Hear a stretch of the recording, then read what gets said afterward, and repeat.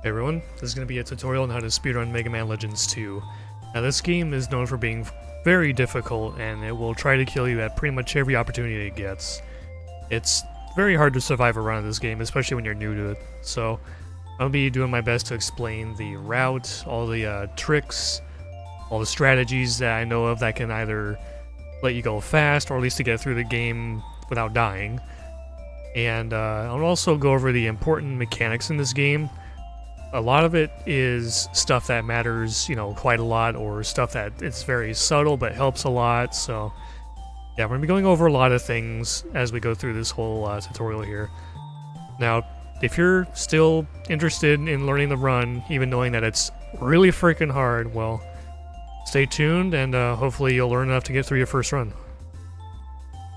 So the first thing I'm going to go over for this game, as far as important mechanics goes, is movement. And there's several things to talk about here, and first we're going to start with jumping. And why jumping? Because jumping is our fastest form of movement until we get the jet skates. And I'll show you what I mean. I chose this area just because it was something early in the game that has just a straightforward path.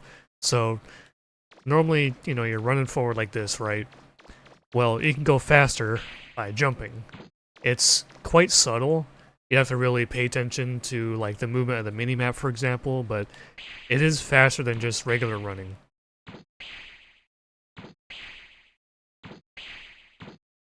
Now, this is also the case in Legends 1, but only when you have the jump springs, and in this game you start with those. And on top of that, in Legends 1, when you land from a jump, you kind of just stop, but in this game, you kind of keep sliding forward, so that helps it out even more. So I'll show you a quick little timing example of running versus jumping. So I got my live split timer here. You can see at the bottom. There it is. So what I'm going to do is I'm going to start my timer from this door, and I'll stop it on the screen fade in the next room. You'll see what I mean. I'm going to test it first by just running straight forward.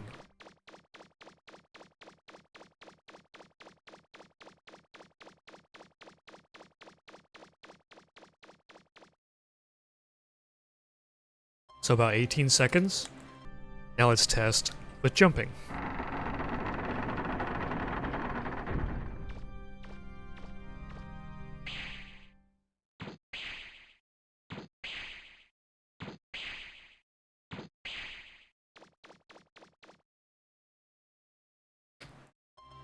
Saved a little bit over a whole second in a small hallway. Now, the main times where you'll be jumping mainly have to do with, you'll mainly be jumping in small rooms, or in just any place where, in the early game where you don't have the jet skates yet, but when you do have the skates, you'll want to jump when the room is small, because when you're doing the wind-up animation for the skates, you're standing there doing nothing for a solid, like, half second to full second, whereas, you could just be immediately running and jumping. So in small rooms, like, say in dungeons where there's an elevator followed by a door immediately, just rooms that are about as long as about a jump and a half, like about that much distance, that's when jumping is better than jet skating. So another thing I forgot to talk about in regards to jumping is something I'm calling drifting, or aerial drifting. Just whatever term makes the most sense. If you have one in mind that makes more sense, go for it. But what I'm going to be talking about is adjusting Mega Man's direction mid-jump. So, for example, if I'm going to be starting from here and just jumping straight to the right over and over again, and I want to get to that trash can right there that has an item in it, well, if I was just jumping purely to the right, I'm still far away from it. However, in the middle of each jump, you can kind of hold forward to make him go, like, forward while still jumping right. So, and in the middle of each jump, I'll be holding forward. So I did it for those two jumps, and here I am right in front of the item, in front of the trash can with the item. So, just something that I'm calling just drifting, where you can kind of control Mega Man's direction. You can kind of do it, when you're jumping forward, you can steer him left or right. Not so much with changing angle, but changing just his actual position. Like this, left and right. And sometimes you'll still want to do this as you're turning a corner with a jump. For example, you can still turn and land somewhere around here, like right around here, but like you can still hold diagonal up left while you're turning left and kind of get a better position when you're landing from that jump. So drifting is going to be fairly important for just movement optimization, but it's not really a huge deal when it comes to just general movement, but it's still something worth at least, you know, learning about. So the next thing I want to talk about is the jet skates. It's the things that are on Mega Man's feet, and you hold circle and you get to move like this. You get to start zooming around. And yeah, these things have quite a bit of, there's a lot of mechanics. There's a lot of things going on here. So first thing I want to talk about is the speed. So when you hold circle, no direction on the D-pad, this is how fast you go. But if you hold forward, you start accelerating and start going faster. Same if you hold down, you slow down. And these speeds also greatly influence your turning, because as you turn with L1 and R1, you can only turn so fast. So if I take a turn around this thing here while holding forward, that's about how sharp I turn, which is not sharp at all. Now if I include the D-pad input, so if I'm holding forward and right when I'm turning with R1, turns a little bit sharper, but it's still very similar. However, if I just turn without forward, it's quite a bit sharper. Now if I hold down with the D-pad input, it's very sharp. So the speeds will influence your turning quite a bit on top of just, you know, your speed. And the next thing I'm going to talk about is acceleration and the jumping. The jumping is the big one, but acceleration plays a little bit of a part. So the main thing is the jumping. So when you go off of like a steep slope, slant, incline, whatever, or if you just straight up go off of a ledge like this, your skates will make you jump. So like this, for example, if I hold no input on the D-pad, you get to jump like that. If I hold forward, I get a much bigger jump. Like that. And if I hold down, you just straight up drop. You don't jump at all, you just drop like this. And there's going to be situations where you want to do any of those three options, from a mid-jump, big jump, to a drop. And the reason why acceleration is involved in this matter is because, well, the skates, as you might have noticed, they kind of start slow and they speed up. But if you jump immediately after skating, your acceleration, you're just like immediately going fast. So like, check this. And there's going to be some situations where you want to just immediately use a skate jump to go fast. But I mean, that's more of an advanced thing to optimize your movement and your time, but they're just things to keep in mind. So yeah, skate jumping is important, your speed and turning is important, and yeah, that's the jet skates. They can be pretty funky, but once you get used to them, they're interesting. But the last thing, actually, now that I just remembered, you slow down whenever you touch a wall. So that's something you gotta be very aware of as well with your movement. So if you're trying to zoom past something and you barely touch a wall, and there happens to be like an enemy in the room, well, you touch the wall, you slow down, the enemy might get you. So just be aware of your surroundings, try not to touch any walls unless it's part of a strat, but outside of like one room, I don't think you really want to touch any walls where you're trying to skate, so just keep that in mind. Where's the slant? There it is. You can also find random little bits in the ground that don't seem all that steep, but the skates consider them steep enough to cause a jump, so just be on the lookout. You might just get a jump out of nowhere, like that. Like that, so yeah, the skates are very funky and very interesting. Alright, next up is quick turning, and it looks kind of like this. You press a D-pad direction and circle at the same time to kind of just turn a direction instantly. And in Legends 2, they added an extra mechanic to it, where you can delay your circle input and you get some free movement out of it. So like you're sacrificing like a frame or two of movement, or rather of input, to get several frames of free movement out of it. And the reason why that matters and why I'm showing it here is because early in the game, when you're first talking to this shopkeeper and Roll has some dialogue and then she runs away and you're trying to chase her and everything. Well, when you come out of the shop, in the run you'll want to turn immediately back around and do some shopping. But if you do an instant quick turn, you're not close enough to the door to open it. But if you delay your circle input, you're close enough now. So that's why a delayed quick turn is important and why you want to do it most of the time. There's not too many situations where you'll want to do an instant quick turn over a delayed one. Because again, you're getting many free movement frames out of it just for sacrificing one frame to do the input late. So yeah, that's quick turning. It's pretty handy. You'll definitely want to do the delayed one most of the time. So next is dodge rolling. I can't figure out a good place to really demonstrate this, because a lot of bosses are RNG and whatnot, so we'll just go with the intro here. Now, dodge rolling is pretty much the same inputs as it is in Legends 1, where you press L1 or R1 and jump, and you do this. And you're invincible for pretty much most of it, except for the end of it. So, for example, if I roll towards this fire, I'll still get hit because the very end of the animation is still vulnerable. But most of it, including the very startup frames, you're pretty much invincible. So I'll get very close to the fire here, and right at the very start of it, I'm still invincible. But as you can see there, towards the end of it, I still get hit anyway. So you want to use this for pretty much a handful of situations where a big attack is heading towards you. It's going to be rough to dodge with movement and jumping, so you'll want to just roll away from it. But again, it depends on the situation.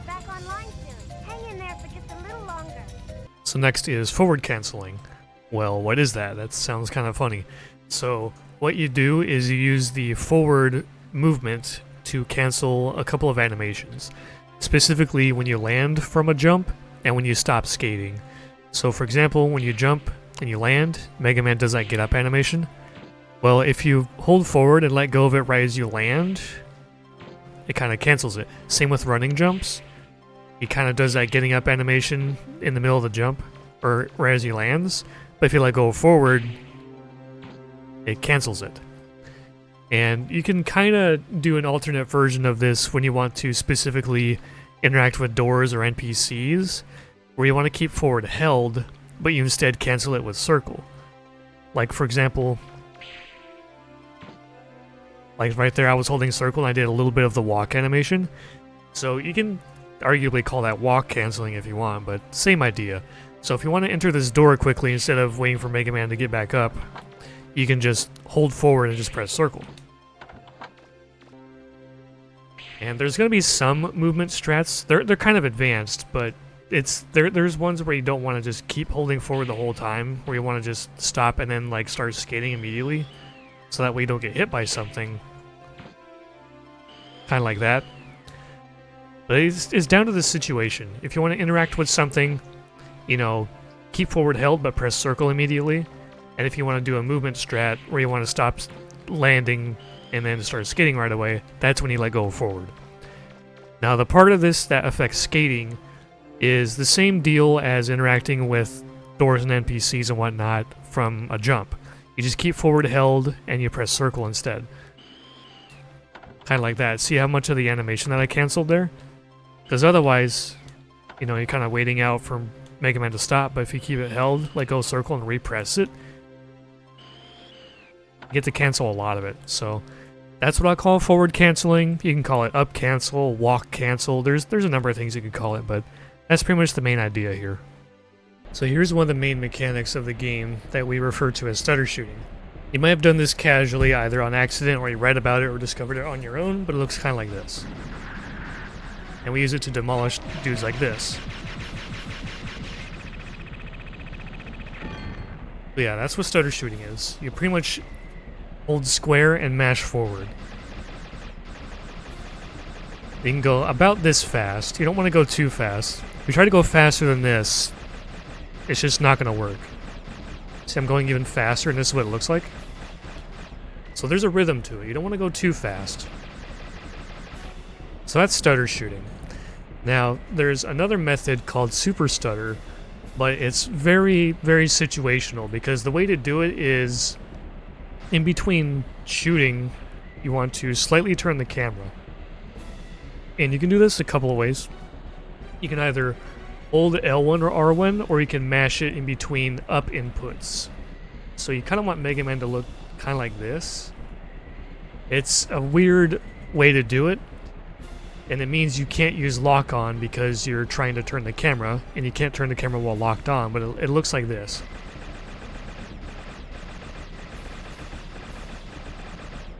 So that's the fastest way to stutter shoot with the Buster in this game. And you saw how fast I killed the other mammoths, so let's show you this one with Super Stutter.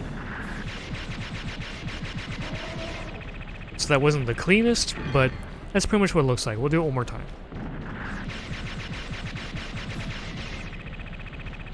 So again, not the cleanest, but it's still faster than doing this. But again, it's situational. You're really only going to use it on stationary enemies. Just things where you don't have to worry about where you're aiming or having to worry about lock-on or anything like that. If it's stationary, or if it's just really big and it doesn't matter where you shoot it, you can do this. But most of the time, when you're stutter shooting with a weapon or your Buster, you're going to be just using just forward. It's going to be about roughly this fast. So yeah, that's stutter shooting, and it's going to be mainly used here on Forbidden Island, but it's going to be used all over the game. Now for weapon-specific stutter shooting, as far as weapons relevant to the speedrun goes, we're going to be mainly talking about the missiles and the ground crawler. So here with the missiles, they're a little bit different from the ground crawler and the Buster, where there is quite a delay, because it takes a while for Mega Man to finally start shooting one. It goes through an animation before the projectile finally comes out, so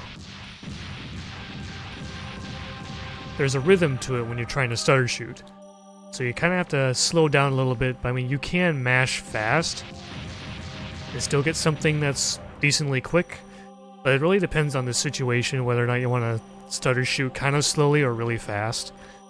And there's another wacky mechanic when it comes to stutter shooting the missiles, is that when you, say if you're trying to immediately stutter shoot as soon as a fight starts, you can kind of also just hold a direction and then shoot.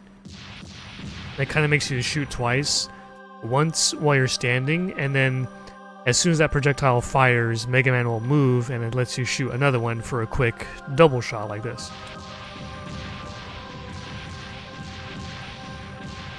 Yeah, kind of like that.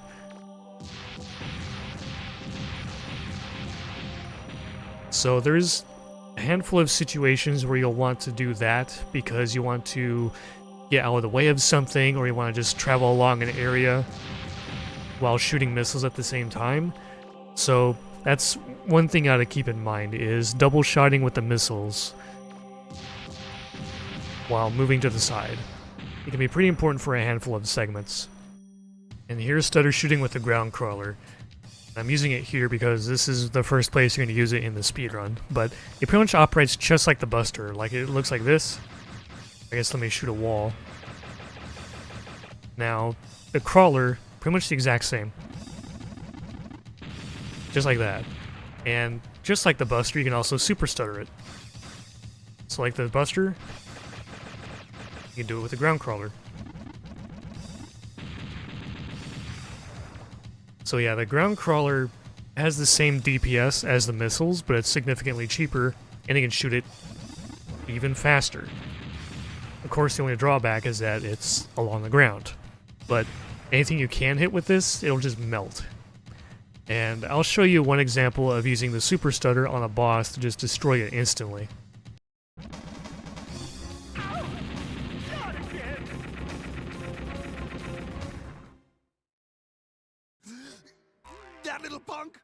Alright, lock on. So this thing is strange and can be punishing. So what's strange about it is that it has a target toggling sort of function. I don't know how else to describe it, but I'll show you what I mean. So normally if you come into this room, you hold R2 to lock on, you're going to lock onto this dude. He's technically on the screen, he's just far away. But if you let go and press it again, it toggles to this guy, and if you do it again, it goes to this guy over here. So it has a weird target priority toggling sort of function. I don't know what to call it or how you describe it, but that's what's happening here. And it can be especially jarring if you're locked onto a target and you get hit with like a bullet or something, and you're still holding R2 or trying to relock onto the target you were just looking at, right? But because you relocked so quickly, it's going to toggle you to another target entirely. So if you're not keeping that in mind, then trying to use lock-on can be pretty punishing. And one place where that's a huge problem is at Glyde's base, because there's turrets all over the walls. Some rooms have like 8 planes in them, 3 tanks on top of the turrets, so some rooms are a complete mess and just punish you for using it at all, period. So in some rooms you want to just avoid using lock-on entirely. But in a room like this, you can just swap between the targets and it can be kind of predictable. So yeah, lock-on in this game can be pretty strange. So the pause menu in this game has a couple of interesting mechanics. The first one I'm going to talk about is backing out of it instantly. So normally here on the PS1 version, you press select, go into your menu, and it doesn't matter what you're doing. You could be messing around with the map, you could be, you know, using your canteen, energy, hyper cartridge, whatever, it doesn't matter. Body parts, buster parts, whatever you're doing in the menu, you can just press select again to back out of it. If you're on the PSP version, it's start. But yeah, just as soon as you, like, for example, buy a buster part, you want to put it on, just do that. As soon as you put it on, boom, you can back out of it with the same button you got into it with. You don't have to go into something and then just mash triangle. You don't have to do that, just press the same button, and there you go. Next is pause skipping. So this is exclusive to the PS1 version, but I'll talk about version differences later. But you're on PS1, if you press start, you get this pause screen. Now this pause screen can cause a certain bug to happen that we can use to save time. So for voiced text boxes, specifically ones used for like doors or other interactables and the mission start screen, we can skip some of those voiced text boxes that are, you know, where they make us sit there and wait for them to load and you hear part of it, right? Like this, like if I'm sitting here holding triangle, that's 2, 3, 4, 5. So that's 5 voice text boxes I have to sit through. But if you pause and unpause right as it's trying to load, so before you see it and hear it, it's right before that, you can just skip it. So I'll show you what I mean. See, I skipped pretty much all those. I timed it wrong on the last one, but that's pretty much what it does. You pause and unpause right as it's trying to load, and it just skips the load entirely, and you don't have to sit there and wait through that text box. And another example that I mentioned was the mission start screen. So I'll just go straight to the beginning of the game and show you that one. Because there's also more voice text boxes I have to sit through as well. So the mission start screen is the one we're mainly worried about. So right after I hit yes here, I'm going to pause and unpause. So there goes that voice text box. Now this one here, as soon as you cancel out of this text box here and you hear roll say mission start, you want to pause and unpause right after this text box. So, and there you go, it just skips it. You don't have to wait for it to say mission start. Just pause, unpause, boom, there you go. So pause skipping, it can be quite a time saver if you get all the timings down. Okay, so next is the energy canteen and using it properly. And when I say properly, I mean not using it way too early when you're in a panic. So for example, something I'll see a lot from casual players and new runners is that when you're getting hit a bunch or you get hit really hard and your HP gets low but not empty, they'll open up their menu in a panic and use the canteen. But you don't really have to do that because there's more hits you can take before you finally need to use it. So, for example, I'll show you here on the final boss. So if I let her hit me a couple of times, you'll see the difference in damage because I have the safety net of the red HP. So she's gonna ram at me. That did 4 segments of HP. If I were to heal this, it would spend 4 out of the 5 points. But if I let her hit me with that again, it's gonna do only that last point of HP. See, I took 1 instead of 4 because all I had left was 1, and I had the safety net of the red HP bar. this is the moment when I would finally use the canteen. Because I had an extra hit left in me, I didn't have to panic and waste it. So that's why you want to really keep your canteen usage in check. You don't want to use it in a panic. And another thing you can do, this is like mainly a safety strat for marathon runs or new runners or something. When you're in the shop and you buy another canteen point, it's worth 3,000 zenny, you will have 6 points of canteen instead of 5. And the reason why that's important is because if she were to get me down to red bar and I use my canteen, I spend 5 points, I'll have another point left, so if I get down to red bar again, I'll have one more canteen use to get me out of that safety net back into the action. I'll be back up to 1 point out of 5 after I've already gotten hit for 5 points twice. So if you really want to, you can get that 6th point and keep yourself safe for an extra bit longer. And now, something that doesn't seem like it would be related, but it kinda is attacks that enemies can do that can combo you into death. Because what normally happens in both of these games is that when you get hit by pretty much anything when your health is low enough and you get hit into your red bar of HP, you'll get knocked down and you'll have some invincibility frames so you can kind of think about what's going on and maybe try to use your canteen or analyze the situation, whatever, right? But in this game, there are some kinds of attacks that will combo you into red bar without a knockdown and then hit you again, and then suddenly you're dead and you didn't get much time to think. And I bring that up because if I show you some of these, or at least the biggest one you'll deal with in a speedrun, I show you that because you need to be on your toes, you need to be on the ball, so that like as soon as you see that your HP is low enough and you got a couple of attacks heading your way, as soon as you get hit by one of them, you'll want to just that's when you want to panic to your energy canteen. And I'm here in this specific fight because this is the big one that kills many speedrunners. So we got this jellyfish boss refight, and I'm in here with no armor. So each spark that hits me is going to do about a quarter damage, if not a bit more. Basically, I'll be put in the red bar after 4 hits. So watch this. 1, 2, 3, 4. So 5, I guess? Now watch this. See how I just freaking died right there? That's what I mean by attacks that can combo you into death. So you need to be on the ball with some of these. So in that particular situation, like if I wasn't already trying to kill them, right? What I would be doing is, as soon as I see that I'm red bar without being knocked over, I would just like zoom into that canteen. Like that. That's what I would do.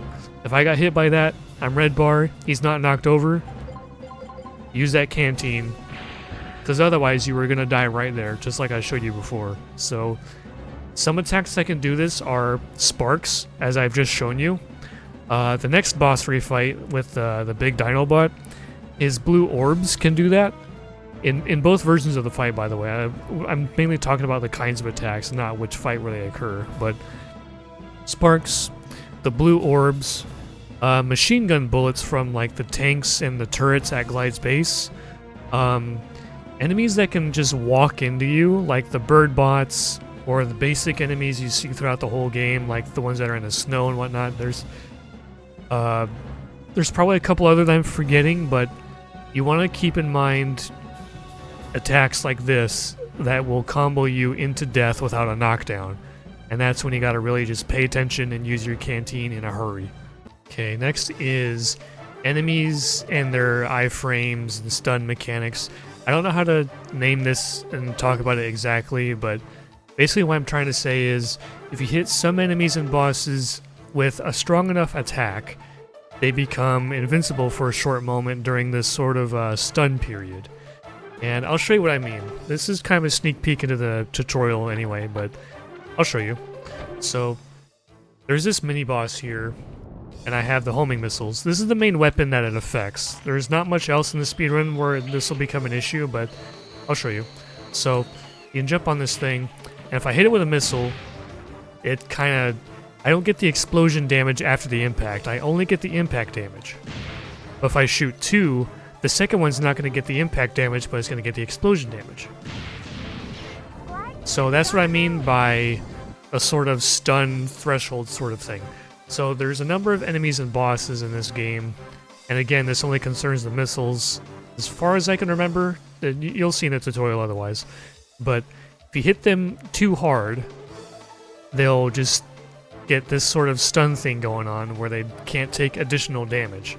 So when you're shooting a missile at this guy, for example, you'll get the impact damage, but the explosion damage doesn't happen afterwards, so you're missing out on total damage from your missiles. So for some bosses, like this one, you'll want to do a 1-2, 1-2, 1-2 on your missiles so that you get explosion damage and the impact damage. So you'll see those throughout the tutorial, but it's mainly one issue you'll see with this boss and some other ones. So next thing to talk about is kind of a big thing that might determine what version of the game you'll even speedrun in the first place, and it's about the PSP version of the game.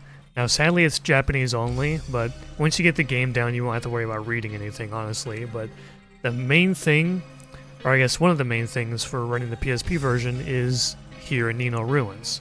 So I am here on the PS1 version, and if you're familiar with this place, you know what it's like when you fill it up with water and you come down this elevator. The game is running very slowly. Everything is just slow. You have to pretty much always move around with these skates here, with the aqua jets. Like, everything about this is just slow and just not fun. And on the PSP version, they fixed it.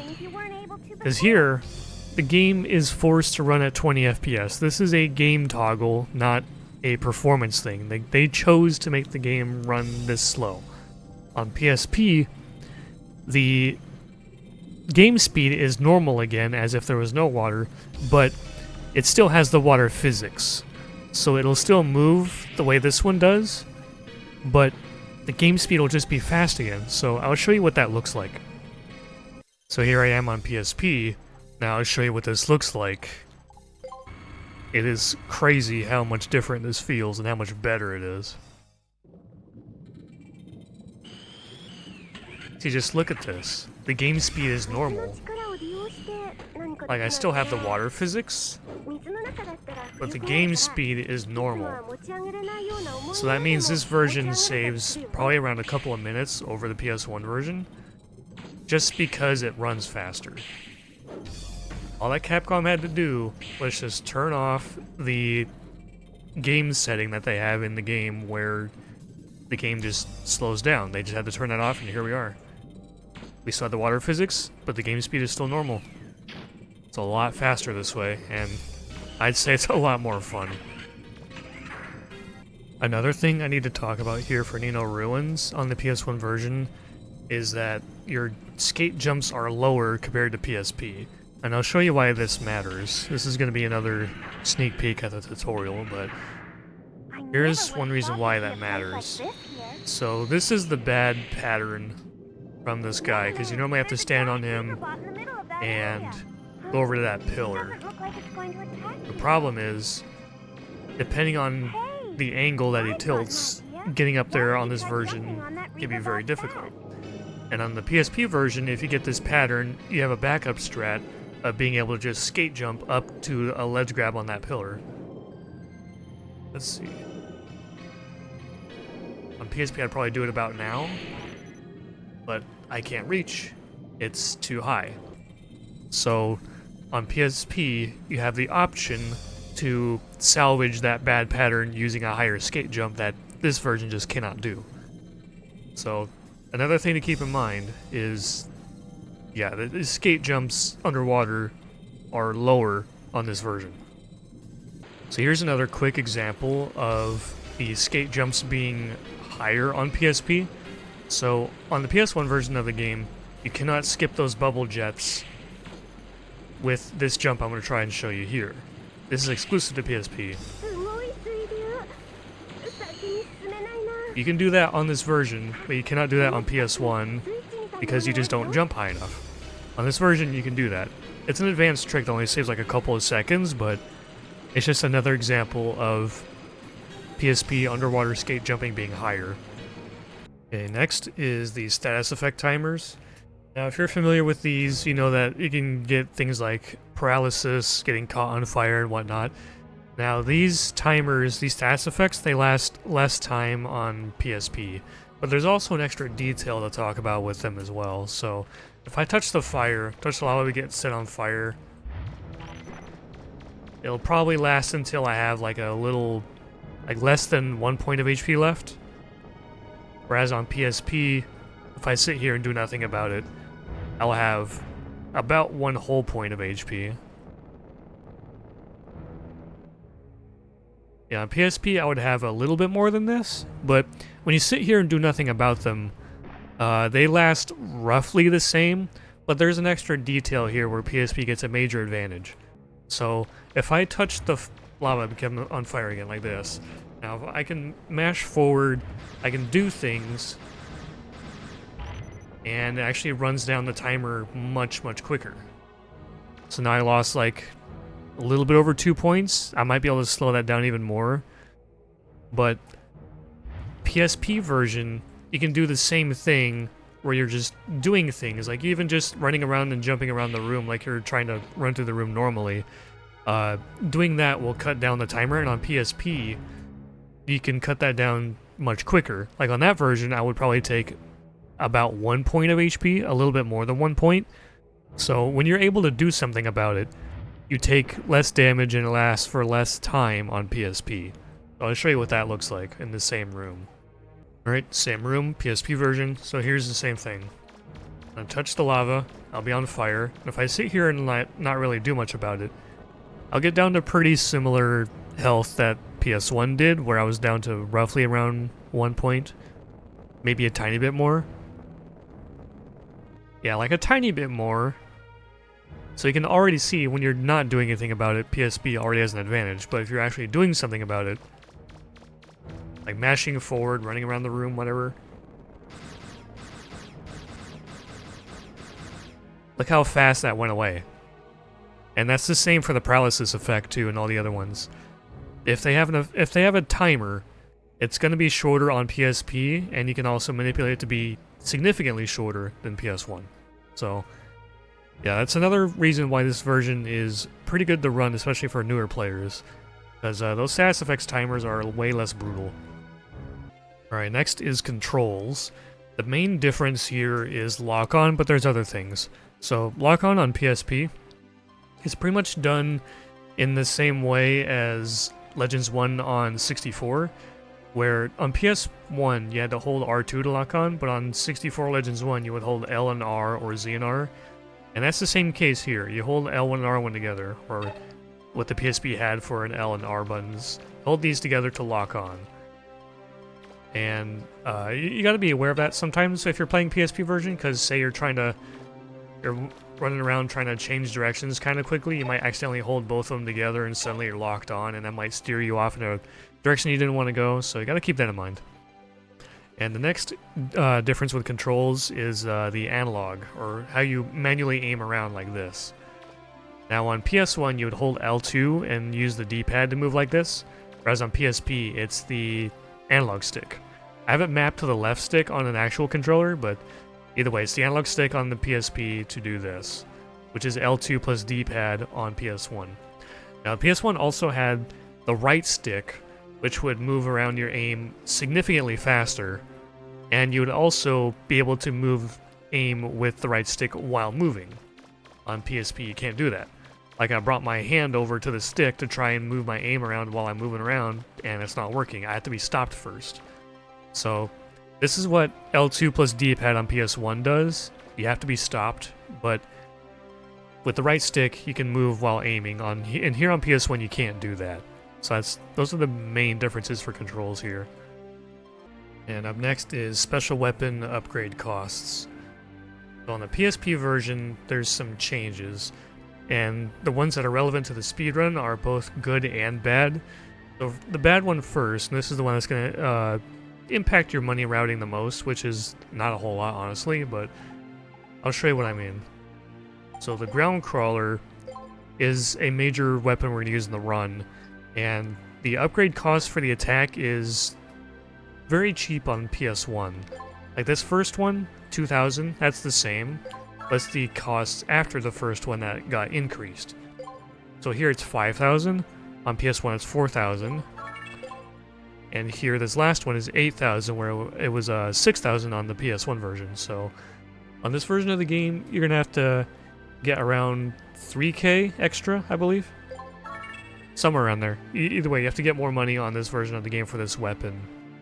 The other weapon that this change affects is the Shining Laser. So this is still the same cost between both versions, the 50,000 on the attack, but what's relevant to the speedrun, only if you're doing a safer route that's only like 20 seconds slower, that's exclusive to this version because of this, is this upgrade here is 300,000, but on PS1 it's 500,000. That's a huge, huge change. But again, that's only if you're going to do a safer route that is exclusive to this version, where we're going to be doing a side quest to get a lot of extra money, and we can dump it here onto the Shining Laser for this upgrade.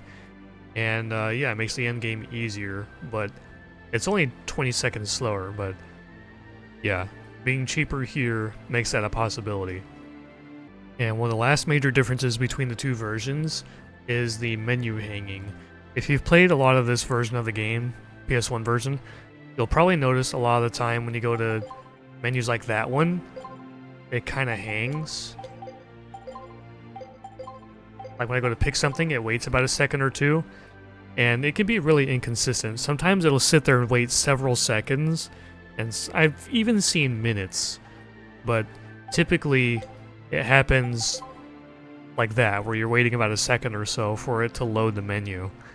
On PSP, it's instantaneous. Like, I can go there and just keep doing my menus. Like, I'll show you what that looks like. So here's the menus I'm talking about. So here on PSP, as soon as I go down to Buster Parts, it just loads. Or just parts, whatever.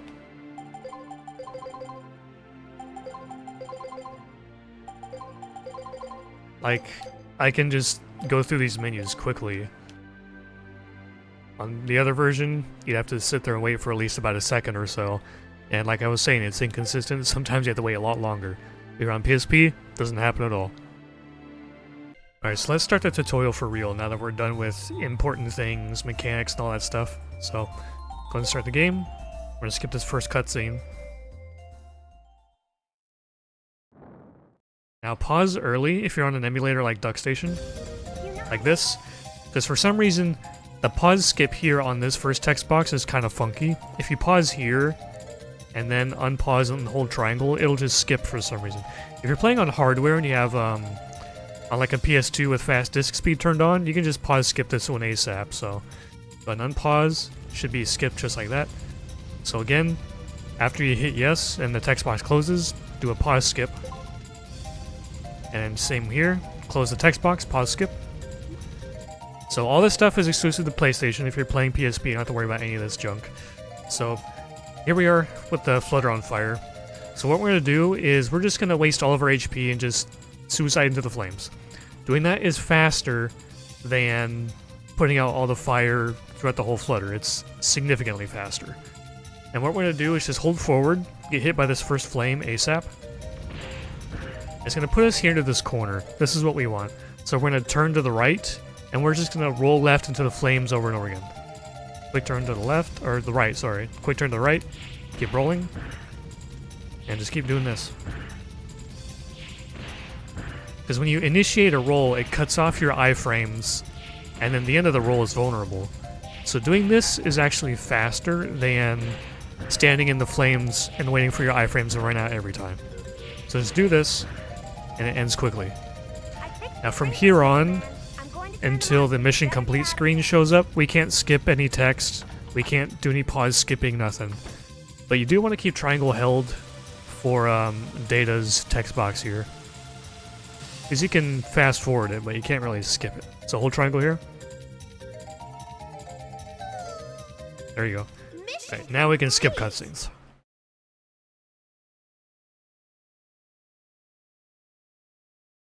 This is your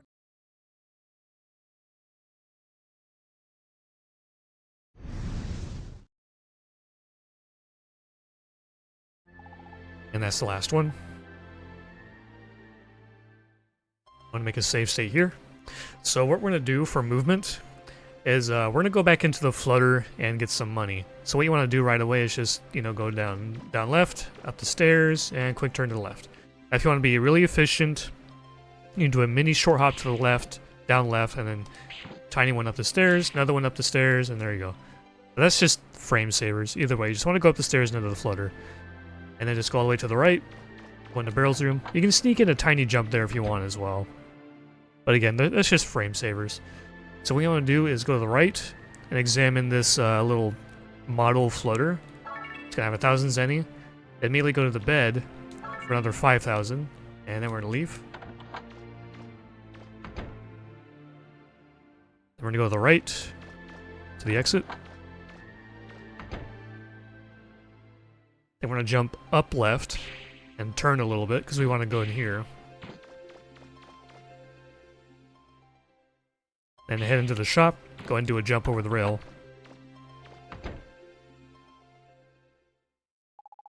Skip this cutscene, leave. We're going to get this cutscene with roll running somewhere. Go and skip it. Then we're going to do a delayed quick turn backwards because you saw this earlier in part 1. You don't want to do an immediate quick turn, you want to do a delayed one. So here's a minor route thing we can do here. So if you're a new player, which you probably are, you'll want to get this canteen first.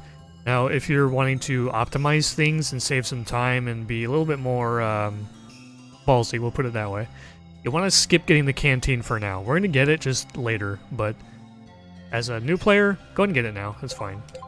It's not going to impact money routing that much. Then get the rollerboard. Go back to parts, get the power razor. Alright, and then when you quick turn to leave, you want to go to your pause menu. You can do this menu at any point before the next boss, honestly, but I prefer to do it here.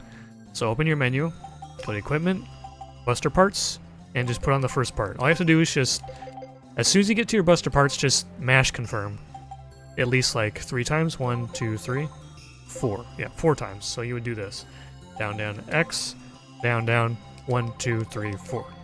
So just like that. And then once you put it on, go ahead and back out.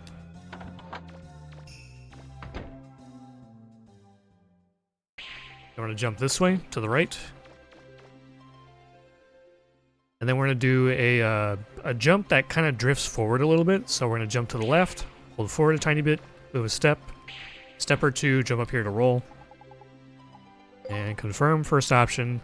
Skip the cutscene, do a delayed quick turn. Like we're going to do more jumps that have drifts in them. So we're going to jump to the right, a couple of big jumps, and you want to drift them downward.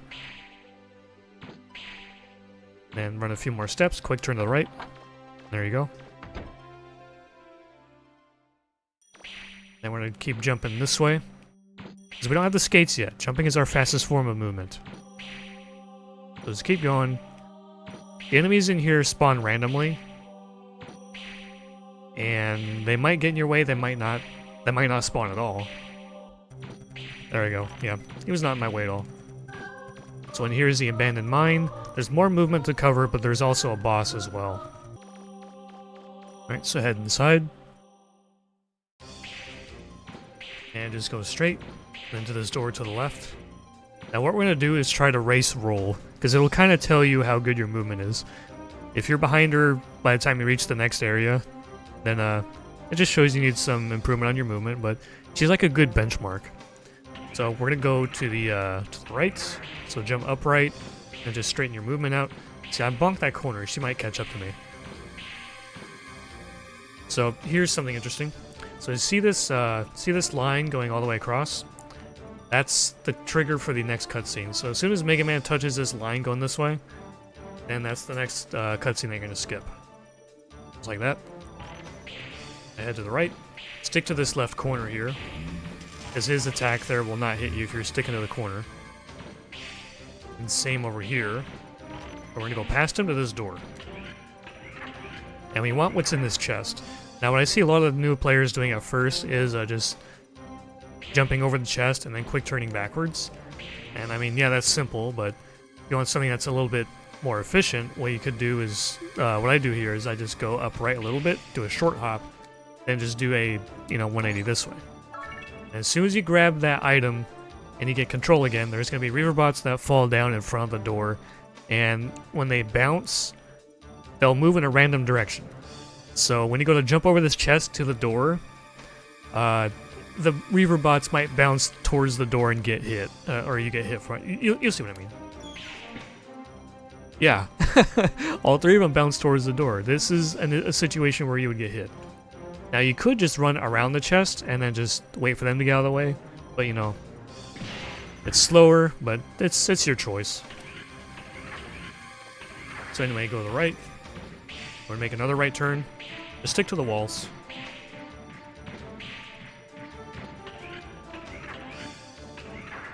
Come in here. Next room. Skip the cutscene. So as soon as you come out of here, what you want to do for movement is you want to do a big just jump down right. But at some point while you're in the air, you want to just tap L1 for like a few frames, and then that should line you up with the door. Like your angle will be good enough to go right on in. And then we're gonna start the main boss fight of this place. His name is Giwan. The community, we call him Spikebutt or Buttspot. There's a number of things we can call him, but yeah, this boss is pretty simple. I'll show you. Alright, here's Spikebutt. I'm not going to call him Giwan, I'm calling him Spikebutt. So what you want to do is stutter shoot him up until he gets up to you. Then go around the back and just stutter shoot him in the butt. So that right there is a double hit. We call that a double hit, something, whatever you want to call it. We call it double. So the spike on his butt, given, that's his name, that's what we call him. That is his weak point, and every time you hit it, he's going to do this stun animation, and you have to wait till the animation's over for him to take more damage or to get hit in that same spot again.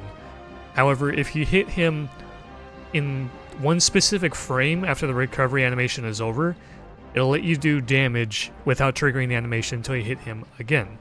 So that's why we call it a double hit. But it feels like RNG, even though it's technically not. It's a frame perfect hit, but practically you're not going to be able to go for it and get it every time. So just stutter shoot until you get it. I got 2 of them. That's pretty cool. And he's going to drop some money and some health. We want all the money drops. And the spread is random. That red zenny was unfortunate, but we want all 3 of those zennies. The purple one, the yellow one, and the red one.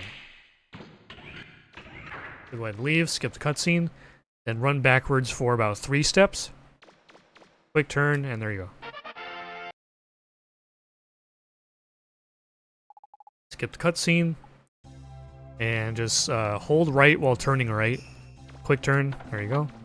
And hold diagonal upright while turning right. And there you go.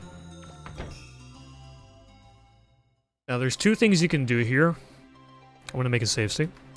So if you bought the canteen early, like I showed you, what you would do is jump to the left while turning left. Quick turn, and then we're going to get this trash can here for some extra money to make up for the money we just spent. Then we're going to go this way to that trash can over there. Now, if you did not buy the canteen early and you saved some of that money, we're just going to go to the right. I showed you this in the previous part of the tutorial, so we want what's in here. But since I showed you the canteen first, we're going to follow that route. So, again, jump left. Get the money in here. Then we're going to head on over here to the item in here, the Mechanic Notes 1. And then we're going to head over to the Flutter.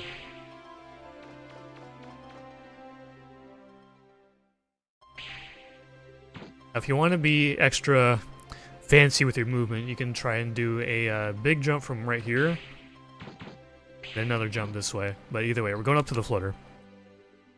And you want to go into Mega Man's room, which is right here.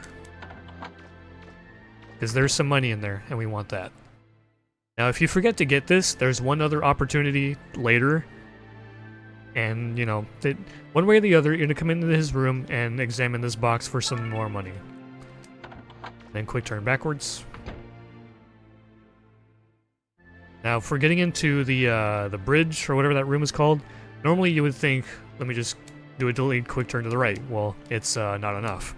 So what you would do instead is run to the right while turning left, and then quick turn, and then your angle's good.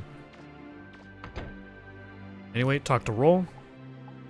Make sure to hit cancel, like triangle, or if you're on Japanese, X, or just hit wait. Either way, just cancel.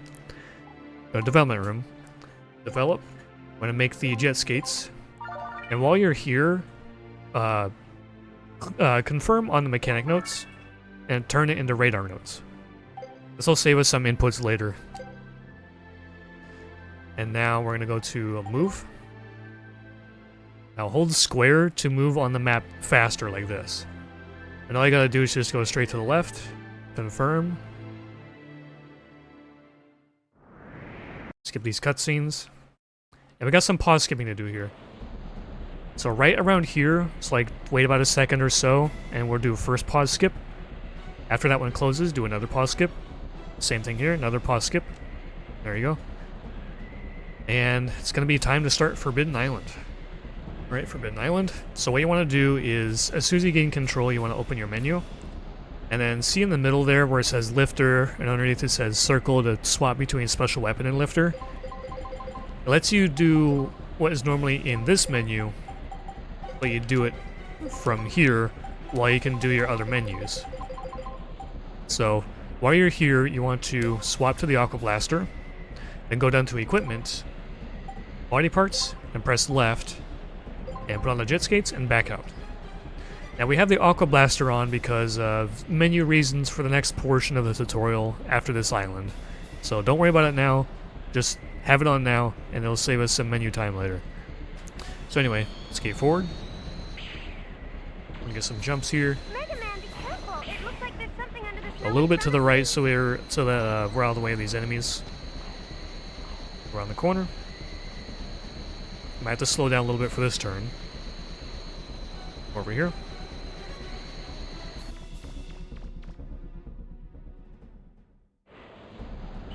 A little bit to the right.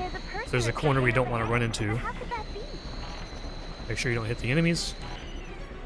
Now here we have a mini boss. I'm gonna go ahead and make a save state. Yeah, that's fine. So there's a couple of ways you can do this. So the first way I like to do is jump forward 3 times. The first 2 jumps are full jumps, and the third one is going to be a short one.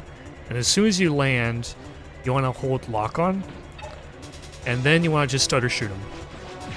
Once he gets too close, I got hit, but once he gets too close, you want to move to the right, and this will cause the boss to move to the left. And then you would just stutter shoot and finish him off. So I'll show you that again, but, you know, without getting hit, so... Big jumps, one small one, stutter shoot, go to the right, and there you go. And that's the way I do it. This is the fastest, most efficient way to beat him, on top of getting the money to be able to leave properly. But another way you can do it is, we're going to go to this corner over here instead, near this metal debris. What you'll want to do is come over here instead, shoot him a bunch, get out of the way, and use your lock on and stutter shoot him while he's here in the corner.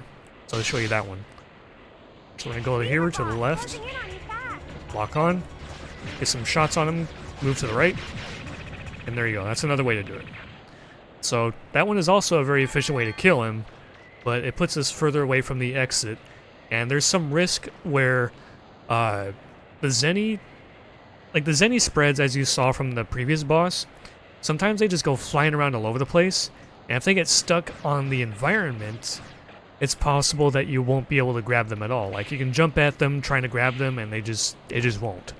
So that's why I like to do this method over here, which leads them over here, and the Zenny, like 99% of the time, will just never get stuck in an unreachable spot. So that's why I prefer doing the first method. 2 big jumps and a small jump. Lock on, shoot a few, move to the right, don't get hit anyway. See, that's what I mean. That's why we do not want him dying next to a wall. So we'll do this one more time. 2 jumps, small jump, lock on, stutter shoot a few, move to the right. There you go. Now, as for the money he drops, we only want the purple and the red. The other two tiny zennies do not matter. Let's get these two. And if they're in the way, cool, but they don't really matter. And go ahead and leave. I'm going to skate to the left. Over here. Now, as you saw in the tutorial when I was explaining stutter shooting, we're going to kill these three guys, and we're going to stand inside of them while they're blowing up. Because while they're blowing up, they do not have an active hitbox, you don't have to worry about getting hit. So, yeah. And just like I also showed in the previous part, you can do either form of stutter shooting, you know, the regular one or the super one. Whatever you're more comfortable with. Because we need money from them either way. So that's regular stutter, go ahead and stand inside of him. Quick turn to the right, because it'll have you facing the next one. There was super stutter. Go ahead and stand in the middle. Now, if your position that you're standing in is slightly off, and you don't insta-grab all the money, you want to primarily grab the purple zennies. Like, let me show you what he does drop. So let's say you mess up your position, doesn't grab it. You mainly want the purple one, and if you can find it not too far away or anything, go ahead and get the green one. The tiny little gray ones don't matter, but you mainly want the purple ones, because those are 500 apiece. And then next, we go this way. Now right here, you want to stop a little bit early, just in case, you know, you stop a little bit too late and they run into you. And we're going to jump over their left side. Like this. Now their hitbox is a little bit wacky. You could jump a little bit too early or too late and still get hit anyway. So just be a little bit careful. And this is where I would make a practice save, either with save states or here at data. Because this is the main boss of Forbidden Island, Rush Mammoth. And this is a boss that really tests your ability to stutter shoot. So we're going to go ahead and go over this guy. There's a fair bit of detail to him. Okay, Rush Mammoth. We also call him Mammoth sometimes, so if you hear that, we're talking about this boss. And this fight is really going to be a test of your stutter shooting ability. And there's going to be opportunities to use the super stutter as well. That's if you're really feeling it. You don't have to do it, but it makes things a little bit faster towards the end. But there's a couple of ways you can do this fight, and it gets more advanced as you go on. But first we're going to talk about dodging his attacks, what you want to do for each phase, all that kind of stuff. Just basic things. And then I want to get into the more advanced things, such as how to deal some more damage to him on average, and how to use the environment to your advantage for an overall faster and possibly a smooth fight. But first, we're going to get started here with some basic stuff. Let's skip the scene, run up to him, start to shoot when you're close enough. And when he raises his nose like this, he's going to shoot ice blocks. As soon as you see that, you want to strafe to either side. It doesn't matter what side, just don't stand still. I stopped too early. Okay, so once he flashes white like this, he's invincible during the flash, and during the next attack he does immediately following it. So you don't have to worry about stutter shooting him or anything during that. But early in the fight like this, he's going to be doing a jump, and when he lands, there's going to be a shockwave. So we're going to go ahead and jump over the shockwave, and then continue stutter shooting. And again, whenever he lifts up his nose, go ahead and strafe to the other side to dodge the ice blocks. I still shot at him out of habit. Okay, so again, jump over. Now, his nose is probably going to explode here after I do a little bit more damage.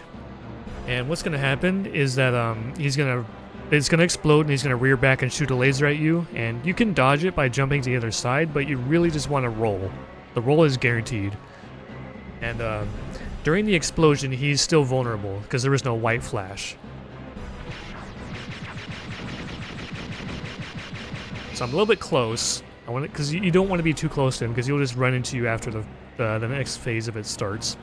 So when you see that laser, go ahead and roll, and then go back to stutter shooting. Okay, so there's another explosion on his nose. Now that the nose has exploded twice, you don't have to concern yourself with it anymore, because his nose is kind of a weak spot, but it really only does extra damage if you're hitting both the nose and the body at the same time. We're going to utilize that later, but for now it doesn't really matter all that much. And now that his nose has exploded twice, you can use super stutter here if you really want to. But we're not going to focus on that right now. So keep shooting at him, dodge the attack, keep shooting. Get out of the way. We don't want him to run into us. Alright, so if you're doing the fight in a basic way like this, then you're probably going to get this at least once, maybe twice. But you flashed white, and he's going to fire 3 butt lasers. Not 1, but 3 of them. And he's going to be invincible during the whole thing, so don't worry about squeezing in any shots. Now, if he did this attack without the white flash, absolutely squeeze in shots if you can, because he's still vulnerable. But he did the flash first, so we're just going to go ahead and dodge, wait it out. I dodged too early, that's fine. And going to finish him off. So that's how you do the fight with really basic strats. Now, earlier I mentioned hitting his body and his nose at the same time, and that's very position dependent, and I'll show you when that comes into play. So first we're going to start it out just like usual. Stutter shoot him, dodge the ice blocks. I stopped too early, but whatever, not a big deal. We're going to get another stun like this. That's fine. Stop that. Come back here. Okay. Now, once his nose explodes, you want to keep stutter shooting at him like usual, but as soon as he leans back to shoot a butt laser at you, you want to strafe to either side. It doesn't matter which, but just go to either side while shooting him some more. I choose the left, and then you want to roll back, because what's going to happen is we're going to be positioned in front of him, maybe with a slight angle, and then it'll give us a good position, hopefully, to hit both his body and his nose at the same time. Now that his nose blew up a second time, it doesn't matter. Now we just focus on doing damage. Okay, now that attack he was about to do, it's where he kind of roars at you and rams at you. That's the only attack he can interrupt with an invincible white flash. So, again, we're going to have to dodge these lasers. And then hopefully finish him off. He might do it again. He did not. Okay, that's good. So yeah, when his nose blows up, again, strafe to either side. Then we're going to roll back to the middle and hopefully have a good spot to shoot his body and his nose at the same time, and it does extra damage. Now what I see a lot of people doing at first is they'll just stand there in front of him without moving, and then roll to dodge the laser, and then either stand there and shoot or move back to the middle and then shoot. And you don't want to do this because the time where he's standing there idle doing nothing, that's your best moment to do a lot of good damage on his body and his nose at the same time. If you're wasting your time moving back to the front, then you're not getting that extra damage. And if you're to the side after the roll, you're absolutely not going to get extra damage. So you want to move to the side preemptively and then use the roll to put yourself back in the middle. That's the best way to get the extra damage on him. But again, it's also position dependent between both you and him. He could be slightly angled downward because of the slope he's standing on, and that could make it easier or harder. But either way, the goal is to try to land some buster shots on the segment of him that's in between the body and the nose. Because if you see some fights from some higher level runners like me, Prop, whoever, and if you see them in that position, you'll see the health drop significantly faster. It's very, very strong. Now, there's one more important factor, one more important thing I want to talk about with this fight, is using the environment to our advantage. Because that quake attack he does after a jump, the quake is dependent on your elevation.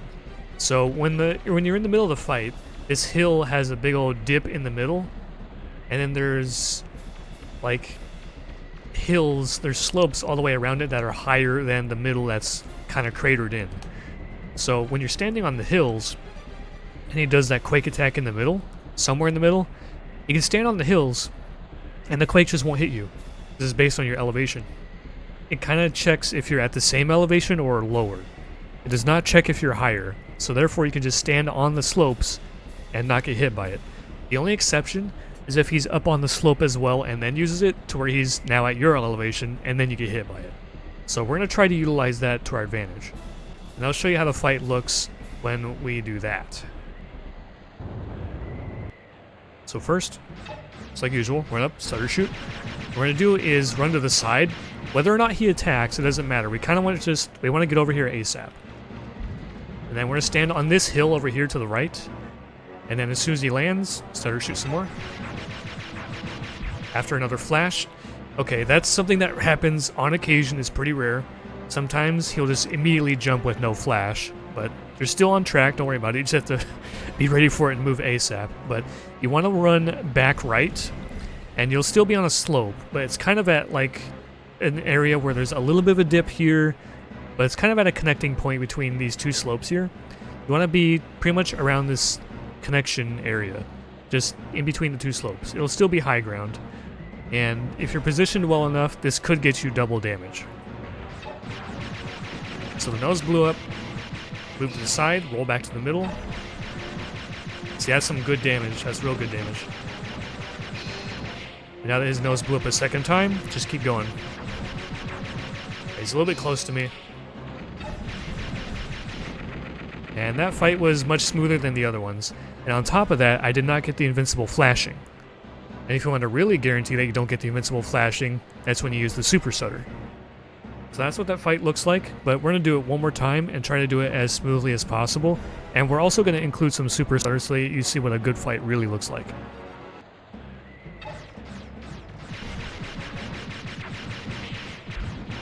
You go to the side.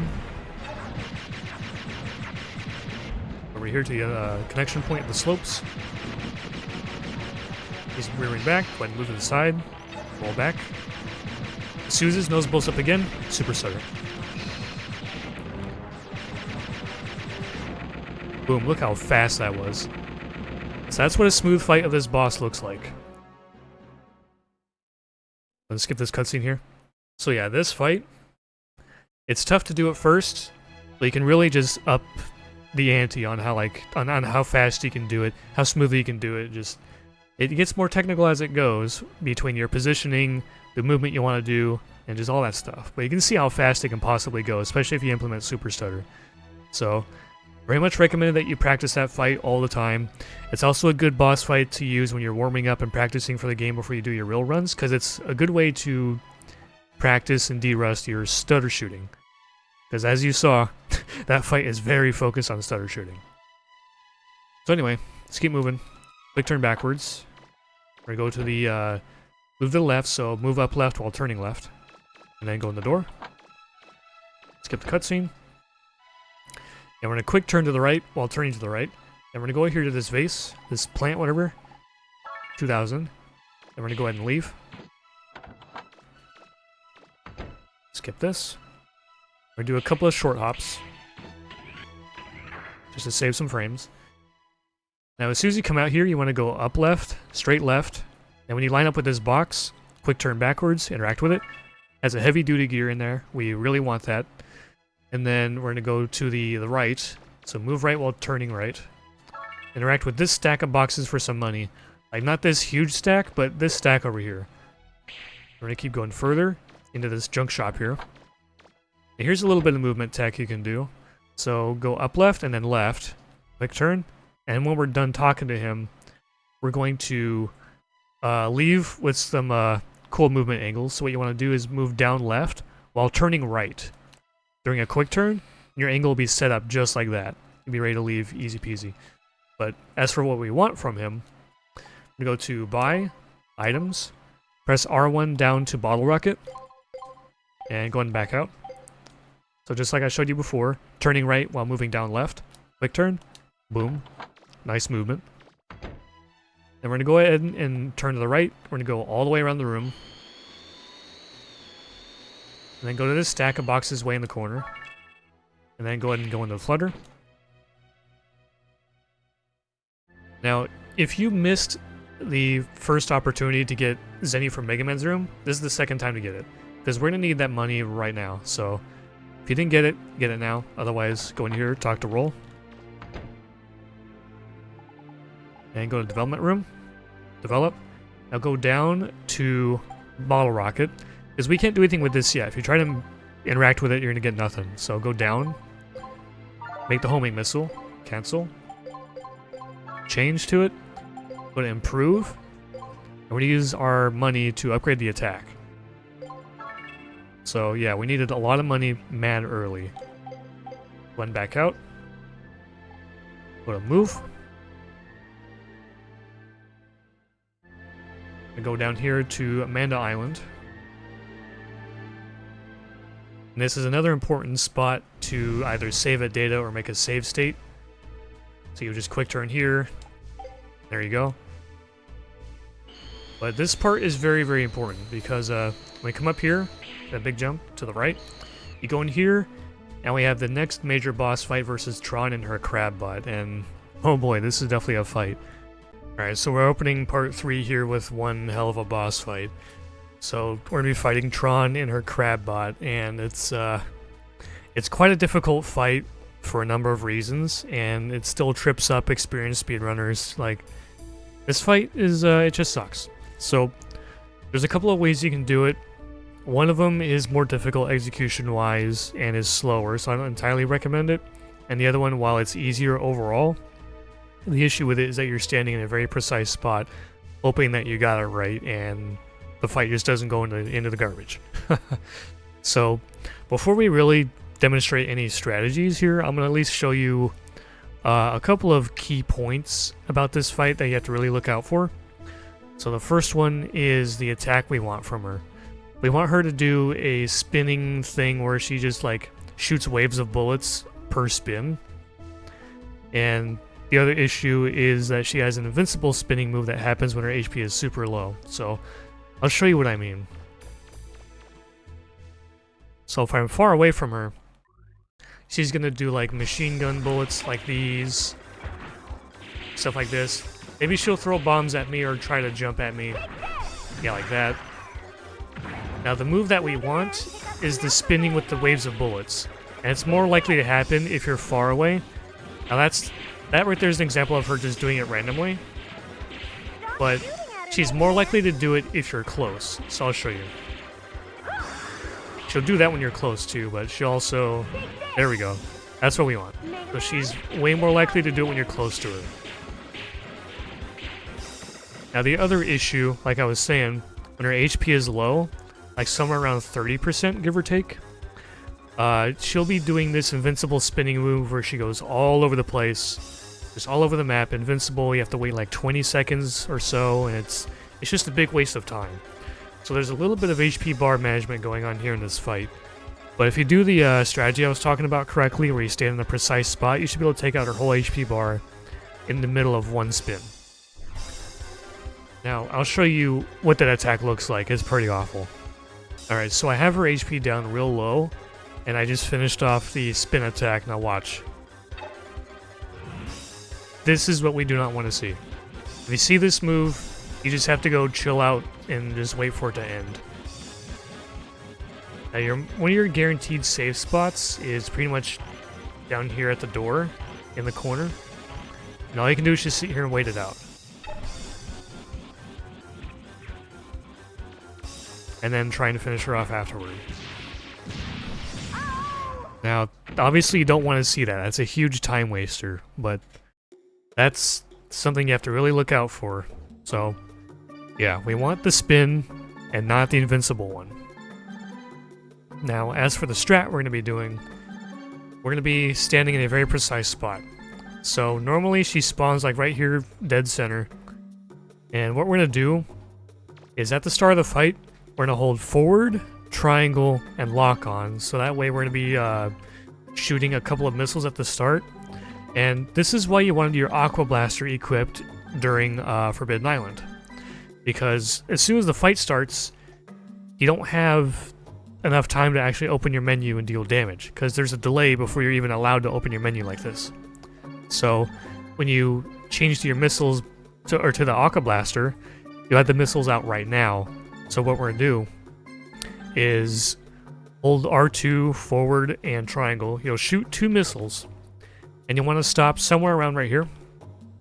Because you see the symbol on the floor? You got this bigger ring here, and you have this inner red ring. What you want to do is stand pretty much on the red ring, like right here. Well, if you're right here, you have a little bit of a window. It's not super precise, but it is precise. If you're too far back, you'll get hit. Same if you're too far forward, so you want to stand roughly right here, basically right at the point. So, right around here. And then she will likely do the spin attack like I was showing you. And you just sit here, hold lock on and triangle, and you just shoot missiles until she's dead. Now, there's a couple of issues with this. If she does machine gun bullets or tries to slam you with her crab claws, that move can be, those moves can be interrupted with enough damage. So what might happen is at the start of the fight, you'll shoot your 2 missiles, and she does something that's not the spin, and there'll be an interruption, and it'll eat some of your damage that you were going to do. And then she's going to choose to do another attack. And that is hopefully when she does the spin, so then you go back to just standing here, holding lock on and missiles. But if she does another unfavorable attack, you're going to have to shoot, you know, another couple more missiles, interrupt it, some of your damage getting eaten, and she can just do this over and over again until you're out of ammo, and then she gets within the HP threshold to do the invincible spin. So that's the luck portion of the fight, but either way, what you want to do is just hold forward, shooting missiles, stop here, stand here and shoot missiles, and hopefully she doesn't do an attack that's not the spin. Now one last detail about the spin is that when it's over, she'll do this little dip down like this, just boom. And that will also hit you, so you have to be careful about that too. If you reach that point of the fight and she's not 1 missile away from death, you're probably getting the invincible spin. And one last thing, if your position is off and you get knocked backwards, you still have enough time to reset everything, run back here, and then start shooting missiles again, and you can still salvage it. So you can still make the fight work even if you get hit, but you're running low on time. And the last thing you can do is you don't have to just stand there and shoot missiles. The stutter shooting rate on them is slow enough to where you can kind of mash forward and stutter shoot missiles without moving hardly at all. So you can stutter shoot missiles and make it go even faster and give yourself an even bigger time window. So that's the way the fight's gonna play out. Those are the risks. So let's show you what an attempt looks like if it's done right. Hold forward and shoot missiles. She did a bad attack. I'm in the wrong spot. Let's try again. Hold shoot and lock on.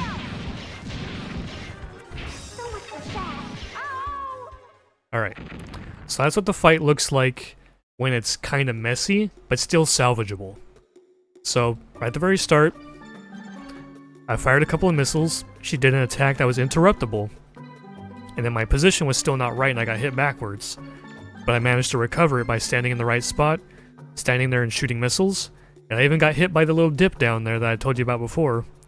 And then she was 1 missile away from death and I had just recharged a missile and fired it, and it still worked out. So that's what a messy fight looks like, but it's still salvageable. But if anything further went wrong, yeah, no, I was going to get the invincible spin. But I'll show you what a clean fight looks like, including some stutter shooting.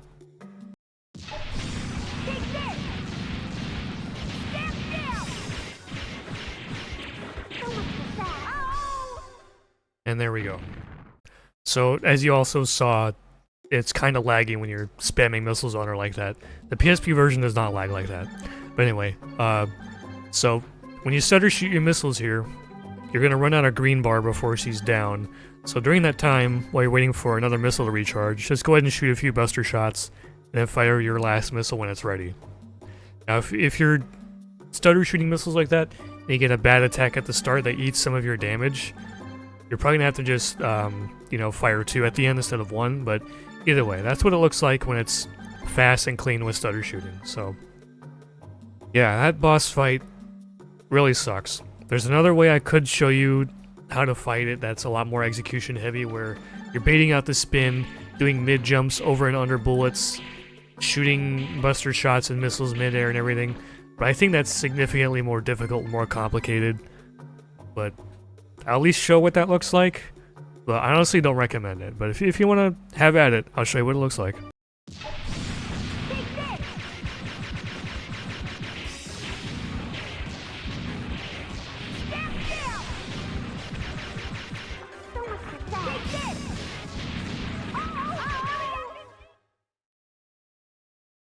Okay, so that is the more difficult fight. What you would do is you just shoot 3 missiles. The first 2 are stutter stepped, and the third one is a double shot where you move to the side, and you have to react to what she does, because she might not spin at the start. She might give you a interruptible attack, Then you kind of have to reset the fight and do the same strat. Do some more missiles with a double-shotted sideways shot, and then stutter shoot some buster before the bullets come out. Then when the bullets come out, you want to do mid-jumps in between them, shoot missiles, and then look at her HP bar, make sure it's not too low, and then wait for her to do the spin again, and then finish her off with missiles or buster, whatever you have. So that fight is significantly more difficult, execution heavy, and it's slower, but if you want to go with that route, that's how you do it. But anyway, let's go ahead and continue on to Manda Ruins. But before Manda Ruins, actually, we have one important thing we want to do. So you want to go this way, jump over this little wall, and inspect this second vase here for the broken drill. And you want to quick turn backwards. And we're going to do a jet skate jump off of these tiny slopes here. Now, most of the time you will get a skate jump off of it. Sometimes you won't, and it's a little bit finicky, but we're just going to skate jump straight ahead. And these little tiny slopes here are enough to create a ledge for us to skate jump. Go ahead, head on in. And you can save here at data if you want, recharge if Tron beat you up pretty bad, but either way, we're going to go ahead and start Manda Ruins. Alright, let's start Manda Ruins. Go ahead and skip this cutscene. And we're going to go to the left. We'll start skating to the left over here. It looks like no one's wait. And this first room already has quite a lot of shenanigans, we'll put it that way. Because what we're going to be trying to do is do a skate jump straight across without landing in the pit and without a ledge grab. And that is doable, consistently even, but you have to pay attention to your movement first. So what I see a lot of new players do a lot of the time is while they're skating, they'll be turning left while moving up left around the corner, and then make the jump, and that can work, but it's not very consistent. You can mess it up ever so slightly, and you just won't make the jump. So kind of like this. Let's see, I have a save state for it. Yeah. Kind of go up left while turning left. Most of the time, that's what I see happening. You can make that jump, but it's not consistent, and it's very sensitive to mistakes.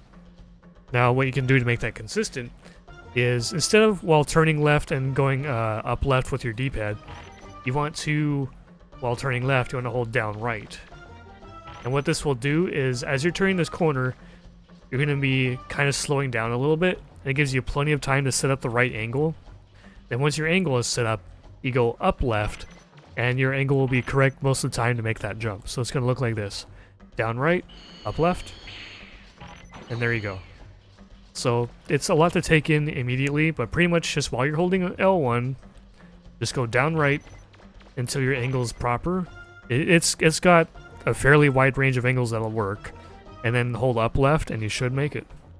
Down right, up left, and there you go. And you want to keep going, and we're going to do a skate jump off of this across the pit. Now, we cannot make it all the way across. We are going to land in there, and it's going to be a little problematic. So as you can see, they're coming across the rows, left row and right row, alternatingly. And the thing here is that this room was on a global timer, so from what frame you enter the room, that'll be the pattern you're going to get. And you're going to get a different pattern like pretty much every attempt you do. So on one run, like let's say I did a skate jump and I'm on my way over here, I'm probably going to try and land over here because I see this left one over here. I'll try to land here on the right, and then as my skate animation is finishing, I'm going to be trying to move to the left so when this one spawns, I don't get hit by it. Now, when I mentioned the global timer thing for a reason, because like on this moment that I paused, like let's say I'm doing a skate jump over there. This could be flipped. This guy could be coming from over here, and I'm having to land on the left while dodging a guy who's about to spawn on the right. Or you get what I'm trying to say, right? So this room is going to be a little bit different every time you do it, because this gap is too big to go all the way across. You are going to have to land in there and do some dodging. So just have to be prepared for it. You have to analyze and make a quick decision as you're coming down from the skate jump. Now obviously, you can always just not do any of these skate jumps, and you can just keep on moving all the way across. You don't have to do all these jumps and everything, but if you want to be fast, you're going to be doing skate jumps. So, down right, up left, keep moving. Alright, so my position in the air right now is pretty bad because this guy on the left is coming out just now. So what's probably going to happen is either I'm going to barely land on him, or I'm going to try to adjust towards the right, and because I'm so far to the left in the middle of this jump, I might get hit anyway, but let's try it. And see, that's just what happens with the global timer. I still got hit. Because even though I landed to the right, dodging the left one, by the time I landed, this guy had just spawned. So, depends on what frame you start this room and when you get there and everything, so I can wait a half second or so. Let's try again, and maybe I'll get something different. There we go. I jumped over him, and the timing was great, and I made it that time, so it feels random. It's technically not, but it's going to be a little bit different every attempt, so yeah, that's what you want to do. You jump up here, you keep going along this path. It's not really worth doing another skate jump, so just go ahead and jump in here. And then we're gonna keep on moving. And this next room with frogs, it's also a little bit complicated. So let me make a save state for this one too. So what you want to do, we're going to try to dodge some frogs in this tiny hallway. Now obviously you don't have to, you can just shoot them if you want, but skate at the start. We're going to move to the right a little bit. Dodge, touch the wall. And now what we're going to try to do is, as we're skating around this corner, there's a couple of rough edges.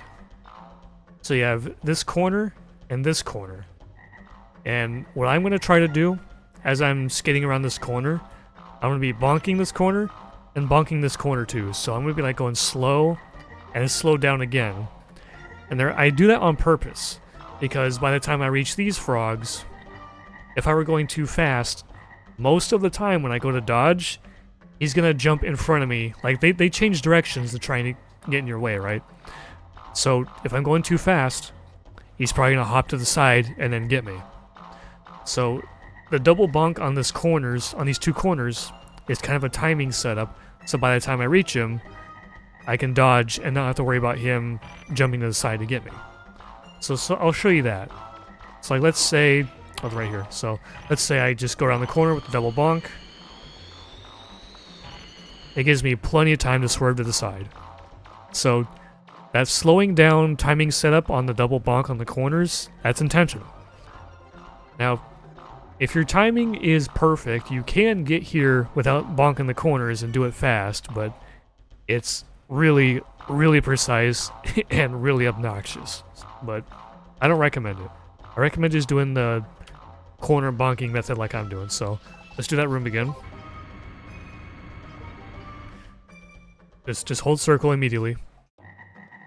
I'm gonna just go to the right a little bit, touch this wall, bonk the two corners, and then we dodge them like that. Then we come in here to the next boss fight. So, yeah, now obviously you can just take it slow if you want. You can blast them with your missiles or your buster, and they drop a handful of zenny, and they can drop HP as well, but if you want to go fast, obviously you want to try to dodge them. So, anyway, now we got a boss fight with Bola, and he's also fairly complicated as well. Like, a little bit. Not too complicated, but just a little bit. So, I'll show you what goes on here. Alright, so Bola time. So, this fight has a couple of phases. The first one has 4 frogs that drop down from the ceiling, and then the fight with Bola himself. Now, there's a few ways you can deal with the frogs. I'll show you what it looks like. So, I'm gonna skip this cutscene. He's gonna disappear, and there's gonna be 4 frogs. So, see how he's disappearing right there, the puffs of smoke? Just about when that disappears, the frogs are gonna drop down. Now you have a couple of options. So there's gonna be one here, one right in front of you, and then same on the other side, one over here, one in back. Now, if you want the easiest solution, you can just switch to your lifter, pick up the one that's gonna drop in front of you, throw it at the other one, then do the same to the other side, like this.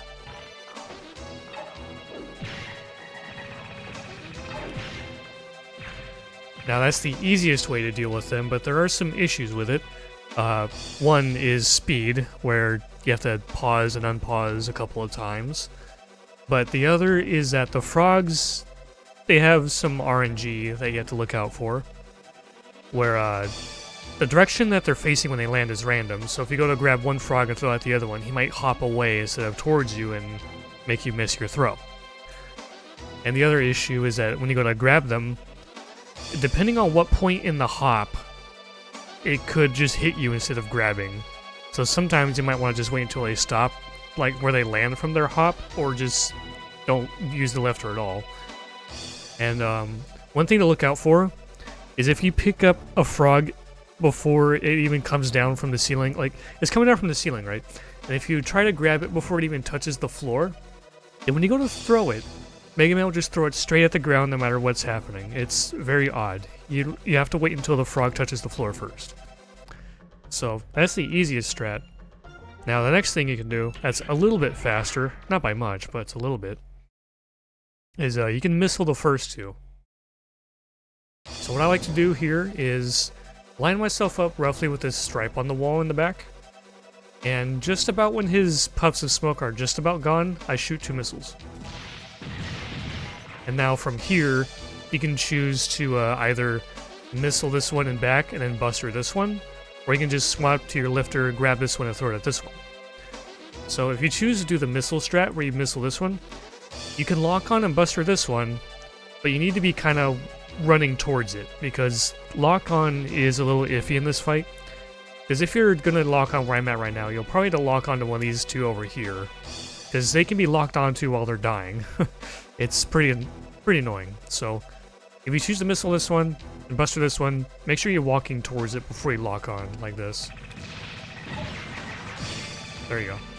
So that's how you can deal with the frogs. It's not too bad. Now, as for Bola, once he pops in again, he's gonna be sitting here in this pose. It's invincible, you can't hurt him during this. He's gonna be in that pose for about like a second or two. He's going to immediately start throwing projectiles at you in waves of, I think, 3 or 4. And what we're going to do is, we're just going to circle strafe around him, shooting missiles. Then in between him, in between volleys of projectiles, we're going to stutter shoot our buster. So we're going to do this.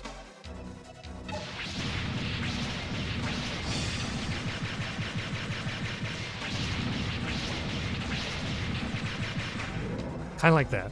Now that's the easiest way to do it. It's not very efficient, but that's the way I would recommend you do it.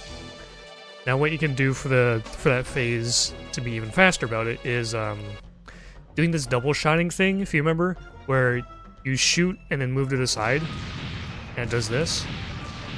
We're going to try to utilize that. So what we're going to do is, as soon as he's vulnerable, we're going to do a double shot, and then that's going to, the movement from doing the double shot is going to have us dodge the projectile. And then in between each projectile, we're doing double shots.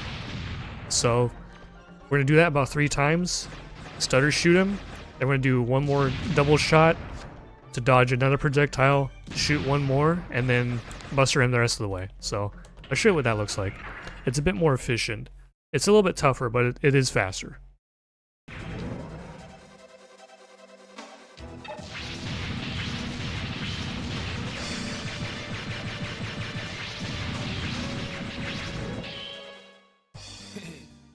So that's the more efficient fight. It's a little bit tougher, but the whole idea is to just do double shots and use the movement of doing a double shot to dodge his projectiles, and then when you're down to the wire on your last few missiles, do a double shot to dodge the last projectile, shoot one more, and then buster him the rest of the way. So that's what that fight is like. It's not too tough, and you have a few options to deal with it, so that's how it's going to work, and we're going to proceed on further to more of Manda. Alright, so we're continuing on with Manda Ruins. Now in this room, we're going to do a big skate jump as soon as you come in here, and we're going to go jump, we're going to do a big jump towards the left, and we're going to hang near the wall. We don't have to actually touch it, but just get near it, because there's a frog here in the middle, and they as you saw in the previous rooms, they kind of change directions while they're hopping towards you to try and get in your way. Now, by being over here to the left, we're going to bait it to the left, and as soon as we land from the skate jump, you want to hold upright so that we kind of strafe back to the middle and dodge the frog for free. Now, if you really want to, you can add in an R1 turn to it to make the dodge even easier, but if you want to be more efficient with your movement, you don't have to do that. Now, I'm going to reload the room because for some reason, standing in here affects the frog's timing, and doing what I just told you while standing here for a little bit will make it hit you for some reason, so anyway. So skate jump as soon as you can. Go to the left. As soon as you land, go up right. And there you go. Go ahead and jump and move on. And go ahead and jump down here and up the platform to this door. Because these floors, when you come back in here again, they're going to be lit up and electrified and they'll stun you and stuff. So for now, you don't have to worry about it. Now in this room, this is an example of where you might want to do forward canceling. Now, if you remember what that was, it's where you let go forward as soon as you land from a jump like this. Because we're going to jump up here on this red platform and do some skate jumping. So if you want to cut out some landing frames, go ahead and do that. Start skating, we're going to go towards the left. Do a big jump like that towards the door. And you go on through. Now, a key little detail here, it's kind of silly, but what might happen sometimes, you'll skate across these two corners without a jump. It's really precise when it happens here and there. So if that happens, you might end up jumping off from right here. That's when you want to do like a mid-jump or a drop. Also depending on where this guy is. But usually you want to do a big jump from either right here or from right over here. If you have to go across the corners, yeah, it's going to be a little bit of a different jump. So anyway, going across. Now go up, right, and then right. Look before you leap, Mega Man. Press the switch. Looks like the door Jump on the floor up below left that was locked to the is floor. open. Check it out, And Mega Man. I've got a save state for this room because this one, it's got some stuff going on. As soon as you come in here, you're gonna get shot. So let me go to the save state. So as soon as you come in here, you're gonna get shot at. Now, what I think a new player should do at first is well, I think a new player should immediately come in, go back right, like hold down right, and then lock on, and we're going to shoot this guy a few times, about like 4 or 5 shots, and then jump up here to this platform and do some skate jumping through the rest of the room. And I'll show you what that looks like. So down right, lock on, shoot a few shots, do some skate jumping. Okay, now on this second jump here, do not hold forward the whole time because you will land past the platform, land on the floor, and you have to do some funky movement down that way. So on your way to this platform, hold down for like a little bit so that you actually land on it and get another skate jump. We're going to go across this corner over here. But don't get stuck on it like I did. But what was going to happen is you would land here and you keep skate jumping. Go across to the door. So you can get stuck on that corner, it happens. But yeah, let's do the whole thing in one smooth take. So down right, lock on. Somehow it didn't hit me, that's cool. Right. Pull back on the jump a little bit. Don't get caught in the corner. And go into this room. So that's what I think a new player should do. Now if you really, really want to and you really don't want to deal with that enemy or these enemies whatsoever, you can just jump straight ahead if you really want to. You could wait to jump up to here and then do the skate jumping. Now obviously it's slower, but if you don't want to fiddle around with those enemies, you can do that. It's an option. Now the harder option that I do is I do a forward cancel to start skating without shooting that first guy. But there's one key detail. You're going to do a mid-jump, and you want to do the jump late. Because if you jump early, this is going to happen. You're going to get shot by that guy. We do not want that. So we're going to delay the jump by around, like, I don't know, half a step, full step or something. And as soon as you land, you want to do a forward cancel. Because otherwise, if you don't, well, I'll show you what that looks like. So we're going to do a mid-jump, and delay it a little bit. See, I forward canceled it, and I barely dodged a spark that was about to hit me in the butt. If you do not do that forward cancel, you're going to get hit by that. So I'll try to show that. I still barely made it, but you can see how tight that is. Like, that enemy is about to shoot me in the booty. So, if you want to avoid getting shot when you do the harder strat there, you have to do a forward cancel. You have to land and let go of forward, and then start skating ASAP. So, that's what that room is like. You got a few options to go through it. So, anyway, let's move on. So in this room, you got these shield guys here. You also have a few options for this. I'll make another save state. So, the fastest option is kind of a scary one. You want to just do jumps across. Do a bit of a mid-jump there and then land. But that one could be kind of scary. The easier strat is to just do a skate, like you want to skate behind them, but you want to go around the left side. Because if you try to go around the right side, I'll show you what happens. Try to go around the right side, you bonk their shields. So go around the left. And there you go. And next. Now, if you want some HP from these guys, you can do that. Like, if you've gotten beaten up before you do the next boss fight over there in that room, you can come in here, swap to your lifter, pick one up and throw it at the other one. Or, if Bola beats you up, you can come in here and get them afterward. Because it also drops Zenny. It can be some safety money, but we'll talk about that after we deal with Bola, who is in this room. We open the chest, and we start the next Bola fight. Alright, so time for the Bola refight. Go and open this chest. There's a couple of strats you can do that are about the same speed, but I think one is arguably a fair bit harder than the other one, but it kind of depends on what you're most comfortable with. So, the way this fight works is that he's going to teleport out, and then teleport back in. And what he does upon teleporting back in is dependent on your distance from him.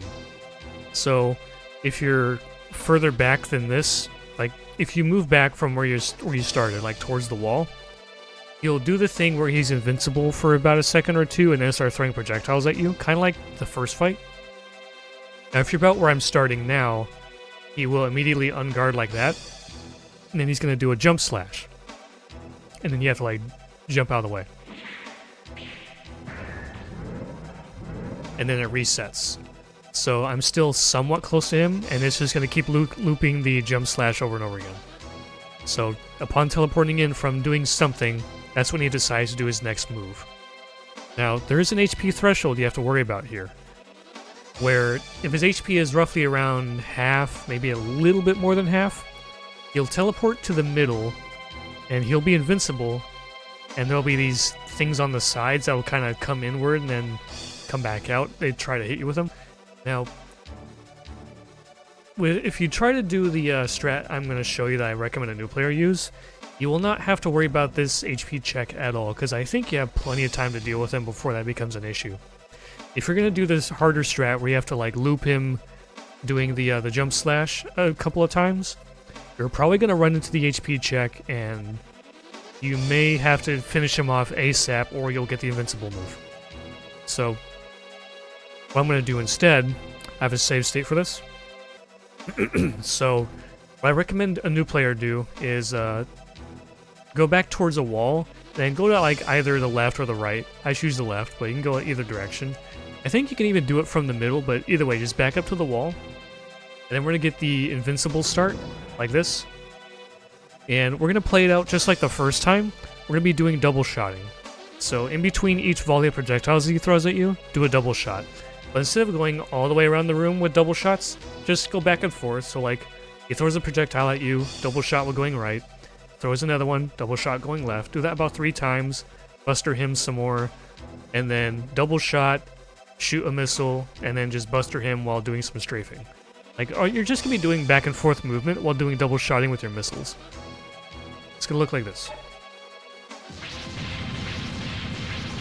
Buster him some more. And then just dodge his projectiles, and it's not too hard. You just have to get used to holding triangle first before you strafe to the side to do your double shots. And then the other key detail is that the cooldown time in between volleys of projectiles, it's shorter. So like, he throws his 3 sets of projectiles, then there's that cooldown period, kind of like the first fight. But in this fight here, it's shorter, so you have to do a little bit of dodging after you start double shotting and bustering him some more. Now, he's not dead, as you can see, and we're way past the HP threshold, but this gives me an opportunity to show you just how long you have. So this is, what, the third volley? Yeah, so you have 3 volleys of him throwing projectiles at you before he comes up here and does the invincible thing. So I think that's plenty of time for a new player to get rid of him, because otherwise if you try to do the jump attack looping, you're probably going to run into this move. So I'll show you what that strat looks like. They're about the same, but I think, in my opinion, this one's harder. So he's going to teleport in, and what you're going to do is shoot about 3 or 4 missiles. It depends on how confident you are with your buster stutter shooting, right? If you're good with stutter shooting your buster, I would shoot only 3 here.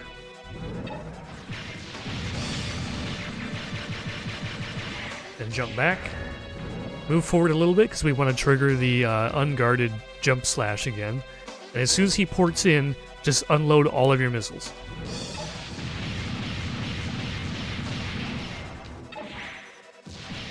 Okay, that was a backup I did not have to do because I fired 1 missile too early and went right through him, but you get the point. Like, I made a mistake, and if I did not kill him there, I was going to get the invincible move. So that just shows you how risky that strat is, and I don't recommend a new player to do it. I really recommend you just do the whole back and forth double shotting thing. Just do this with your missiles, and I think you have plenty of time to kill him before the HP check becomes an issue. So that's what that fight is like. And one thing to keep in mind is that if you skip the cutscene ASAP on the PSP version, the game will crash. So you really have to skip the cutscene a little bit late. So if you look at his model as the camera is scrolling up when you go to skip the cutscene, you want to be able to see like the white collar area before you skip the cutscene. If you're a little bit earlier than that, the game might crash. So I'll try to skip the cutscene roughly at the same timing as you would want to on the PSP version, and I'll show you what that looks like. So that was a little bit late, but it was late enough to where the PSP version would not crash. You can do a little bit earlier than that because you see the camera kind of scrolled up past his chin. You can see some of his face. But if you skip the cutscene where you can still see like the white portion of the collar area, then you're good. That's probably plenty. So yeah, that's the refight. It's slightly more complex, but you don't have to worry about any frogs. So yeah, that's the Bola refight, and we're going to continue on with more of Manda Ruins. Alright, time to continue Manda Ruins, and this is where it gets really tough. So if you got messed up by Bola, what you can do is swap to your lifter, like I was showing you before. You can come in here, grab this guy, throw out the other guy, and there's a bunch of health drops. And if you need some safety zenny, if you're not too confident with your money routing, grab these 2 right here, because they're worth 1,000 each. So that's some nice backup money. Go and swap your missiles back on. But if your HP is fine, and you're not concerned with money or recovering HP, just skate to the left. So either way, when you come to this switch, activate it, click turn to the left, go through the door. Go over here to this thing here. You can kind of interact with it from the side if you're like really YOLOing your movement. Then once you skip the cutscene, you're gonna immediately skate jump and do a big like skate jump to the left. You should be able to get to the top of the tower now. Wait, I'm picking And now we're gonna revisit a bunch of these rooms from this side of the area. And most of them are going to play out the same, but there's going to be some key differences here. So here in this room, it's going to be the same, down right, up left. Watch for where they're spawning from. Now if your movement is smooth and no issues, you're going to come to this part, and this trap is active. It's going left to right at a consistent timing.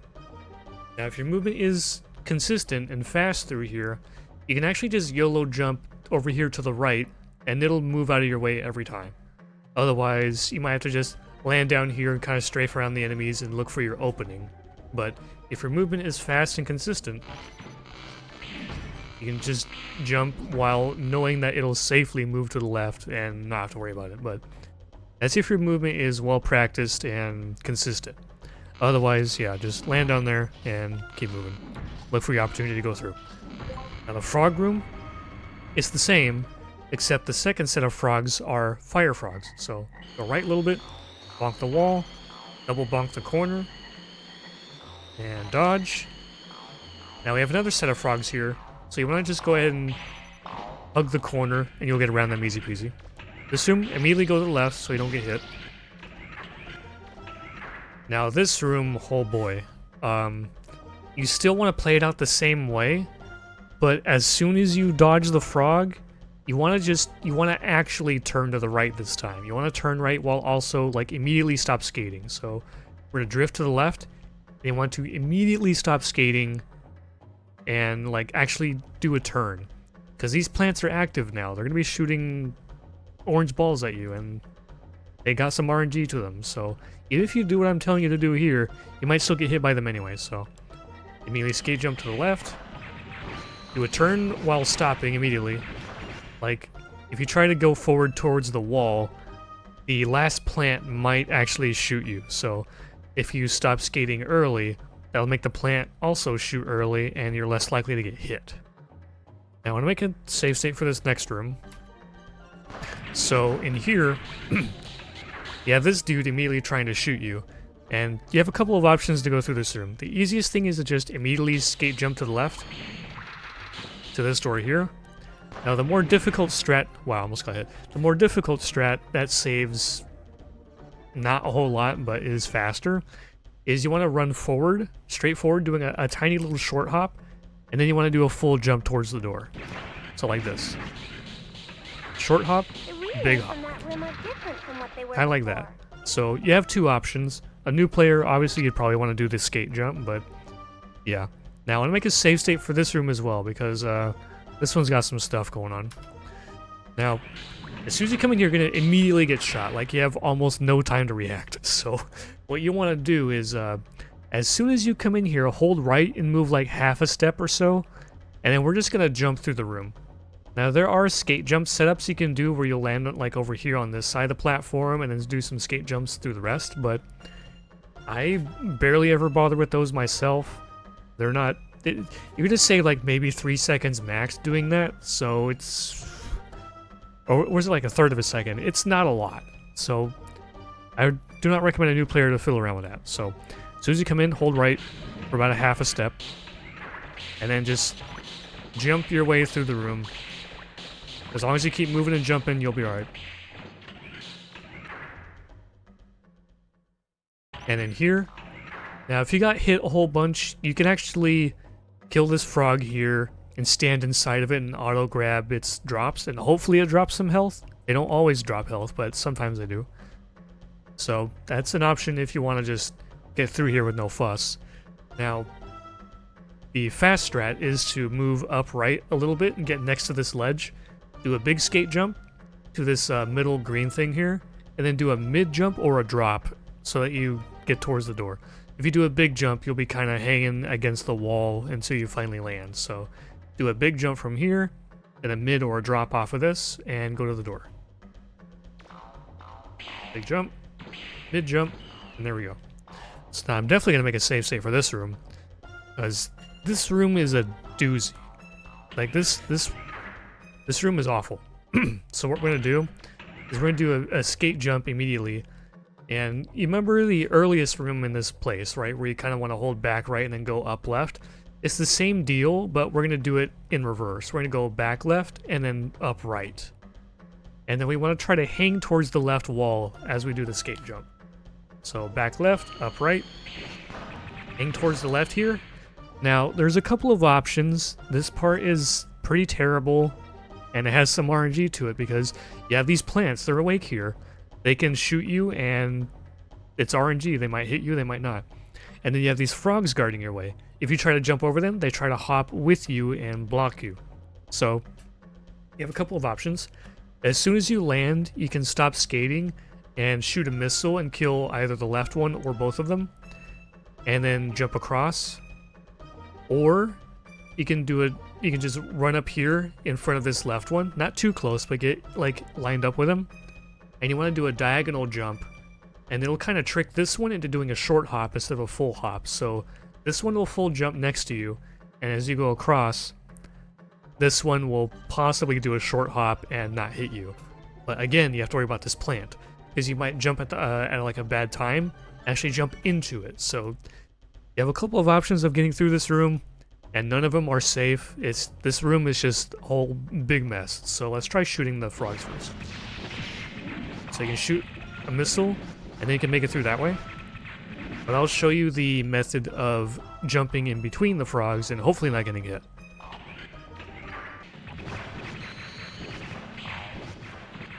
Alright, it looks kind of like that. So both methods are not very safe, but just choose which one you think you'll do better with, because that room is just pretty terrible. So anyway, let's move on. So this room has 2 chests. You want to immediately go to this one on the right. Now, if you're worried about Zenny, you can immediately jump down left, try to line yourself up, because there's another chest directly across from this one, and it has 2,000. This one had 4,000. But if you're worried about money, get this one. Now, if your movement was a little bit slow and sluggish, like mine was when trying to explain it, the enemies are going to dash at you again. Now, what you can do here, if that's going to be the case, is do not skip the text box. You have invincibility during it. Now you can move. Except he was in a bad spot, and I got hit anyway, so getting that second chest is kind of risky. Now, if you're playing on the PS1 version, where the ground crawler weapon is cheaper to upgrade, you can probably afford to skip that chest, honestly. In fact, it's optimal on both versions to skip it, but if you really want some extra money, there's a risky chest there you can get, so you don't have to go for it, but if you need extra money, there it is. Go to the next room, skate around this guy just like before, except there's only one of them instead of 2. And I think you cannot actually jump over him. I think he's placed well enough to where that's not an option. So skate around to the left. We're going to do a skate jump to the left over here in the side path. So we want this chest full of 6,000 zenny. And continue on.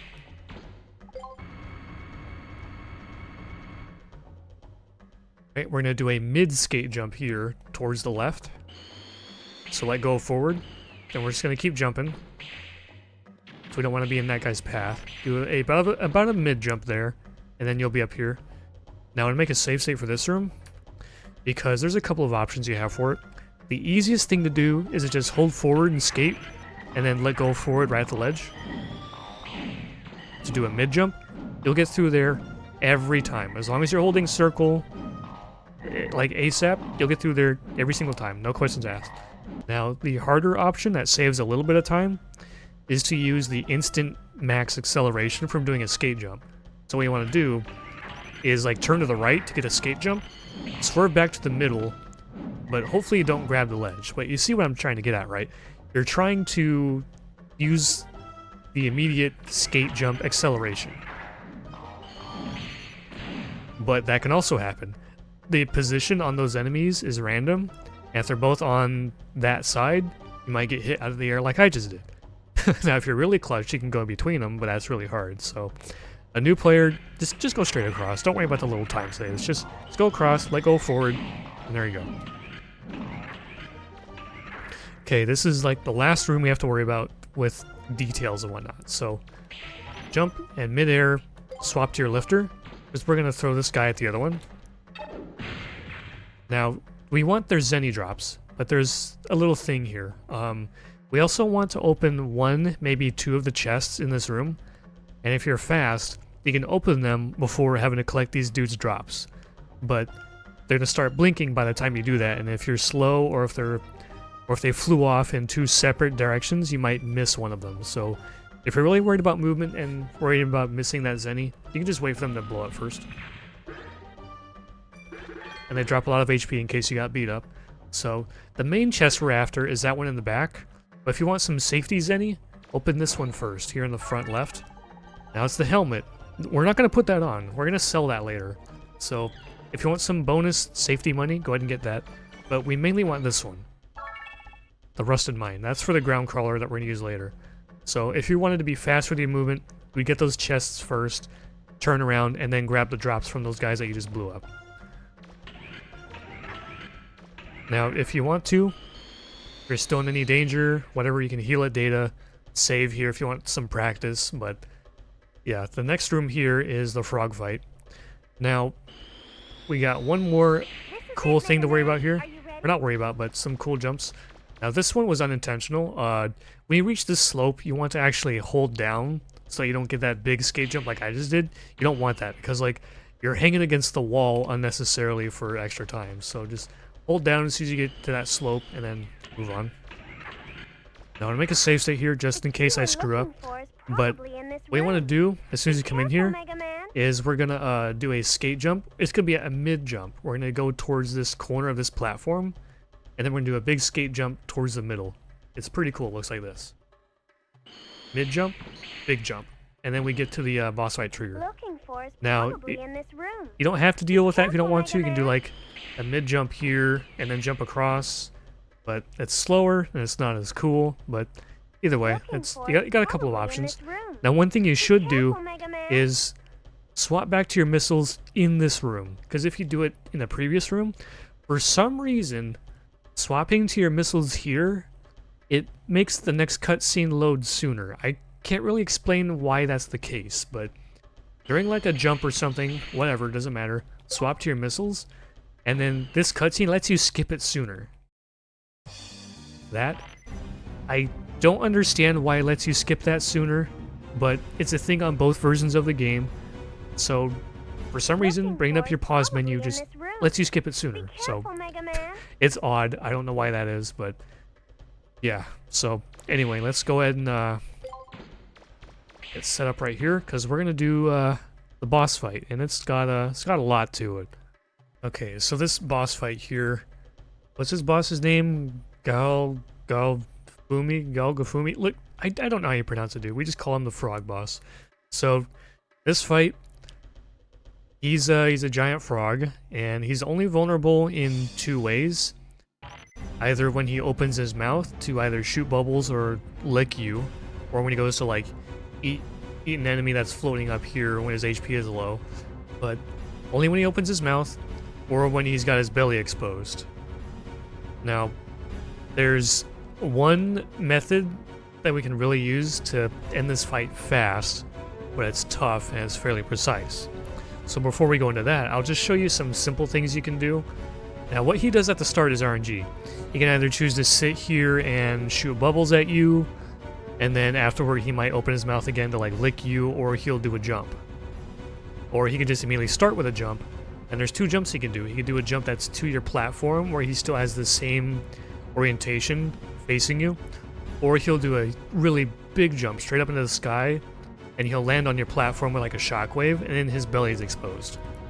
So what you can do really is, like, you got some options. You can stand here and wait for him to open his mouth, or he's gonna jump. So again, it's RNG. If he opened his mouth first, he was gonna shoot out bubbles, and that's an opportunity to do some damage. But since I see he's doing a jump, I'm just gonna I'm gonna move to the platform to the right. So jump over here. He did a regular jump. So what's gonna happen now is that he guaranteed is going to open his mouth and do something. And it's probably gonna be the bubbles. So this is one opportunity to do some damage. But after he opens his mouth once, I recommend you go to another platform, because dodging his tongue is weird. He has like 3 or 4 different tongue attacks, so I recommend just going to another platform and then starting this whole process again. He's probably gonna do bubbles. And see, he's gonna do another jump, okay. And it's the big jump. So that's the one where his belly is exposed. That's when you can do some more damage to him. So if you want to take it slow like that, you can. It's an option. But again, it's slow, you're dealing with his RNG, and you really do not want to stay on a platform when he's going to open his mouth a second time, because that second time is going to be some tongue attacks, and those are hard to dodge. Now, if you want to do the harder strat, the one that's fast, basically what's going to happen is I think we start on this platform and he starts over there. What we're going to do is immediately run and jump towards him, and you do not want a ledge grab. Like if you happen to time it wrong, like you cut off your jump at the wrong way, wrong time, you might get a ledge grab. We don't want this. And we do not want to land on him either. We want to land on the platform. Now you can land on the platform, run into him, and get a bonk. And either way, your timing setup should be fine. Because what we're going to do is we're going to hold lock on, and we're going to do a double shot. It's like you hold lock on, double shot, while strafing to the left, and you want to be at the corner of his mouth. And then we're going to stutter shoot the rest of the way, and hopefully not be too close to him to where we bonk and kind of lose it. So there's a lot of key details happening so fast, but I'll try to show you what it looks like. And again, you can walk into him and the timing setup will be okay. So we'll do a jump, we're going to cut it off. Bonked him, that's fine. Double shot, spam the rest, and I almost got him. So this is what you should do in this situation. Now, actually you have a couple of options. So because we have like more than one option, I'll make a safe state here. So one option you have is to just stand here, like in front of him. It's fine. His HP is super low. And because we're right in front of him, he's going to open his mouth to do like a tongue attack or something. His HP is super low, so we can just wait and shoot a missile. And it's fine. Now another option, say he might have more HP than this, what we can do is just like strafe around him without bonking him, hopefully. And without getting caught by the purple haze. Just wait till it's over, and then, you know, try to do like a double shot if you can while strafing to the side, you know, like this. If he has more than that much HP left. So this fight is kind of tough, kind of complicated.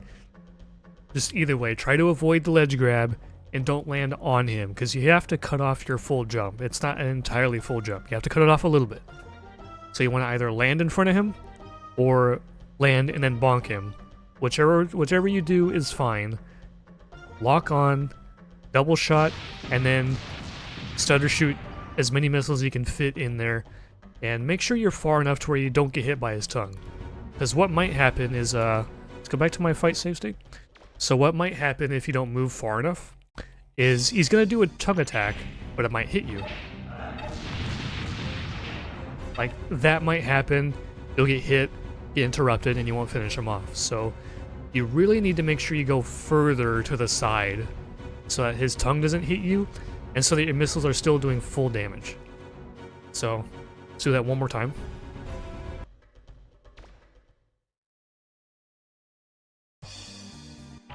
Cut off your jump. Bonk, that's fine. And there you go. So that's what the fight looks like. It's really tricky, it's pretty tough, but that's how it plays out. You got a slow method where you can kind of dodge his attacks, lead him to other platforms, wait for his mouth to open, or wait for him to explode his belly. But those are your two options. The fast strat, that's tough, or the slower one where you're doing some dodging and some platform changing. So that's how that fight goes. It's tough, it's tricky, but once it's over, go ahead and do a short jump to that key. And you can do a pause skip here. As soon as Mega Man starts this animation, go ahead and hold triangle and pause skip. And then we got some more pause skipping here. I think we got 3 of them. So once he moves his arms down to his idle stance, go ahead and do some pause skipping. So 1, 2, 3. And there you go. So again, the pause skipping, you don't have to worry about on PSP. PS1 only. So now that now that dungeon's over with, we can go ahead and move on. And we'll start the next chapter of the tutorial in just a moment, actually. We got some things to go over. So once you come in here, you want to go to the right. And you want to get what's in this trash can. Now, it's kind of a generous reach, actually. Like, you can be around this corner and still get to it. That's the bowling ball. Now, you want to kind of stop your skate a little bit early, and then do kind of a cut-off jump sort of thing. Because you don't want your jump to be too big, because you might either land on the house, or you might ledge grab, and then you have to kind of drop down and then get the trash can, so just want to cut off your skating and your jump kind of early. And then you want to just quick turn to the left, And there's a skate jump you can get from this dip here in this slope. I think if you're too far to the right, you won't get it. You have to be kind of left a little bit, I think. So let's see. Be a little bit left. Yeah, there you go. Let's go ahead and skate towards the exit. Quick turn to the left. There's a skate jump you can get there sometimes. It's a little bit tricky. But we want to heal that data because we need more missile ammo. We're not done with using missiles. Let's go ahead and heal.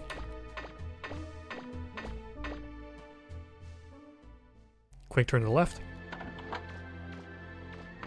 And talk to roll. Move. And we're going to go straight up to the sulfur bottom. And then we're just going to jump while turning right and kind of drift it inwards. So you cut those corners. And then in here you can do a couple of short hops. Save some frames. I'm going to make a save state here to show off some movement you can do. So when you skip this cutscene, you'll be like right here. You'd think you'd probably want to just quick turn this way and then go in here. Like it's probably the same speed, honestly, but what we can do is go down left while turning left a little bit. And there you go, and it lines it up just like that. Okay. I'll make another save state here as well because there's some movement you can do here. Now you want to get back to the flutter, you can just, jump around like this. But what I like to do is, as soon as I want to start jumping, I actually lock on to Data, because he kind of fixes your angle for you a little bit. Because what I was doing, I was turning right a little bit and then turning left throughout the rest of it. But I like to just lock on to Data. He does the right turn for me. And then once I get like halfway, I let go and I just turn left. So you got a couple of movement options there. Next, go back in here, talk to roll again. I want to move. And we're going to go to Nino Island, down right over here. Then skipped a couple of cutscenes here.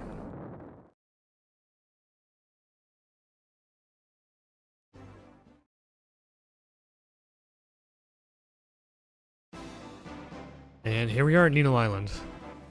This place, yeah, there's some stuff to do here. And, yeah, you'll see. It's got some things. Alright, here we are at Nino Island.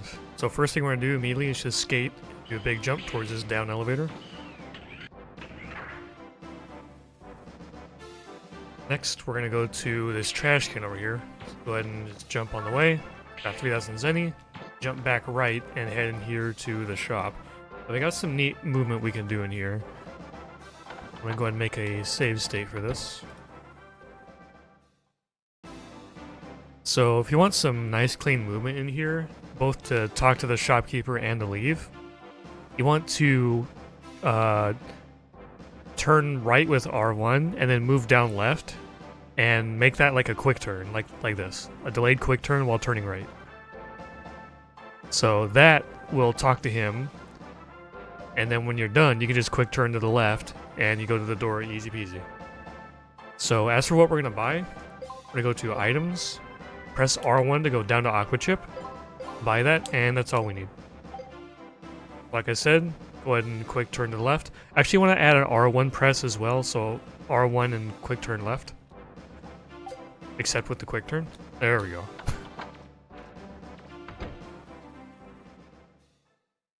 Alright, now go ahead and jump over here to the dig out. For movement here, just move up right while turning right. Then we're going to talk to Johnny. Go straight and talk to the guild master. Then we're going to skip this cutscene. We're going to quick turn backwards. A delayed quick turn, by the way. Instant one will not be enough to reach the door. Then for this movement, just hold forward and turn left. Or I guess L1, either way. And then we're going to... here's actually another movement thing I want to show you. So, for this elevator, it's right over here. You go right a couple of steps and then quick turn backwards. Now, if you want some nice fancy movement, you can move right about a step or two and then press R1 and quick turn down right. And that's enough to get in. It looks like this. Smooth and quick. We're We're going to go over here to Area 1. I'll make a save state here, because this place is... it's got some details to it. So, you would think this is normally an auto-scroller, but there's some extra things going on here. So, what normally happens, if you leave these bird bots alone anyway, 30 seconds will pass, and then enemies will spawn, and then you have the secondary timer that activates the lever. However, you can skip that first 30-second wait by killing and despawning 3 of the bird bots. Like, you can't just kill them and be fine, you have to despawn them. So we really want to kill them, like, as soon as we can. So, pause skip. Now, you can run up and buster a few of them, like... And then just quick turn, make sure that they're off screen, and then they despawn. And then these guys appear, and then it starts the secondary timer. Now, if you want to be fast about it, what you really want to do is use your missiles. So at the start, we're going to do like a double shot, and then we're going to turn to the right, and then buster whoever's left. And if these guys that we missiled at first are still alive, shoot them with a buster shot, then quick turn out of the way. Should look kind of like this.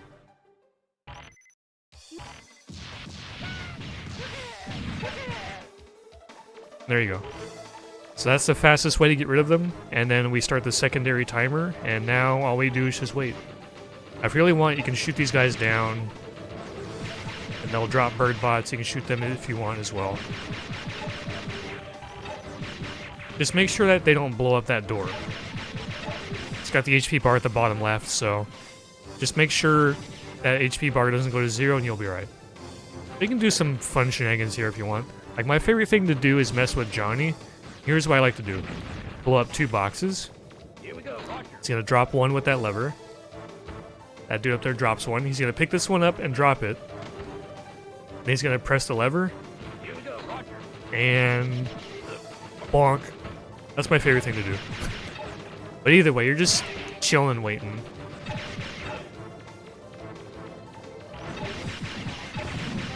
Go ahead and blow up these guys, blow up the bird bots.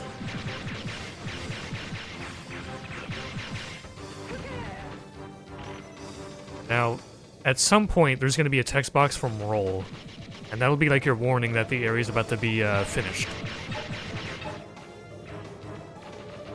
And careful, don't let those guys grab you, because they'll do a lot of damage, like half your health bar. So I got that text box from roll. When you see that, go ahead and hop over here, and you'll insta pull the lever down. And there we go. So we're going to move on to Area 2.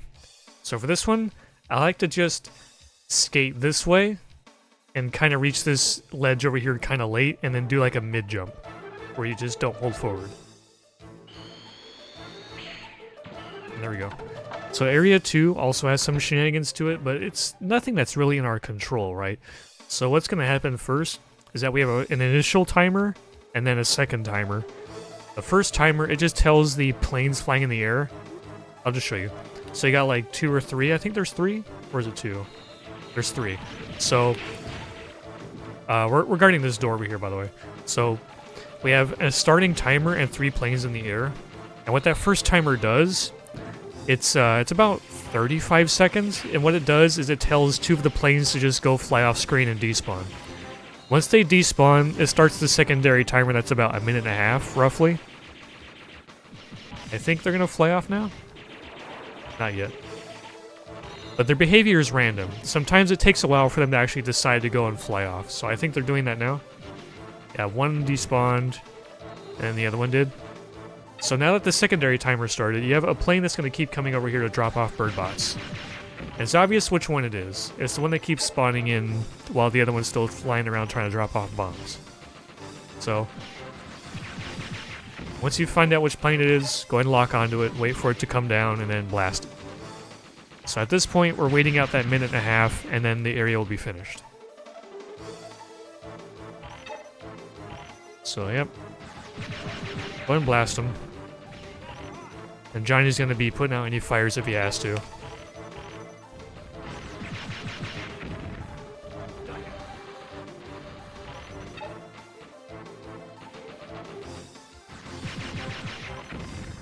I'm not sure how much time is left, but either way, this is all you really gotta do. Now if they land and drop off bird bots, they'll either go towards the door or to one of these turrets. Looks like they're going towards the door. How many bird bots is that? 3? 3 of them.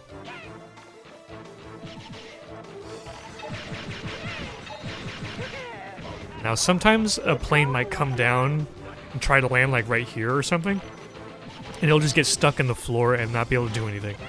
It's a pretty rare occurrence, but sometimes it happens. And it just means you don't have to worry about blasting any more planes. They'll just be sitting there, stuck in the floor, and just can't do anything. Alright, so that's Area 3. Or Area 2, sorry. So Area 3, it's over there to the left by roll. So what I like to do is start skating real slow, like holding down left while turning left, and then I do like a mid-jump from here towards the door. And there we go. So this is Area 3. This one has a mini-boss in here and is a little bit more complicated. Alright, so Area 3 with the mini-boss. We're going to be jumping up on top of it. It's something that a lot of people don't know you can actually do. Let's go ahead and skip the cutscene. So what we're going to do is we're going to skate to the left all the way around, and we're going to jump up there on top of the boss and actually missile it straight from there. Like a long time ago, we used to kind of stand over here on this platform or on Johnny's ship and then shoot at it, but this is way more efficient. Okay, quick turn left. You can skate jump here. Go on around. And jump on up. Alright, so let's make a save state. Now, damaging this thing properly is kind of tricky. So, like I was saying before, if you hit it with a missile, you kind of get that invincible thing going on here.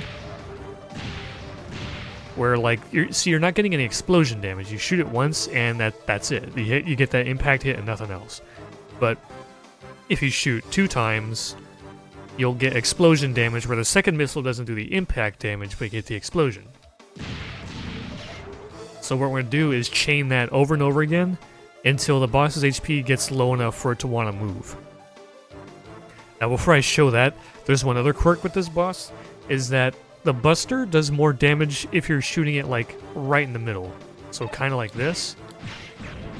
Now if you compare it to the side, it's a little bit less. So it's kind of a weird thing about it. So when we get to the part where we have to Buster it, you want to stutter shoot the heck out of like the G. The G right here, you want to just stutter the heck out of that. So here's what we're going to do. We're going to be chaining 1-2 stutter shots on with the missiles. I don't want to do it too slow, because there was a moment right there where I did like just a direct hit followed by another direct hit. I want to do a little bit faster than that. But even considering that, that was still decent damage. You want to get it to around like the last third of its HP roughly. And then once the boss starts moving and you're out of missiles, like your green bar is empty, that's when you just want to stutter shoot the heck out of it. So, let's try it again. And stutter shoot. And there you go. So what I like to do for the stutter shooting is pretty much just hold R1 and square and just mash forward. It's like a super stutter that you can't really miss because the boss is kind of turning in the direction you're shooting anyway. So one more time.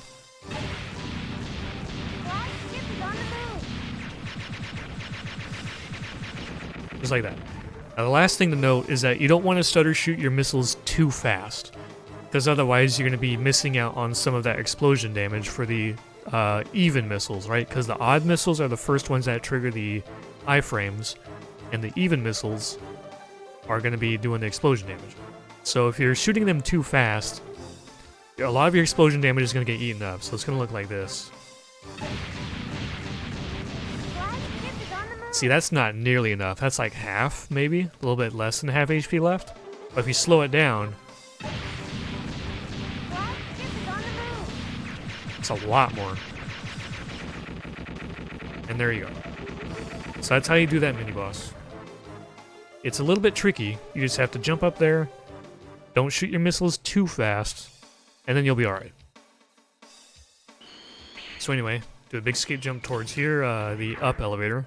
And for the movement here, just go ahead and hold forward and R1, and then it'll activate the elevator, ladder. And we'll be on to the next section with the roof and the boss fight. Alright, so this roof area with the boss. The roof area is fairly simple. We're gonna go ahead and do the mission start skip here. So, it's gonna be about 1 minute and 20 seconds for this whole section to go down. And you're gonna have 2 planes that fly around. One is gonna be dropping off bird bots, just going in a circle, and this one's gonna be flying around randomly and trying to shoot you. This is your only concern right here, because he takes about 5 shots, and if you take him down while he's like above the platform, like when he comes down and lands on the platform, you can get his money drops. I mean, he doesn't really drop much at all, but it is free money. And never landed here, but that's the risk. But you do not have to worry about the damage that the roof is taking here, because on normal mode, they do not have enough damage to destroy it before the timer's up. You can even help them by having these planes crash land on the roof, and it will still not be enough. So, another key thing about this place is that it's not necessarily about the area, but the boss following this, is that your position, your angle specifically, the angle you're facing after the cutscene is retained after the cutscene is skipped. So I'll go ahead and make a cutscene, not a cutscene, hello, a save state. We'll do it about here. So I'll show you an example of what I mean. I'll turn to the right. The boss spawns to the south, but I'll show you why you want to actually be looking south. So I'm facing the right, skip the cutscene, I'll hold lock on. I have to turn left first before it works. So, make sure you're facing south by the time the timer is over. You don't have to actually be walking at the wall or anything, just make sure you're facing south. It doesn't matter where you're at. And then see, I'll be facing the boss directly, and I can finally, you know, just hold R2 and shoot some missiles at him. So that's how you want to start the boss fight. Now as for the actual boss fight, let's go ahead and make a save state in preparation for him. Alright, here we go. So what you want to do at the start is shoot a missile, jump and shoot another one. And that's how it's going to look at the start. You're just holding lock on, and you want to shoot 2, where the second one is jumped. Now the way this boss fight's going to work is that he's going to be doing some figure 8 flight patterns. Sometimes he goes out really far, and sometimes he makes a turn like immediately. So there's a excuse me, there's a fair bit of RNG to this. Now, the way you want to actually tackle shooting missiles at him is that when he goes, like, say if he turns to the right, I think he's going to turn right, but if he does, he's going to swerve around this way and fly towards the left while trying to shoot at you. Now what you want to do is jump the opposite direction that he's flying. So if he's flying left, you want to jump right. And we're going to try to land 2 missiles on him for each flyby. We're going to try to shoot one a bit early, and we're going to jump back in front of him and shoot him again. Now if you want to be extra safe about it, obviously you can just shoot 1 missile at a time per flyby, but this is what it's going to look like. So we're going to shoot the opposite way, then jump in close, but that flight pattern is pretty bad. He's not giving me any opportunities for 2 hits, but it's going to look kind of like this. And that's pretty much what you want to do for the whole fight. Now the other thing about this fight is that after some amount of time passes, he's going to just stop what he's doing entirely. He's going to stop moving, stop shooting, stop everything. He's going to stop in place, rotate to face you, and then ram at you. And that's an opportunity to stutter shoot missiles. But you don't want to shoot too many because you need some ammo left. And it's also because he's another boss that has the whole iframe shenanigans going on. So if you shoot him with a missile, it's going to do the direct hit with no explosion damage. So if you're stutter shooting missiles, you're going to be firing them fast enough so at the second one will do explosion damage. But if he's trying to ram at you, he's going to be kind of flying through the explosions. So if you're going to stutter shoot the missiles at him when he does this move, where he sits in place, turns, and rams you, you're going to get most of your damage while he's rotating. Once he does start ramming you, you're only going to get in like maybe anywhere from 1 to 3 missile hits on him. You're not going to get like the meat of the damage here. So if you want to know when he's going to spin, like sit, spin, and fly at you, I don't really know how long it's going to take, but it's consistent. So that's why I use the music as a cue. And the musical cue is going to be different between both versions depending on if you skip the cutscene at the same time, and whether or not you did the pause skip for the mission start screen on this version of the game. So it'll be consistent, just be on the lookout. He's going to stop and rotate, face you, and that's when you start to shoot your missiles. So let's keep doing the double hits, and then we'll wait for the ram. And that one missed, but that's alright. So he stopped and did that from really far away. My missiles did not have enough range to deal with that. And he's going to do it again. See, when he's stopped and is in the middle of rotating, that's when you can get most of your damage. So the fight's going to look kind of like that, but the flight pattern is going to be a little bit RNG. He's going to fly out and turn late or turn early, and it's random. So we'll try the fight one more time, but it's pretty much going to look like that. So one missile at the start, jump and shoot another one. Go forward a little bit so you don't get hit by the machine gun bullets. Shoot one there, shoot another one. Try to go for 2 hits per flyby if you can. And I think now is when he's going to do it. Yeah, he was too far away. If I was closer, that would have been monster damage. Oh, he's far away again. Okay, that was good enough.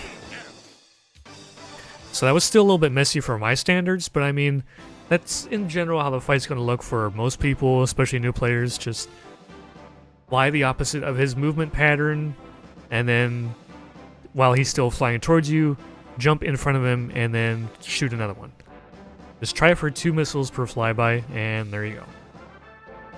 So anyway, let's go ahead and move on. So I'm going to do like a mid-jump to the right, and then quick turn to this elevator. We're going to move a couple of steps to the left, quick turn backwards. Now if you want to, you can do that fancy movement I told you about, where you move left and then do like an R1 press and a down left quick turn. That also works. So just whatever kind of movement you want to do. Okay, come in here. Go ahead and talk to him. Say yes. And then we're going to go ahead and leave.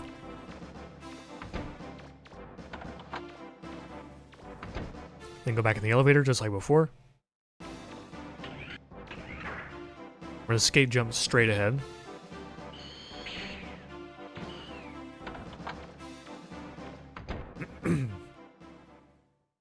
Now, if your HP is low, you can go ahead and heal at data, but we don't really need to. Now, while we do need missile ammo, we're going to upgrade the missiles, and upgrading them entirely, just upgrading them whatsoever, recharges the energy completely. So that's pretty nice. So what we're going to do is we're going to go to development room and improve the missiles and go to range. And it's going to cost 5,000. You've been following the Zenny route so far, you should have more than enough. And just like that, energy is fully recharged. We don't have to actually use data. I would only use them if your HP is really low. Because we're coming up to Glyde's base, and this place will hit you a lot. So let's go ahead and move. Go down right. Over here to Calbania. And this is another place where you really should make a practice save, because this place is a freaking hellhole. So go ahead and quick turn to the right. Save if you need to, but yeah, this place is terrible. Go ahead and hit yes. And we're going to go for a trash can to the left, so go ahead and move up left and then left. And then do a jump. Trash can for 2000 Zenny. Quick turn backwards. And now you can actually get a skate jump off of these little cinder blocks that this barrel is sitting on. So if you want some nice swag movement, there you go. It is faster, by the way. Alright, so we're going to skate to the left. We're going to beat them to the punch. Now this next area has enemies randomly spawning from the ground. So what I would do is immediately quick turn to the right, and our destination is way back there. And what I like to do is kind of hang near the wall because as enemies spawn, they can't spawn in the wall or too close to it. So when you're near the wall like this, it kind of prevents some of the really troublesome enemies from spawning in front of you. Now, some of them still can, but most of them usually won't. So let's see. So go ahead and stick near the wall. See? And we block that spawn from happening right in front of us. And it's pretty much a smooth path. Now here is the outside of Glyde's base, and oh man, this starts the whole... This place sucks, alright? I'll show you. Alright, Glyde's base time. Skip the cutscene. And oh boy, so this area is terrible. It's one of the worst in the whole game for time reasons, not so much for difficulty. So these two idiots, they have to get over there to the left side of the area, and they will get hit a lot. They get distracted by these enemies, and the thing that's truly terrible about them is that whenever they get hit, they stand back up and run in a random direction. The direction they're programmed to run in is away from their destination. I can show you that later, but what would happen is if I get over there, everything is dead and we're just waiting for them to get over there, I can hit them on purpose. They'll get up and just run away somewhere over here, and then be like, okay, I should probably go back over there. And you can hit them again. They'll do the same thing over and over again. They'll come back out here. Oh, I'll come back. Hit them. Oh, I'm going to go over here. I'll come back. It's so dumb. So that's a big reason why this area is such a huge time waster if you're unlucky. So what we're going to do is we're going to take out all the enemies, which gets rid of their distractions, and it gets us some Zenny, because we need to come out of this whole chapter with 6,000 Zenny. Now, if you've been following the bonus safety money I've been getting, you don't need all that much. But if you've been skipping some of that safety money, we need a fair chunk here. So we're going to grab the... all these enemies drop a big purple Zenny, or like a medium purple actually, it's worth like 500. And we're going to get all of them, except for the ones from the turrets. We'll get the ones from the turrets if they happen to fall out onto the floor, but if they don't, whatever. So our target priority is the tank first, the 2 turrets on the wall, the ground turrets, and the last wall turret over here behind this, the M over here. Now, Glyde's base as a whole is a place that will punish you for using lock-on, but you can use it in some instances, especially out here. So what you want to do immediately is go to the right and lock onto this tank and shoot it with 3 missiles. Now, depending on whether or not one of the kids is running towards it to distract it, it might be shooting at you directly, so you might have to do some... What's it called? Serpentine? You might have to like do some S-shaped movement to really dodge the machine guns from the tank. So, I'll try to show you what's going on here. So, go to the right first. Okay, the tank's gonna be focused on me, so go to the right. Okay, switch targets. Okay. Shoot these 2 with jumps. Don't let kids get in front of you, but we want that purple Zenny from the tank. And shoot this turret. And while you're going towards it for more money, shoot this one and this one. And while you're going over here for more money, jump and shoot this turret. And some money came down for us. That's pretty nice. So here's what I'm talking about. So they'll make their way over here on their own, but I'll show you how truly stupid it is, like the way they behave. But if you're really wanting to get them over there fast, go ahead and switch to your lifter and pick them up. You can shoot them with your buster to try and get them to stop running around, and what you would do is jump and throw them, and yeah, then you're good. Now, be careful of your throw, because when you go to jump and throw... Stop laughing, you stupid kid. So what might happen is, if you go to throw them, the wall's hitbox extends out a little bit, or it's more like their hitbox is fairly large and will hit the wall. And then they'll bounce this way, and they might run back away, and it becomes a whole big mess. And if you run over here before both are registered as being close enough, you'll get a cutscene, and 2 more tanks will spawn, and the kid that's not fully in there may or may not run away. So, yeah, just gotta be careful. Like, let's say if you mess up your throw, that's what's gonna happen. Now, watch this. Watch how terrible these kids are. Like, let's say he's, yeah, see, he just runs away. He'll eventually come back around over here. Yeah, he's coming. He's coming. Now, this is what happens every time they get hit, whether it's by you or an enemy. He got hit. Oh, it's time to run away! It's time to run away! Oh, he bonked the wall. Good job, idiot. So, yeah, your goal is to get them over here. And then swap back to your missiles. Now, if you blasted a lot of the enemies and got here quick, and they got here fast, you need to pay attention to your missile ammo. Because if you go in there with less than, say, this much green bar, if you come in here with less than that, you're going to have a little bit of issue with the next area. So pay attention to your ammo, because once you get this cutscene with them, you have to jump on their arms, and then they'll fling you up to the next area.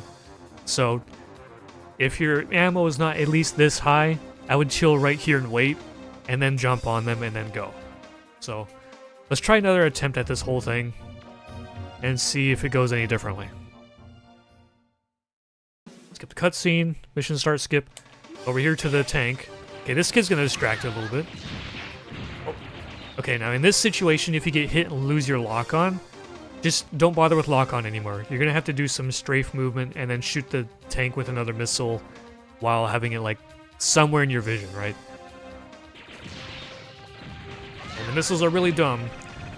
Now in this situation, I would probably ignore the tank's drops, and I would still just go to try and blow up these two turrets here and this one, and then try to hit that one. Now the tank money's too far away, don't worry about it. And then blast that last turret, and then get what you can. He bonked the wall, he's gonna be... I'm used to Japanese controls, hang on. Come back. You may have to shoot them if you want them to... for you to have any control over the situation. And my ammo is fine. I can go ahead and jump on their arms and get moving. So, now we're gonna start the first area with the planes. It's another RNG-ridden area, but there's a consistent way to get rid of most of them, and I'll show you that. Alright, let's start the planes area. Skip the cutscene. Skip another cutscene. Alright, so there's 8 planes here. There's 2 in front of you, 2 on the left, and then 4 on the right. They're all in this 2-2-2-2 formation. Now, we can take out 6 of them pretty easily. So what we're going to do that is, as soon as we gain control, you can just hold triangle and right, and you'll strafe to the right while shooting missiles. And because you're holding those 2 inputs, you're going to actually do a double shot as soon as it starts and take out these 2 planes right in front of you.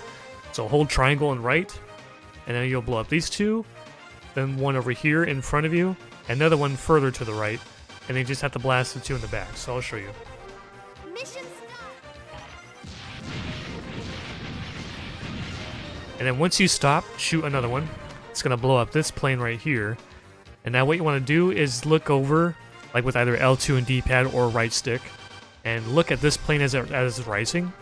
Excuse me. So if you try to shoot it before it's pretty high in the air, it'll kind of rise through the explosion and not go down in one missile. So aim up here, and this is where you'd want to shoot. And it goes down. Now obviously because I was explaining it, I was a little bit late to the punch, but it still works, so that's fine. Now the last ones remaining, they're flying around with a random pattern. This one could turn really late, right over your head, or it can turn right around now and just go back behind the wall. Same with pretty much both of them. Their movement patterns are just random. They'll try to just drop bombs on you. They'll fly around all willy-nilly, who knows. But what we're going to try to do is shoot them in the face with a missile. You don't want to hit them on the side or the back. You want to hit it straight on. Because what happens is they'll fly into it, and the explosion will last long enough to deal a little bit of damage and actually kill them. So while they're flying, if you hit them straight on with a missile, they go down in one missile. Otherwise, if you hit them in the back or on the sides, it's going to take 2 of them. And what I like to do is I kind of jump towards them as they're flying at me, but you can kind of do a standing shot, jumping shot, whatever, as long as you shoot a missile directly at them in their flight path. And there's wall turrets, you gotta be careful. And these missiles are really stupid. You can tell I hate this weapon so much. So there was a plane here and a plane next to it. I tried to shoot at the one over here to the left. It flew between them. It got confused and it kind of squiggled around and then it blew up. So the missiles are a very uncooperative weapon. And these turrets do not help things either. Because as you're trying to shoot at these planes, the turrets might pull the missiles homing and it might go towards the turret instead. So this is a room that really, really punishes lock-on. And that's why I told you to look up and aim at the 6th plane instead of using lock-on. Because if you're to use lock-on, you just turn around and aim at this stupid turret. So do not use lock-on in this room. Period. Just don't do it. So anyway, let's try to shoot down these planes. He's flying far away, but he's turning around. Ooh, that almost got him. He's flying over my head, whatever. Jumped into machine gun bullets. This place is obnoxious. There we go. Got one left. There we go. And then the key's gonna spawn here roughly in the middle. Do you see a key anywhere nearby? You should So be yeah, able to that open the place gate with it. is god-awful. You do not want to use lock-on, and you just want to hold triangle and right, and then keep holding triangle when you stop. That's 5 planes. Look up, and shoot the last one as it's just about to finish rising. Do not use lock-on whatsoever. You'll turn around and lock onto something on the wall back here. Don't do it. Then you got the last 2 planes. Shoot them as they're flying head-on right at you, and that's it. Sometimes, if you're really lucky, they might fly together, and you can shoot like one missile and take them both out in one. It's really sick when you get that, but that's pretty rare. So let's do one more clean attempt. Hopefully clean anyway.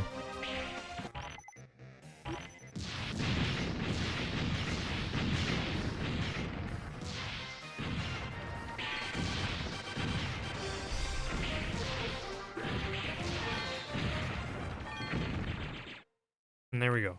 Do you see a key So anywhere that last nearby? plane took 2 You should be missiles, able to but open the gate I mean, that's with it. fine. As long as it's still, you know, shot down quick, then you're alright. You can still afford to use up some ammo here. Now, if you didn't use, you know, a ton of ammo outside and then use the rest of it here, then if your ammo is in trouble, you can actually leave here. Like, you can leave this room. You can even leave this room in the middle of that fight, fun fact. But if your ammo is in trouble, you can leave here. Data's right here. You can go ahead and recharge if you need to. But if your ammo is at however much I have, which is like half of the blue bar, I think. Yeah, you can work with this. You can probably work with even less than this, but as long as you still have a hefty chunk of ammo left, like maybe about a third of your blue bar, you should be okay. So, let's go ahead and start the second area. Okay, so the second area, it's a tower with waves of bird bots and a couple of turrets. Now what we're going to do, at the start we're going to hold lock-on and triangle, and lock-on is a place, lock-on in this place does work fine, for the most part, because there's not a bunch of wall turrets all over the place, so what we're going to do is hold lock-on, and it's going to target this turret pretty much every time.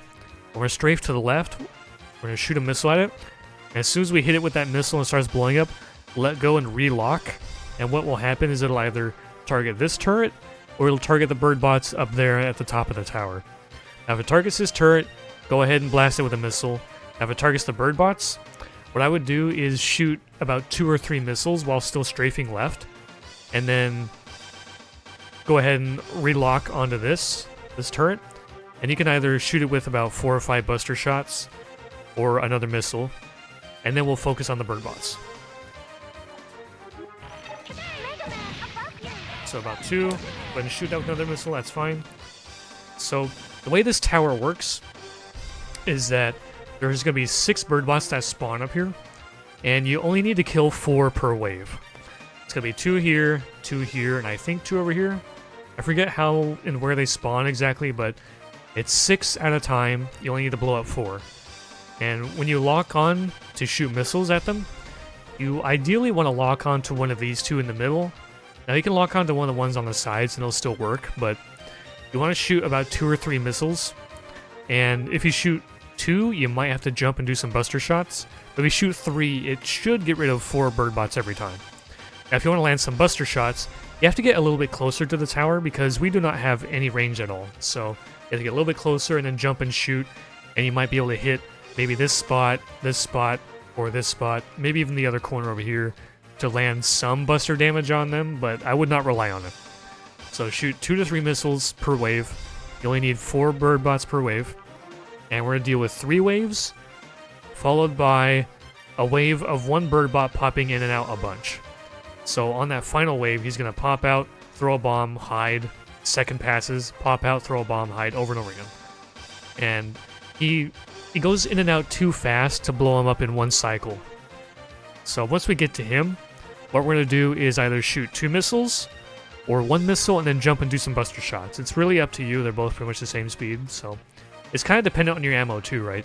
If you're low on ammo, by the time you get to the last bird bot, you know, shoot 1 missile and then jump and buster, or jump and buster the whole time, but we'll talk about him a little bit more when we get there. So for now, also, I would not stutter shoot these. This is another issue of iframe shenanigans, so just do standard shooting speed. And then what I like to do, if it's targeting a bird bot on one of the very edges, just shoot 1 or 2 and then relock so that you get to one of the bird bots in the middle, and that'll spread out the damage better. Alright, so that's 3 waves. We're gonna get the singular bird bot wave. So he's going to pop out in a random spot. I think it's usually this one. And we're going to missile him twice. So go ahead and lock on. Missile. Go ahead and wait. Lock on. And there you go. Now, if you really want to, like I was saying, you could jump and shoot while holding lock on. You have to be roughly this close for the buster shots to actually hit. It's pretty annoying. So I'll kind of show you that again.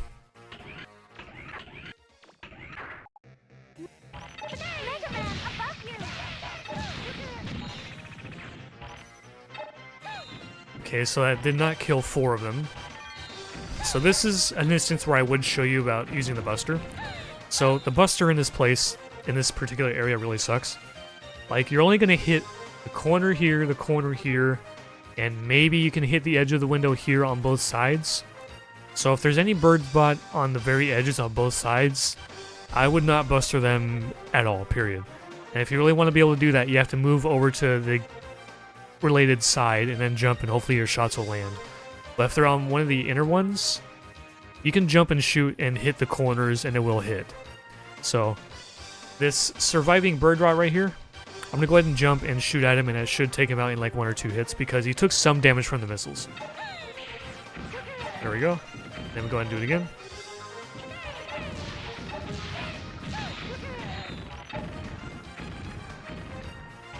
And last detail is that the next wave will not start until every bird bot has thrown whatever bomb they're holding. So if you blew up 4 bird bots early, you just have to wait for them to stop throwing them for the next wave. So here's wave 3. And here's the singular wave. Let's go ahead and jump and shoot him for the last one. Let's see where he goes. That was a good spot. That was able to work. So that's how that area is going to play out. All you got to do, lock on, strafe to the left, shoot out the first turret with a missile, and then depending on where lock on goes, you either shoot 2 or 3 at the tower, and then 1 at this turret, or the turret first, and then the tower. So yeah, that's how it's going to play out. Let's go ahead and get the key.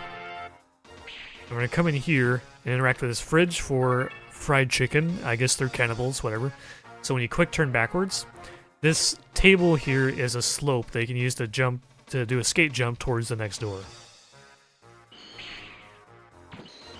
And here we're going to start area 3 with the tanks. And this one can get pretty messy, even though it's fairly simple. Alright, tank time.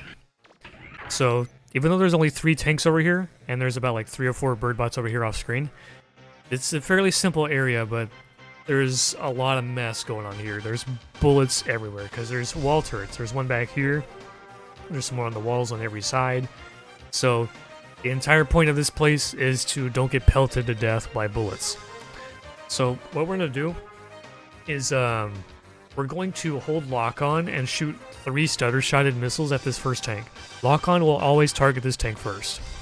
And then what we're going to do after that is we're going to go over here to the left wall, try to jump over the bird bots, and we're going to leave these 2 tanks over there towards the wall. And it's another thing to point out about the tanks. They're another enemy with the whole iframe mechanic with direct hits from missiles. However, for some reason, when they're up against a wall, the iframe thing goes away, and they can go down in 1 missile instead of like 2 or 3.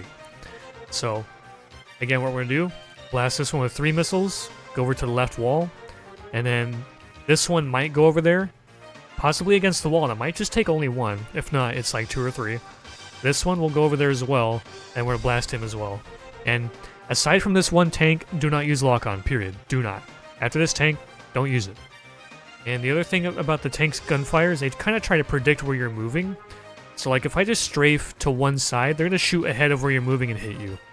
So a movement pattern you kind of want to do is when they're going to shoot, you want to like kind of swerve around. It'll kind of trick their aim. So like if you're moving to the right and they're aiming right and they start shooting, just turn left. So that's what we're going to do when we get down to the last 2 tanks. This first one's going to die so fast that's not going to matter. So go ahead and blast him. 1, 2, 3. And we're going to go over here. Try to just jump over the enemies. Okay, that took 1 missile. That's nice. So you can kind of just do some circular swerving patterns and dodge the bullets fairly easily. But trying to get that movement down at first can be pretty rough because, like, you have to get the timing down in your head when they're going to shoot bullets at you. Like, if you don't have that timing down in your head and you try to move in circles like I was trying to do or sideways like this, you might still get hit anyway. So yeah, you just gotta be careful and learn the timing of their shots. Blast this first one, jump over here over the bird bots, try to get around the bullets if you can, lead the second tank to the wall, and then shoot it with 1 to 2 missiles probably. And then as this one's coming in, the third one, just kind of 1, 2, 3, kind of like that, and that should work out.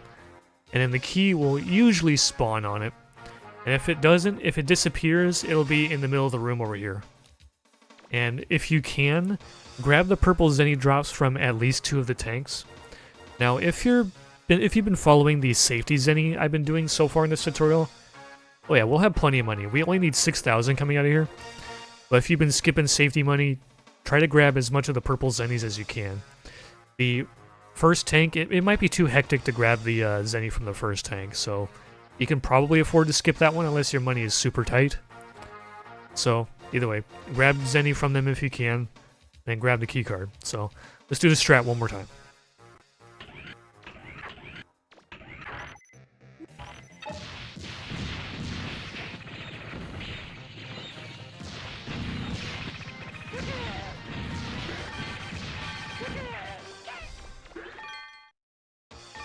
And there we go. And at this point, your ammo does not matter. You can just go ahead and come in here with no ammo. And either in this room or in the next room, you want to swap to your lifter. And then it's time for the crazy escape section. Alright, so I'm lumping in Area 4 with the whole escape part because it's pretty short along with everything else from this point on. So, the next area, pretty much what's going to happen is you're going to jump over a wall and grab a box. Or try to throw the box onto the wall and use it as a platform to reach the window.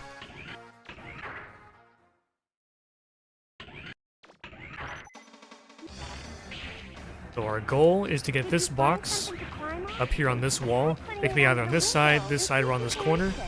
Jump up on top of it, do a big skate jump, and don't get shot by this guy because I took too long, and you go into this door.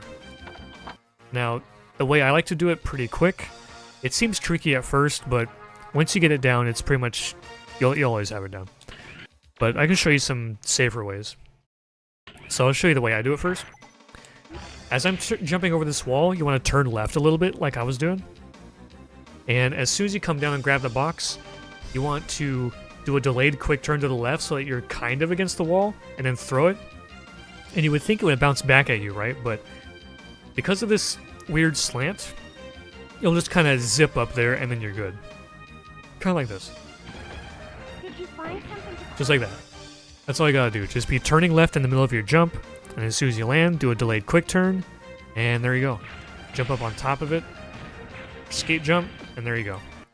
Now, if you want to be a little bit more safe with your throws, it's slower, obviously, but if you want to be just more, trusting of what's gonna happen, just grab it, and you want to move back right while turning left, kind of like this, and then just jump and throw it, and then go ahead and get on top and, go ahead and make it this way. Now, if you're too slow, that dude right there, the green dude down there, this guy, if you're too slow while getting up on the box, he's going to be the first one to shoot at you. The other ones in the area might as well, but that guy down there, this one, he's going to be the first one to shoot at you if you're too slow. So, yeah. You want to be quick about it, though? I recommend just doing what I do. Turn in the middle of your jump, delayed quick turn, and throw. Turn a little bit, grab it, delayed quick turn, throw, boom, you're good. Jump up, skate jump, and you're home free. Another save state here. They skip this cutscene, and what I like to do is, even though I'm holding lock on, I like to let go and relock onto this guy. Because the first guy that's running around in a circle like this, your buster's going to kind of struggle to hit him, so just pretty much press lock on twice, and it'll target this guy instead. And by the time you're done stutter shooting him, this one will be in a spot where you can actually hit him, and your stutter shooting will work. And then you hold lock on, you'll target the third guy. So it's gonna look like this. So double lock on, back up a little bit so you don't fall off, and there you go. Now if your stutter shooting is like good and perfect, you don't have to actually worry about falling off, but my stutter shooting was slightly sloppy, so I got really close to the edge. So I backed up, shot the second one, and then shot the third one. Now let's go and make another save state for this place. So the exit here is pretty nuts. Like this is a cluster yeah. So what's gonna happen is what we need to do is pick up Shu with the lifter and get to the door behind the two tanks. Now what's gonna happen is that these bird bots are gonna make a slow movement turn to try and just walk into you. Now enemies like this and the other basic Zakabans, Horokos, whatever you want to call them, whatever. Enemies of this nature, they just walk in your general direction and bonk into you repeatedly. They don't stop and prepare an attack unless they're directly lined up with you. So that's why you can bonk into these bird bots over and over and over again, even though they're trying to clearly like shoot you, right? So gotta be on the lookout for these guys. Now Shu, she's gonna either run towards the right, or maybe even towards you, or she's gonna run to the left. And whatever direction she runs has a little bit of RNG to it. There's a range. It's like she can run kind of directly right, kind of over here, sometimes even right at you. And same with the left side. There's a bit of a range to where she goes. So you have to really pay attention to where she goes. So once you gain control, she's gonna run somewhere. And what I like to do is I hold forward and then I react to where she's going. If you're holding forward and triangle and she runs to the right, most of the time you'll just grab her immediately. Now unless her angle was really bad, this bird bot might run into you as you go to pick her up. But usually what will happen if she runs to the right and you grab her, this bird bot will stop and get direct line of sight at you, and then you can just run away. But that doesn't always happen. Now if you run forward and triangle and you see she's running left, that's when you just react to be like, oh, okay, I need to go over here and grab her. And the goal is to pick her up and jump all the way around the room this way. And we want to get over here behind this pillar. So that way we can set up, not right here, but like right here, actually, by this fake door. Because this wall is going to block the machine gun shots from these two tanks.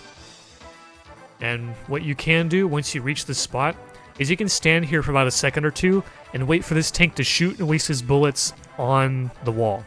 This one will usually not hit you. Sometimes you can, but it's pretty rare. This one is a bigger problem because we're coming from this side. So I'll try to show you what this whole thing looks like. Okay, she went to the right. That first bird bot got side of me. He didn't walk into me, so that's good. We're gonna run around the right. Look out for the bullets. Keep jumping. Go ahead and chill right here, maybe a little bit closer, and wait for this one to shoot. Now you don't have to. You can just YOLO jump it if you want to. That's what I do. But if you want to be extra sure, wait for this one to shoot first. Oh, he barely got me, but it probably didn't help that I stood there for a long time. I'm not used to doing that strat, but you see what I'm getting at, right? You want to wait for him to shoot, waste them on the wall, and then jump around it. So let's try that again.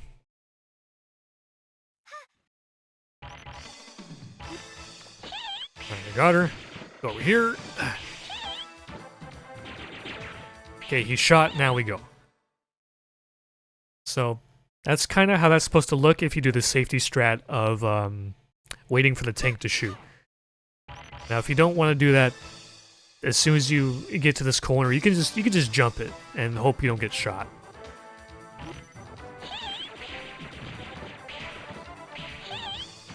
And we move, and there you go. So that's a little bit faster as you saw, but it's only faster by like a second. So if she goes to the left, I think this RNG seed is really stuck on the left, but if she goes to the left, what you would do is like grab her and then you jump around the room like this, and then you do the same thing. Alright, let's see if this gives us a different seed. Nope, okay. But wait. I saw him shoot bullets, so we're good. Okay, so that's Glyde's base. This whole thing sucks. Lots of RNG everywhere. Bullets everywhere. You're getting pelted like crazy, so that area just is terrible. So, you didn't see it because I skipped the cutscene, but Shu gives you a cute piggy. And we're going to sell it later for money. It's worth 5,000, so you'll see when we get to that point where we do sell it, but yeah, you get a free item out of this. So go ahead and go over here. Go ahead and leave.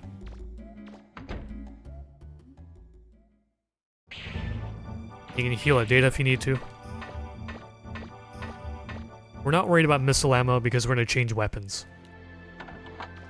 So go ahead and talk to Roll. And this is where we're going to develop all the junk that we got. So, when develop, Aqua Chip, this will get you the Aqua Jets. It's jet skates underwater. And this for the drill. And then this for the ground crawler. And then we're going to go down to change.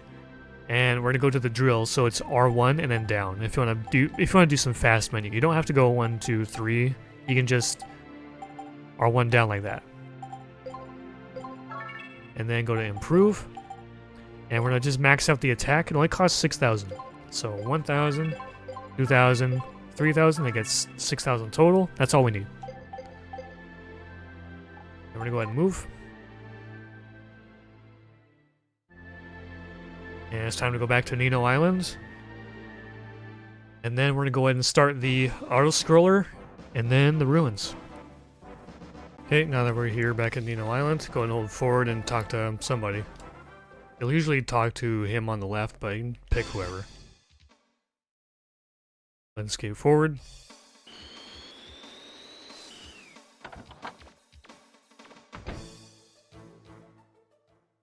Do a big skate jump over here to the right. Go up here.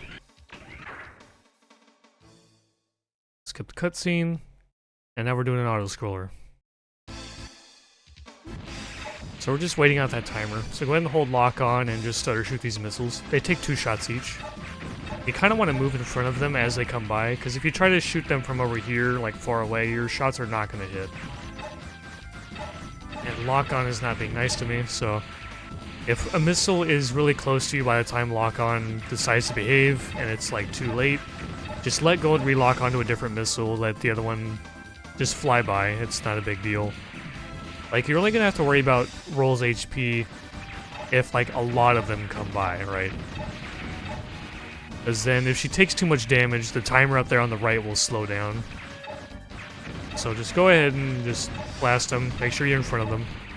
Now, another thing to note is that if you're, like, too far away and your buster shots are not landing, just let go, relock, go to a different missile.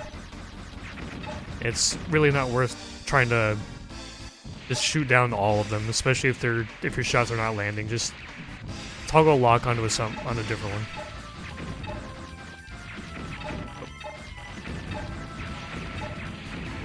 And there we go. For that final volley of missiles, you can actually go hide behind Roll if you really want to. Assuming that she hasn't taken much damage yet, and she'll be fine, pretty much. Now that that's over, go ahead and jump over here to the right, go in the elevator. Same movements as before, go to the left.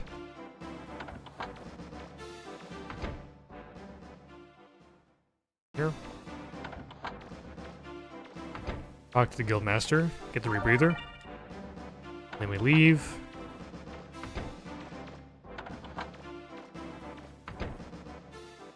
Then we're gonna go ahead and do like a mid jump straight ahead. Ideally without landing on there. Alright, hold down.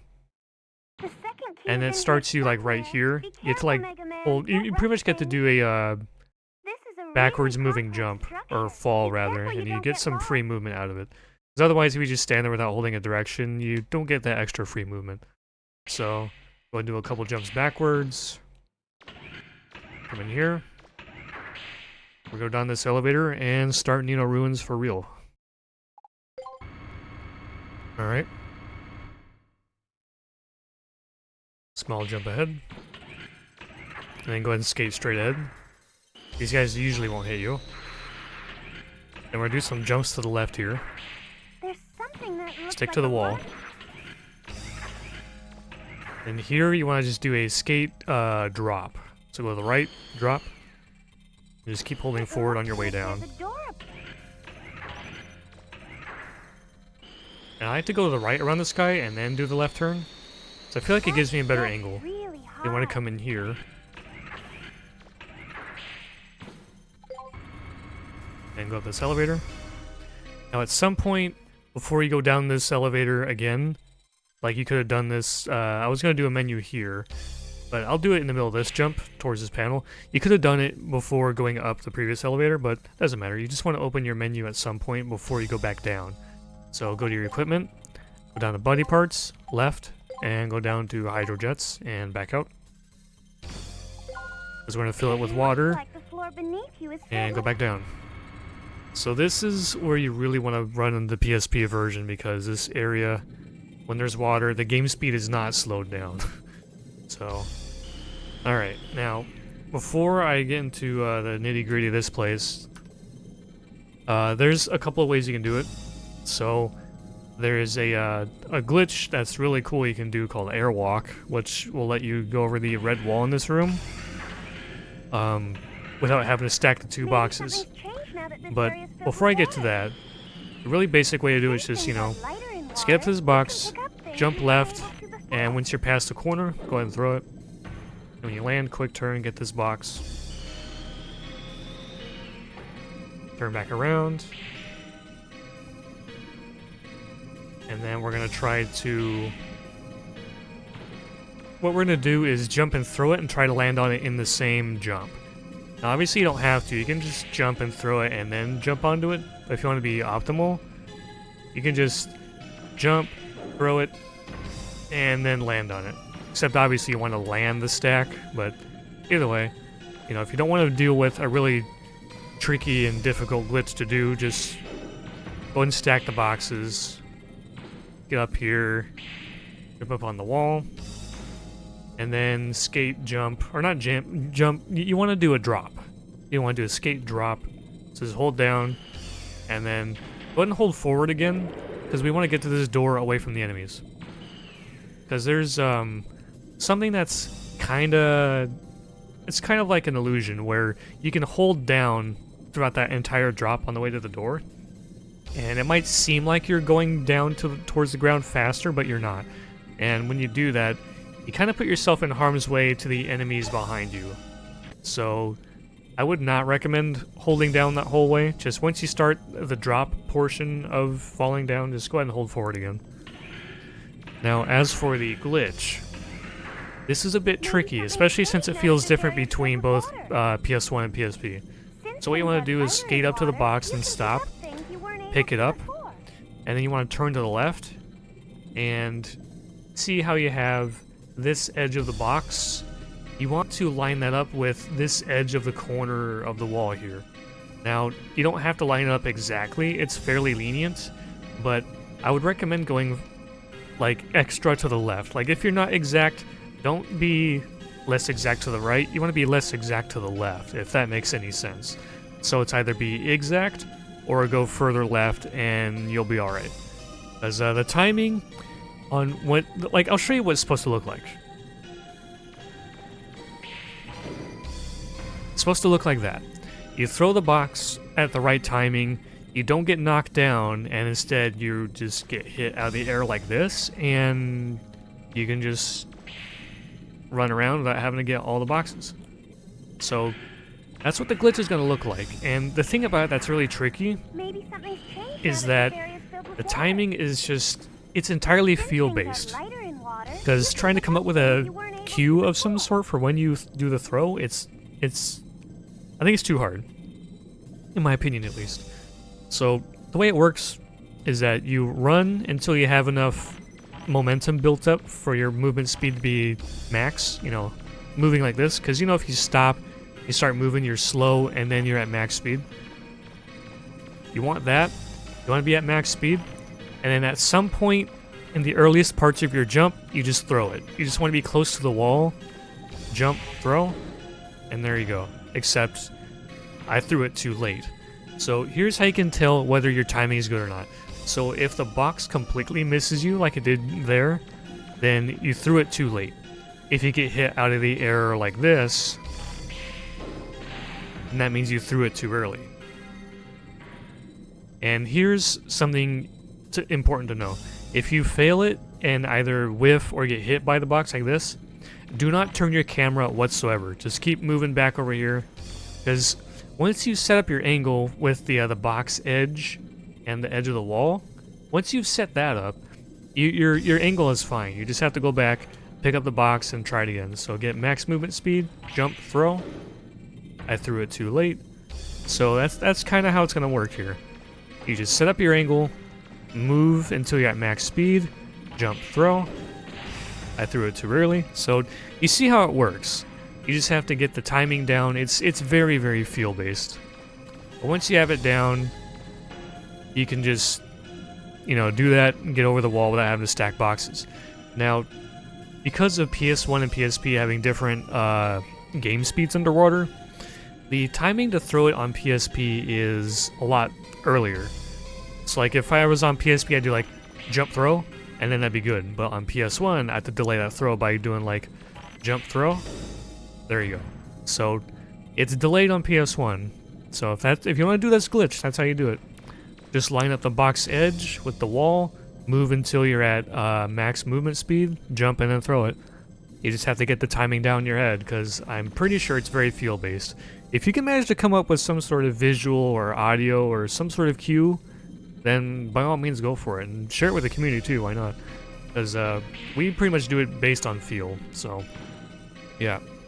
So of course, like I said before, do escape drop, and then once you start dropping, just hold forward, get away from these guys. Go to the store. Then we're gonna go to the right, hang near the wall, because that dude's hitbox is huge.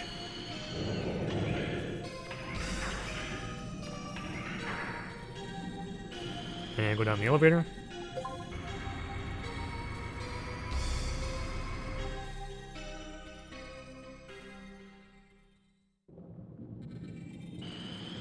Going through.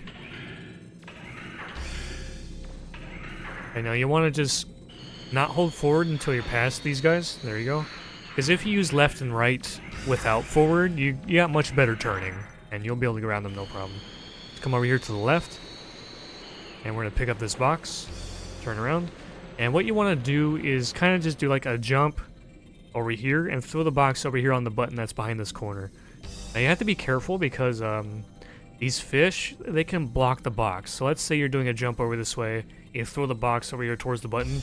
This fish might be in the wrong spot and can just completely block the box, make it fall down, or come back and hit you. So just be aware of where the fish is before you actually throw it. So like I jump over here. He's on his way, but I'm early enough to where it didn't matter. And there you go. Now, of course, you can just land and then throw it.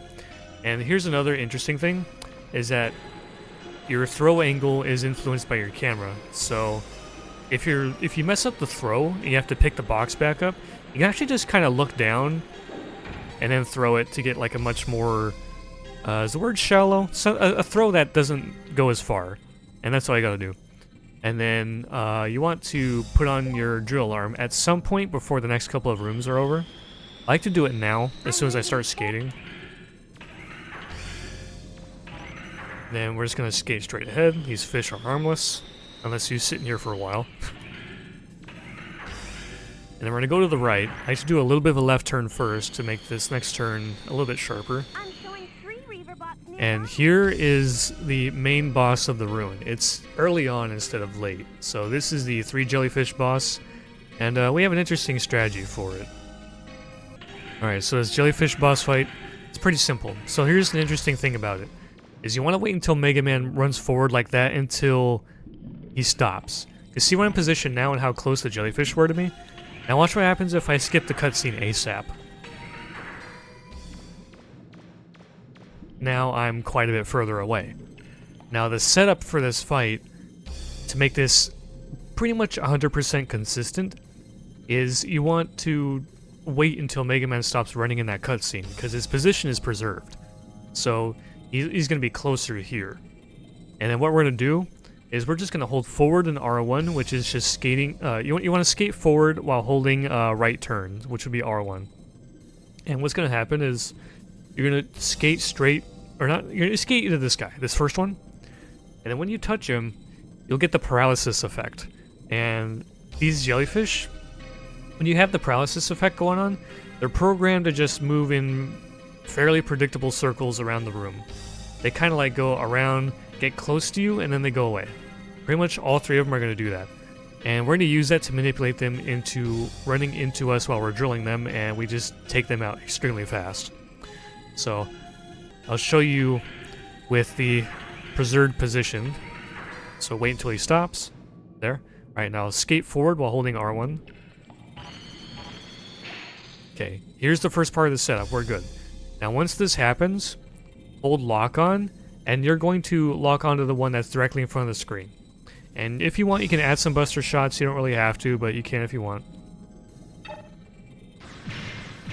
Let's hit him with a couple. So once he gets close, hold triangle, and keep R2 held. Keep lock on held.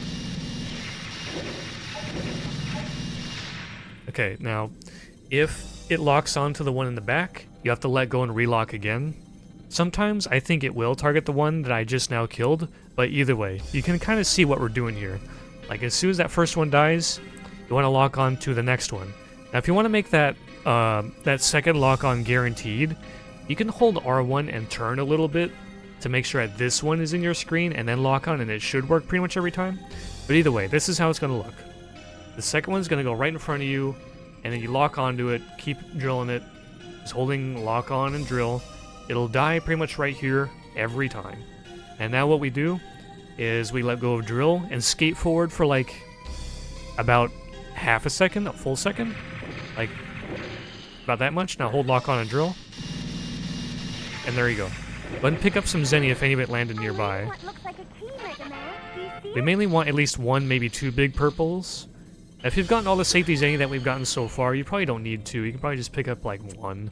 Maybe even none, actually. But if you're being optimal about things, especially on the PSP version, you can go for at least two of them. And, you know, you get the key, and then you head on out of here. So let's go through that whole thing without any pausing. And I'll show you the thing I was talking about where you turn your camera a little bit before locking onto the second one. So, skate forward while holding turn after you skip it. That's probably good enough. Alright. Hold R1 and turn. Okay. And a few buster shots, that's fine. Alright, time to drill. So he's dead, turn a little bit, and then lock on. Okay, there you go. Skate forward about that much, that's fine. Then drill. There you go. It's that easy, that free. Looks like a key, Mega Man. Do you see it? Give me that money. I got it. Alright. So yeah, that boss fight is actually fairly simple once you understand the setup. All you gotta do is just wait for Mega Man to stop running forward in the cutscene. You got your position preserved. Skate forward while turning right. Bonk the dude, and you just start drilling. And it should be pretty easy. Alright, let's move on. And go over here to the right. Now in this room, this is a room filled with fish and a red wall.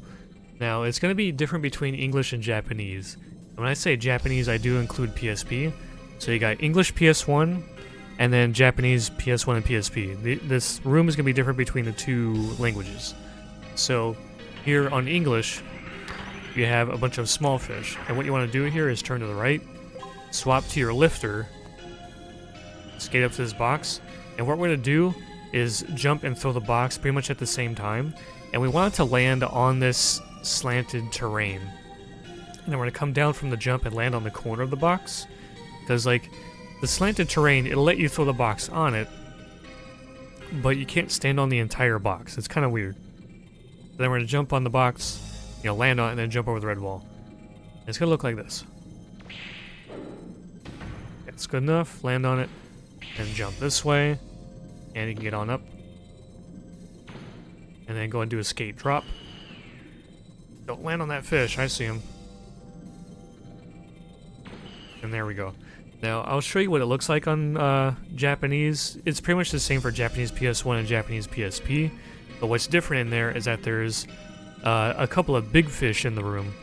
And the reason why that's different is because the big fish have platforms on their backs, and you can just jump on them and then jump over the wall.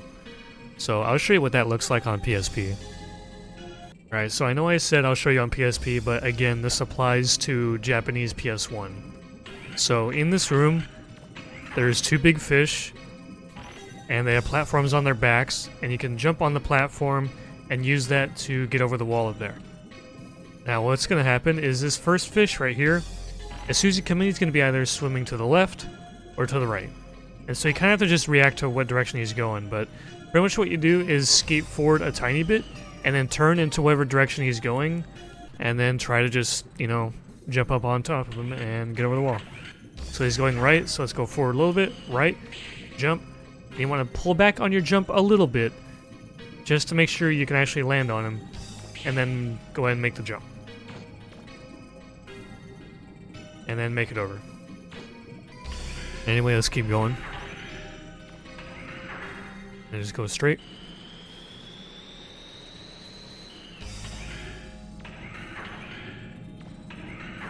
Go down the elevator.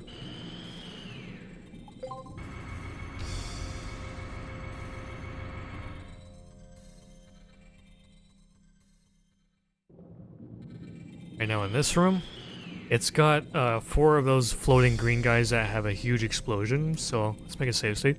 So there's a couple of ways you can go through it. I prefer to go through the middle because it's faster. I like to do this.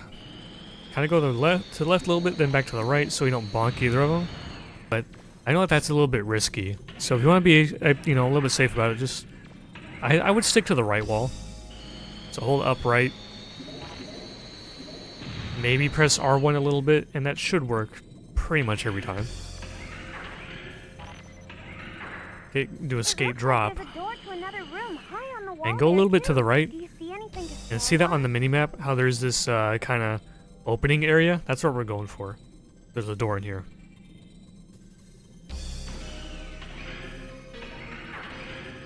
Go to the right. Oops, I started skating a little bit late. I should be okay. Alright.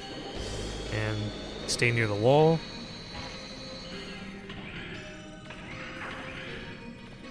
We're going to do another skate drop. And we're going to just keep going over here to the left. And look at your minimap again. As you see that door on the map, we're going to pretty much go in there. It's so high, you won't even be able to climb up there. So, how do you get in?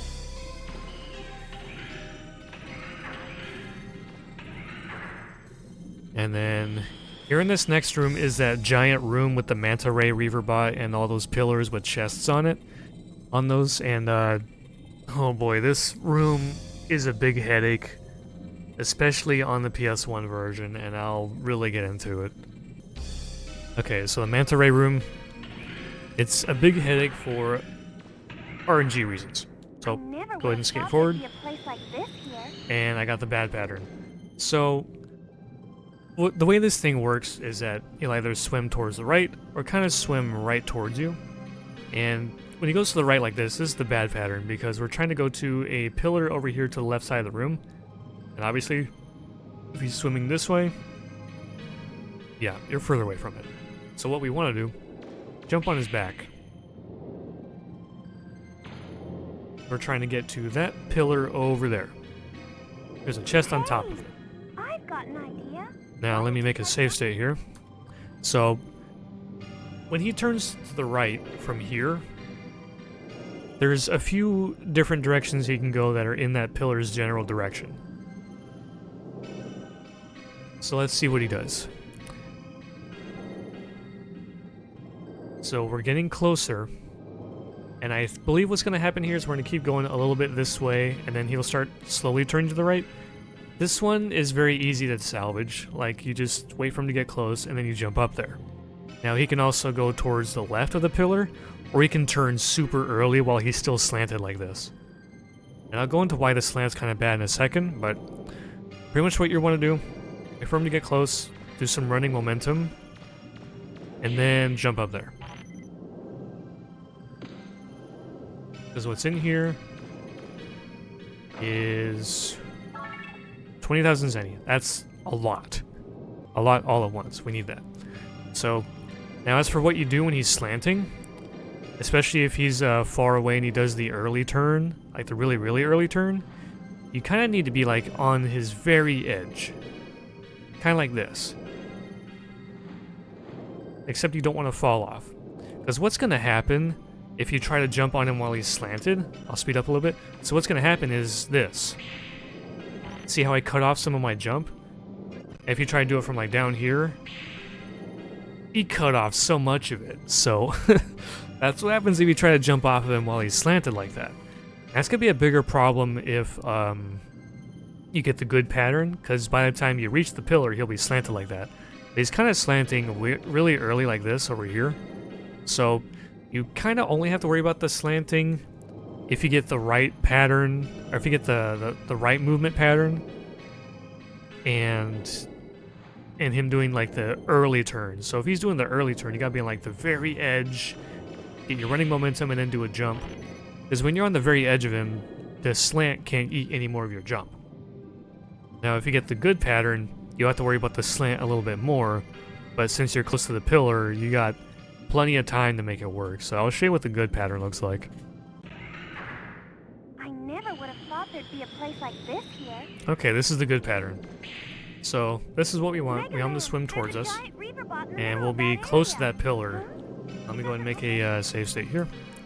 So this is where you have to worry about the slanting a bit more, but even then, this is still a time save and it's way less stressful. He's going to be turning towards it. Now, if you want the slant to not be a big problem, you can do the jump fairly early. And another thing to know about the slant is that if you jump away from it, like he's going to be turning towards the right, and this will be the area that gets us caught. If we jump a little bit early, especially if we jump away from the slant's angle, we should be able to get up there no problem. Now if he does like a kind of a different turn to where like by the time you get close to the pillar and he's mad slanted, that's when you might have to worry about kind of jumping off of the angle or jumping on his very side, but usually it's not a big problem. So when I do this jump here, I was still away from the angle. I jumped too early, but you see what I'm getting at. So just wait a little bit longer, go ahead and build up your jump momentum, your movement speed. I've got an idea. Why don't you try jumping? Actually, you don't have to build it up this early. Just wait. Get closer to him. Closer to the pillar. And there you go. Now, as you saw, he was kind of heading towards the left around the pillar, like this way. He can go kind of this way around the right, and that's when the slant might really get in your way. Oh, he's doing that right now, actually. Okay.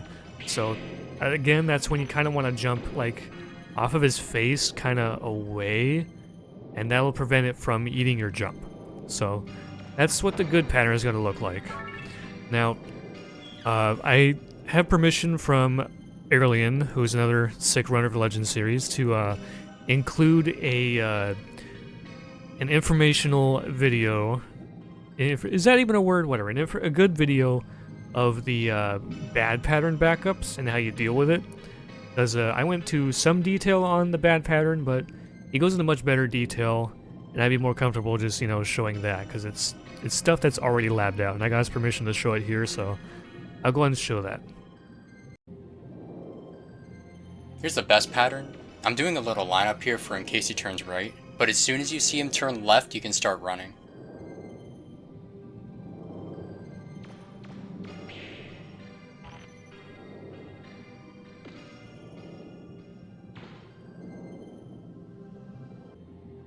Here's the pattern I'm setting up for. There's ample time before you get there to make sure that you're at the left edge of the manta ray and that you're perfectly straight, so in the event that it goes right, you quick turn left, and then you use the running start from running along the manta ray as your acceleration.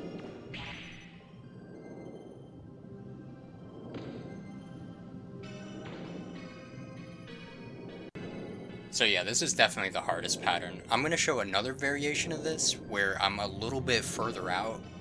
This pattern's scary in that you don't want to slip off of the manta, but if you jump too early, then you're not going to get there.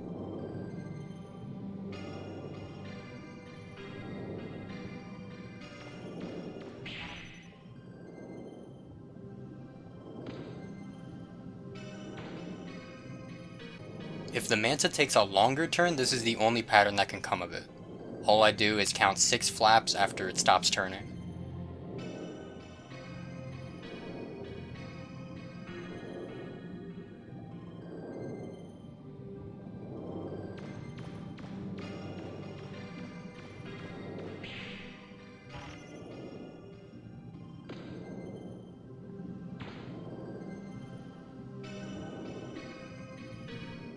So once you're up here and you have the money, go ahead and turn to the right. And we're going to do a big blind skate jump, and I'll show you where you want to go. So we're going to be doing a skate jump this way, because there's a pillar here and a pillar here. This is the one that has the key on it that we're looking for. So pretty much just do a big old skate jump. You may have to adjust to figure out where you're going. Now, what might happen is I might land on the platform, and if I do, I want to like just go at the chest while I wait for the skates to stop. Because if you miss the chest when you like land on it, you'll just slip right off 99% of the time. But as a safety measure, what you could do is hold down a little bit. You'll kind of pull back on your movement and get a ledge grab. So the ledge grab is obviously the safest thing, but the fastest thing is to land on the platform and skate into the chest. Actually, no, the fastest thing is something that's super risky where you want to go around wide and land on the platform this way, like facing the chest so you can open it as soon as you stop skating, but don't do that. So go ahead and just skate this way. Okay, this was a ledge grab, that's fine. Go ahead and open this for the key. And just go ahead and do a skate drop straight ahead. And turn to the left. A large pillar in the middle of that area? On my scanner, I can see what looks like a Come key in on here. top of it. Can you see it? Then we're gonna go down this elevator, and then we don't have to worry about water anymore. No more water.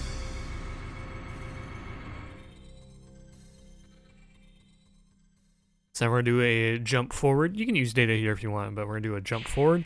In the middle of this jump, you want to swap back to your jet skates. Now, if you're here on English where you had to swap to the lifter earlier to deal with that red wall with all the fish in it, go ahead and swap to your drill arm right now. But either way, go to your equipment, body parts, left to shoes, jet skates, back out.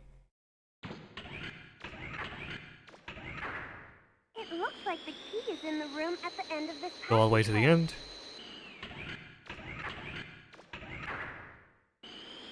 And we're gonna go over here and get this key. And the text box for getting the key cannot be pause skipped, but rolls dialogue afterward can. So go ahead and hold triangle. Alright, I'll go ahead and pause skip here. Okay. And then it's time for the boss fight with Claymore. Alright, time for Claymore. So I probably don't even need to make this its own separate section because of how simple and easy it is. But pretty much what we're going to be doing is we're just going to be going right at him and then drilling him, and he's gone in like a second or two. Now, he's stationary. He is not going to move ever, period. All he's going to do is either shoot machine gun bullets at you or these blue sparky things. But all you got to do really is just jump at him, and as soon as you land from your jump, let go forward and start drilling. Or you can run forward and just hold Buster and like just hold forward, Buster, and then drill. But if you want to save like an extra 0.1, 0.2 for free, just jump at him, let go, and then drill. Like let go forward and drill. Like this. And then I think the Buster shots don't really save anything. Like maybe they'll save about a frame or two, but either way, just jump at him, land, let go forward right when you land so you can forward cancel your landing and then start drilling, and he's done. Just like I said before, you can just hold forward and square. Or you kind of don't even have to hold square at all, really, but just hold forward, get up to him, drill, and he's done. Easy peasy, just like that. Alright, time to make our way out here. Go ahead and go through this door. Skate all the way to the end.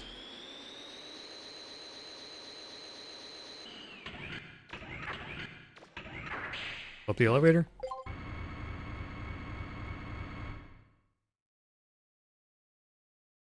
Go on through. And skate straight ahead.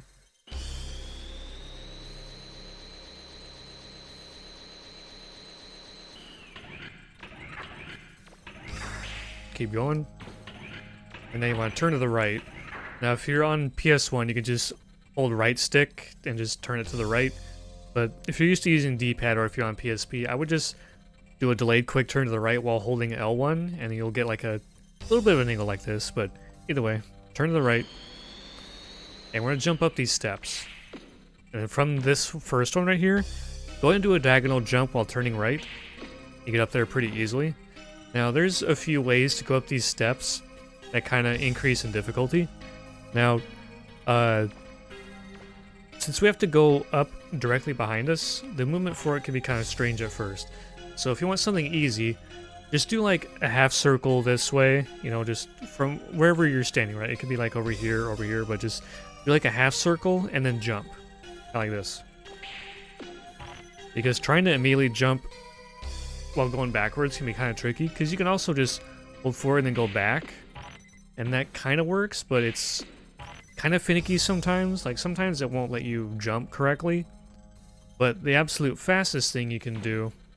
are there any enemies attacking me? No, not yet. Okay. So let's go to the bottom and I'll show you what I do. We go up here, do this first jump.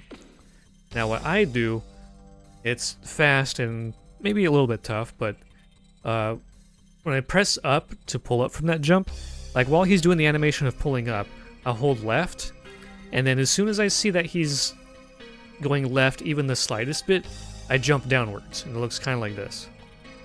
Well, without falling. Kind of like that. So I'm holding left while doing the animation, then I jump downward. Then come up here. So that's how you jump up the steps. Just don't fall like I did. But yeah, you can kind of do that half circle thing. You can do the forward and then jump back thing. Or you can do the just immediate jump while going to the side. So yeah, nail the pull up animation. Hold left or right, whichever direction is away from the wall. Or just away from the edge. And jump backwards, and there you go. So anyway, let's go forward. We're going to turn to the right and then to the left. And then we come in here. Now there's a couple of things you can do in this room actually. Let's make a save state. So if you want to just not bother with any swag jumps or anything, just jump on down here and then jump up here. Except, you know, actually get the ledge grab. Now if you want to do a swag jump, what we're going to do is we're going to do a skate jump. And you want to not hold forward yet, but you just want to skate to the right until you're lined up with this edge. Not the exact corner, but like the edge. And then you're going to do a big jump. Hold forward and turn a little bit left, and there you go. It looks tough at first, and it might take a handful of tries, but it's really cool, and it's like once you get how the jump works, it's pretty simple. Turn to the right, don't hold forward yet until you're lined up with roughly right here. Then hold forward and do your big jump, and there you go. It's fairly simple. Might take a handful of tries, but I think it's really cool, and it saves about a second or so. Then go ahead and jump up here. And again, we're going to do movement up the steps.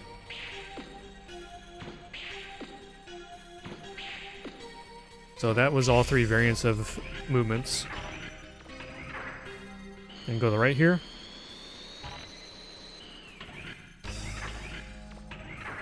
Up the elevator.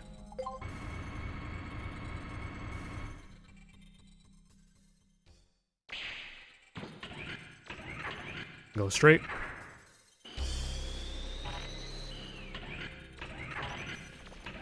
Jump up.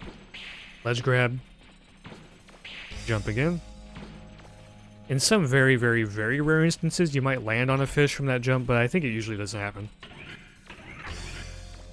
Go to the left, do some jumps, because I believe skating is slower here unless you have a task execution. Skate across. This was the jellyfish room, I believe. And go to the left again, just like before. Skate across again. Now you might have to look out for where these fish are flopping, because their movement is entirely random. Sometimes they might block the middle entirely, and you might have to go around them from whichever side they're not blocking, so a lot of the time you can just go straight through. Maybe you have to do a little bit of strafing while still holding forward, but yeah, their movement's random. Just have to gauge where they're at and then go around. And then you want to take the left path here. The fish are on the right path, but the left path is completely clear. Now in this room, you have to be a little bit careful, because what I like to do is I jump over this first spider, crab, whatever the hell people call this thing. I jump over it, and then there's another one back here that I jump over again. But if you do this second jump, you have to be careful, because you might bonk your head right here, fall back down and hit this guy, and then it becomes a mess. So when you go to do the second jump, make sure you really delay it so that you don't do the head bonk here. And if either of these guys, like say if this one is too far forward so that you might land on him, then before you even do the jump, just shoot your buster to get his attention. That'll make him back off and then try to chase you, but you're already ahead of him. And same with the second guy. If he's too close to the door, go ahead and shoot another buster shot. It'll look kind of like this. That's all if you have to. So jump when you're right behind the second one so you don't head bonk, and there you go. Go up the elevator.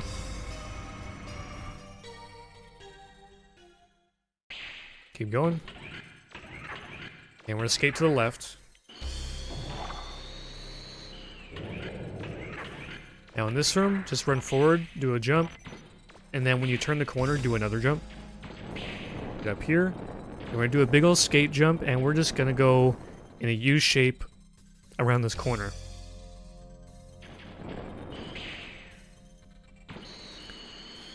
Stay away from the enemies, stay away from the walls. Then we got one more set of steps. So the fastest movement here is actually not to skate. Just jump forward, run like a step, and then jump again. And then go ahead and make your way up.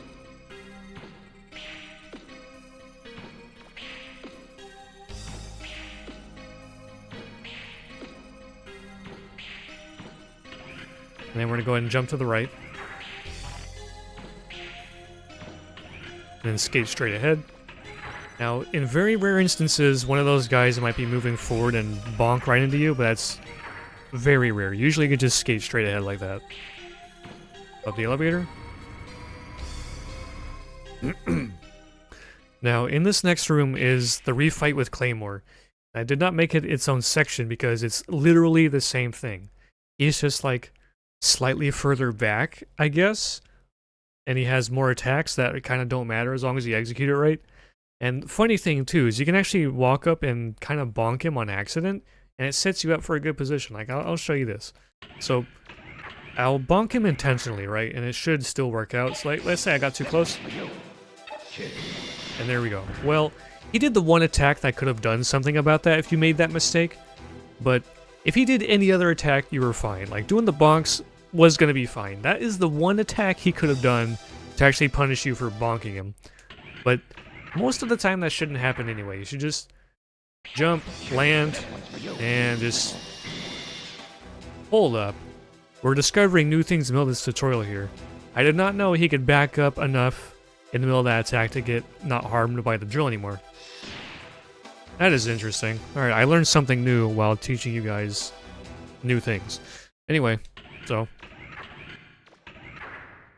unless some new shenanigans happen, let's just go ahead and land. Be close enough this time, and there we go. So yeah, the fight is pretty much the same thing. That laser attack is the only thing you might have to worry about, and that's only if you make mistakes. Like I showed you two mistakes. One was intentional and the other one was not. If you walk up, get too close to him and bonk him a couple times, the lasers are the only thing that can punish you from just holding lock on and drill and killing him either way. And the one that I just now learned was even possible was standing at the very edge of the hitbox, and him doing that laser move somehow made him stop getting hit by it. So that's interesting. But anyway, Hold forward, run a couple of stats, go up the ladder. And we're going to jump down right. Go ahead, turn a little bit.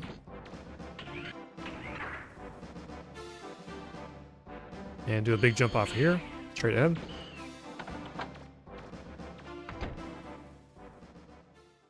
And then go around data into the flutter. Unless you got beat up and got red barred like I did earlier. Okay, talk to roll. Gonna move and go to the sulfur bottom, up left. And the same movement as before from turning in the first key. It's gonna be the same thing pretty much for the third key. A couple of short hops. Big turn down left. Couple of short hops. Then you got a couple of movement options around here like I explained before. I like to use the data lock on method. You don't have to do that one, but I like using that one. Big turn to the left.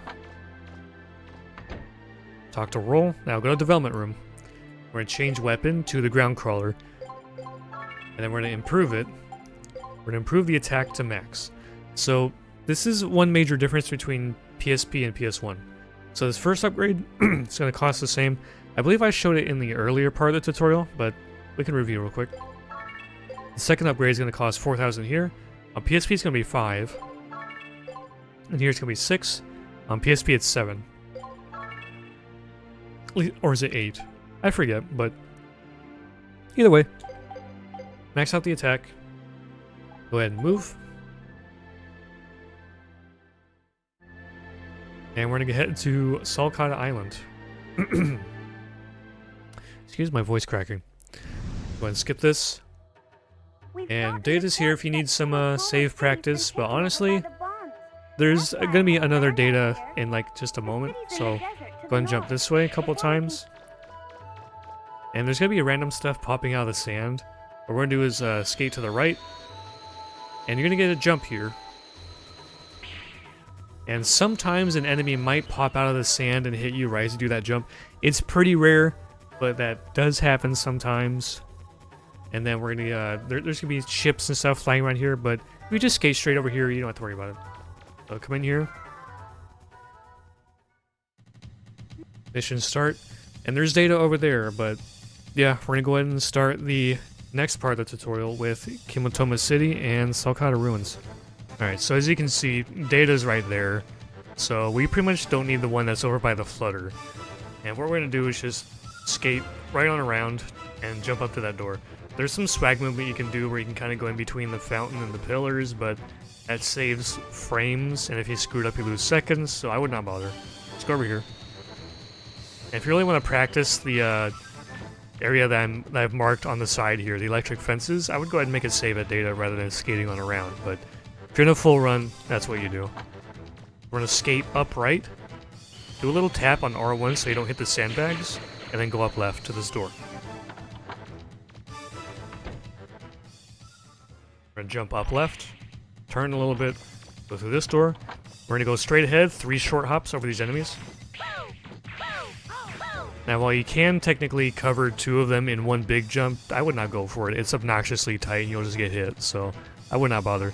So 3 short hops, and this next room is the electric fences, and oh boy, this room causes a lot of pain and has killed many new players, has caused a lot of grief for experienced players, so there's a lot to go over here with just this one section. Oh boy, I'm about to get hit.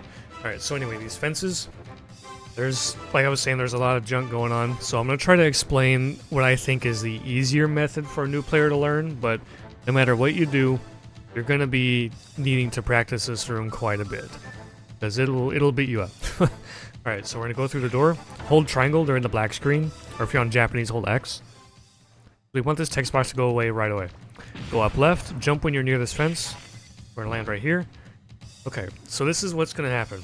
Or this is how the room works, right? So we have 2 fences in front of us, this one right here, and one behind it.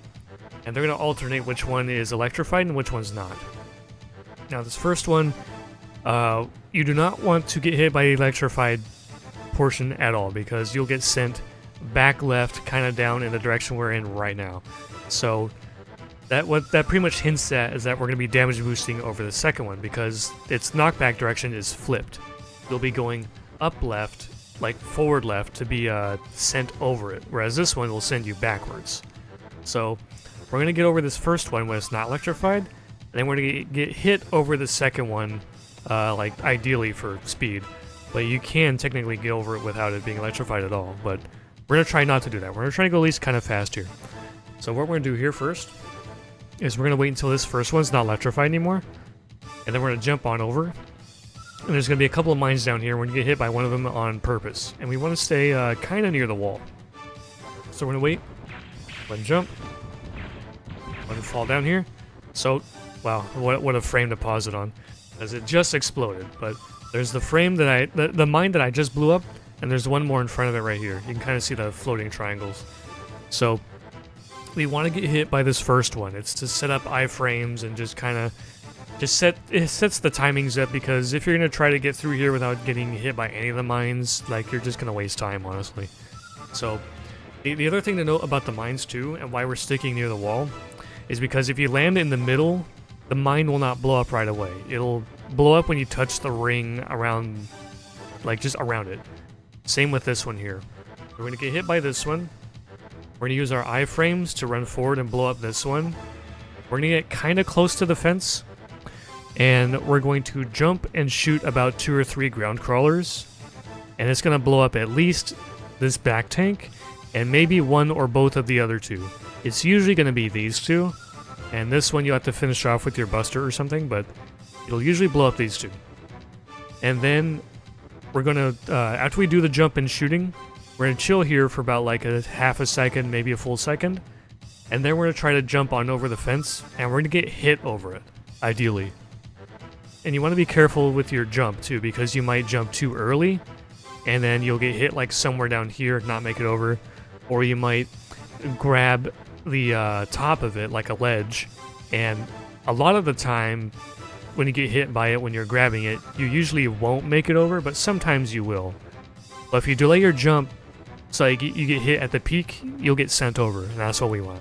So, like I was saying, we're gonna get hit by this mine, we're gonna blow up this one, we're gonna jump and shoot, wait a little bit, and then jump over. So there's the hit. Blow this up, get a little bit closer, jump, shoot a few. I got hit. That's pretty rare. So the inconsistency with this whole room is that these tanks shoot bombs at seemingly random timings, and that was one of those random ones, but it might not matter here. So what's going to happen possibly is that I might have enough iframes where I could just jump on over without worrying about the electrified fence. Yeah, so... And then we're going to get hit by this mine, that's fine. The Zennies might be starting to disappear by the time I get over to them, but it should be okay. So I move into the Zennies, blow up the last tank. You can collect some HP if you want, but we mainly want the purple Zenny. Where'd the purple Zenny go? Did I already grab it? I wasn't paying much attention, but either way, you mainly want the purple Zenny drops. The yellows are incidental.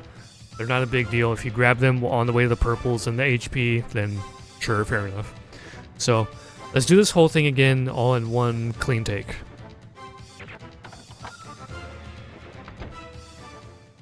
Okay, hold triangle, get rid of the text box, move up left, jump near the fence, wait here for a second, jump on over, get hit by the mine, blow up this next mine, jump, shoot a few shots, and then try to go on over. Alright, cool. Blow up the last tank. Grab the purple Zennies. The yellows don't matter that much. And if you're low on HP, go ahead and grab them. And there you go.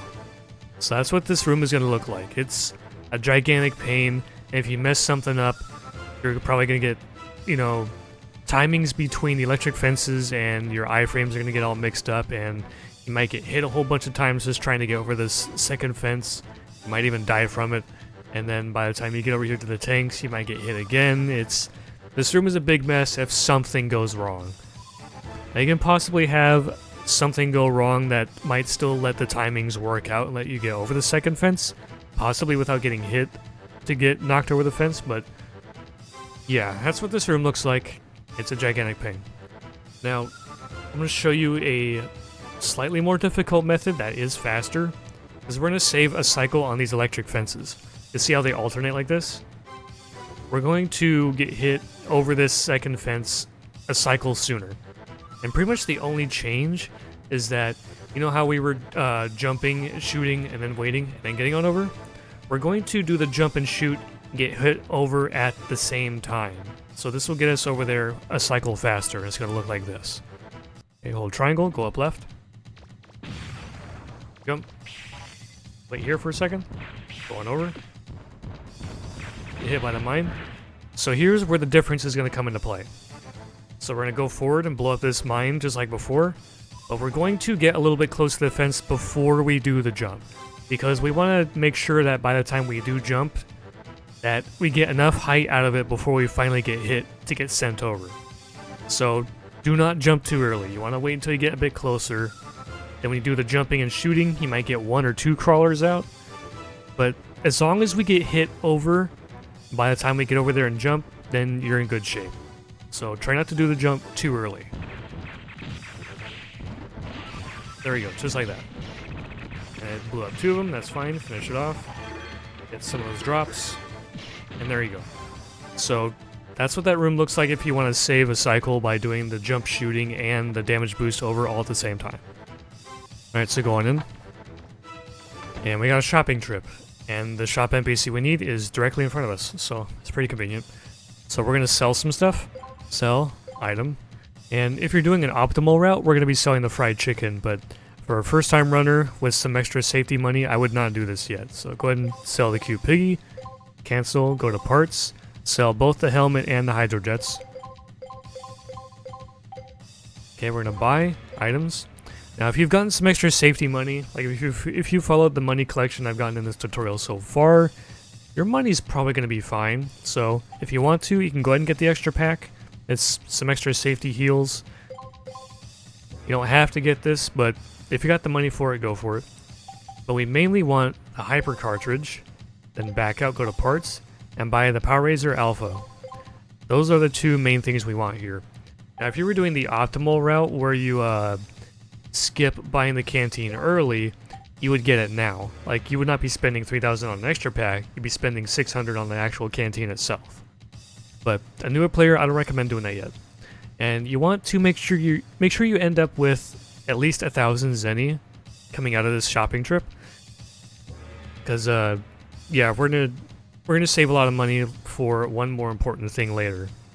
Actually, 2 things, but yeah, just come out of here with 1,000 zenny.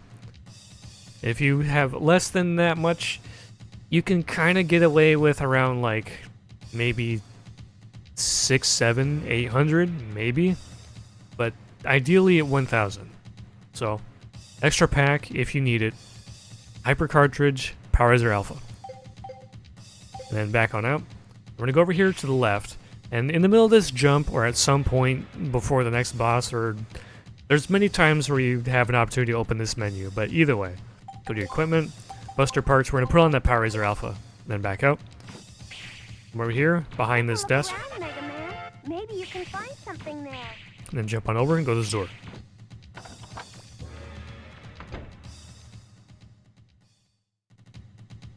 We're going to go over here. Around the corners.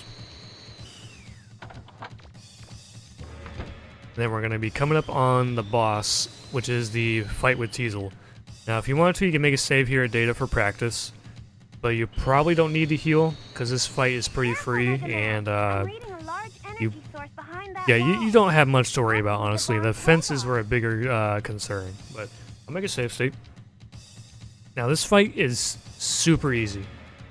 The only thing you have to watch out for is to not be too greedy on your ground crawlers. But pretty much what's going to happen is we're going to shoot around 3 to 5 at the start. They're going to be stutter shot. Then we're going to wait, and then shoot about 3 to 5 more, because we're going to hit him with a total of 8. So if you shot 3 at first, shoot 5 later, vice versa, or do 4 and 4, whatever. It's going to look like this. And I'll show you why you want to wait. So shoot a few. Alright, shot 3, that's fine. He's going to put that down, and that's why you want to pause. You want to wait, because if you blow up that statue, it's going to change the fight entirely. He's going to dive into the sand, he's going to become some sort of sand shark thing, and then you have to wait until he kind of swims towards you, or until he pops up to laugh at you or something, it's going to be a complete mess. So do not be too greedy. Do not blow up the statue. So you're just going to wait about like a second or two, and then shoot some more, and then he's done. And there you go. Just hit him with 8 total. 3 and 5, 5 and 3, 4 and 4, whatever. And that's all you gotta do. Now I showed you at the beginning of this entire tutorial about stutter shooting that you can take him down in one cycle if you perfectly stutter 8 crawlers. But that's a super advanced strat. Only saves a handful of seconds. I would not recommend you go for it, so yeah. Just don't be too greedy with your crawlers. Space them out, wait about a second. Don't shoot too many. Max out at 5 in one cycle, don't go over that much, or you might risk blowing up the statue. So, yeah. We're gonna go ahead and come down here, and we're gonna start Saul Kada runes. Alright, let's get moving. So as soon as you start here, hold forward, you want to jump a couple of times. So these are the third ruins. We're gonna get this little cutscene here, skip it. Was that a reaper Come here ball? to the right. What happened? Jumping is a tiny bit faster than skating, so anyway, skate forward, we're gonna get a jump, stay in the middle, turn to the left, turn to the right, go in this door, jump through these hallways, skate straight ahead. I'm gonna do a little jump here, activate the panel, turn back around, and I'm gonna go ahead and make a save state here. Whoops. Okay, there we go. So this room, we have to take out those 2 guys, these 2 guys, and these 2. We have to take down all 6. And what we're gonna do, as soon as we come in and run forward, we're gonna lock onto this one. Like do a little bit of a right turn and press lock on, and we're gonna shoot that one. It's gonna wake up all 6 of them. Yeah, there's 6. Okay. So, and then what's gonna happen is that they're all gonna wake up. They're gonna look kind of freaky and whatnot. They'll be going towards your general direction. Sometimes they'll just like randomly go off in a different direction, but in general, they're still gonna be working their way towards you. So what's gonna happen is we're going to stand here for about a few seconds, just facing the right wall until they get close enough to you. Like, don't let them get so close that when you go to jump over, you get hit, but wait for them to get kind of close, and then we're going to land on this platform. This one might work as well, but usually I do this one. Most of us do. And then we're going to use lock on to turn around, and hopefully they'll be all bunched up together, and we're going to use our ground colors to pretty much shoot and take out all of them really fast. And any stragglers, you just shoot with your buster. So what's going to look like is like this. Turn a little bit, lock on, shoot, stand here for a little bit until they get close. This is fine, jump on over, and let's crawl on. And we mainly want the purple zennies. They're worth 1,000 each. And if there's any incidental green zennies or energy regens on the floor in front of you, whatever, you know, go ahead and pick them up. But we mainly want those purple zennies. Go ahead and leave. And we're going to do a jump to the right and drift it forward a tiny bit. Just a little bit. And then you're going to keep going until roughly about here. You can interact with the elevator from the side. Alright, skate straight ahead. I'm going to do a jump to the left. Around the corner. Okay, now I need to make a save state here because the movement here matters a lot. So I'll show you why. Because when you go up this tiny ramp here, there's going to be enemies here, and you want to just do like a S-shaped movement pattern around them, but you don't have to be that YOLO about it, because as you saw, I kind of had to skate in between the floating, exploding green guys, and also go around the shield guys. Now, you don't have to do that. You can get kind of close, like around this turn, you can just stop, and just walk around them, jump if you have to. You can do that. It's not that much slower, because when we're skating around them, we're slowing down a lot to do the S-shaped pattern around them. So if you want to stop and jump over them, that's an option. You can do that if you really want to. And those guys, don't they drop some hefty money? Let me see. I actually do not remember. No, not that much, but they do drop some HP, I guess. So anyway, ahead and go forward. And again, if you need some heals or a save at data, he's right there. And here's where we're going to get introduced to the main boss of this place, but we can't do anything about him right now. So we're going to skate, go kind of upright a little bit. We're going to take this path here. So I'll show you the map. So we started over here. This is a huge room because there's a room over here, and one up north. We have to come here first, and then when we come back, we can kind of choose whichever way we want, but I'll show you the way that most of us go. So go ahead and come in here. And in this room, there are leeches on the floor. And if you want to just get around them easily, like start skating and just kind of go up left a tiny bit, or up right, I guess, that probably also works, but go up left a little bit as soon as you start skating, and you'll get around them just fine. Just like this. You don't have to do much, just never mind, you have to do more than that. Now, if you want to, go ahead and mash out of it. Get out of there. Alright. So, do a little bit more than I just did, but we'll make this work. That's fine. And now this room, it's kind of scary at first, but it's really not a big deal. All you want to do, really, is just do a big skate jump over here to this platform, and then do another one from here towards the door.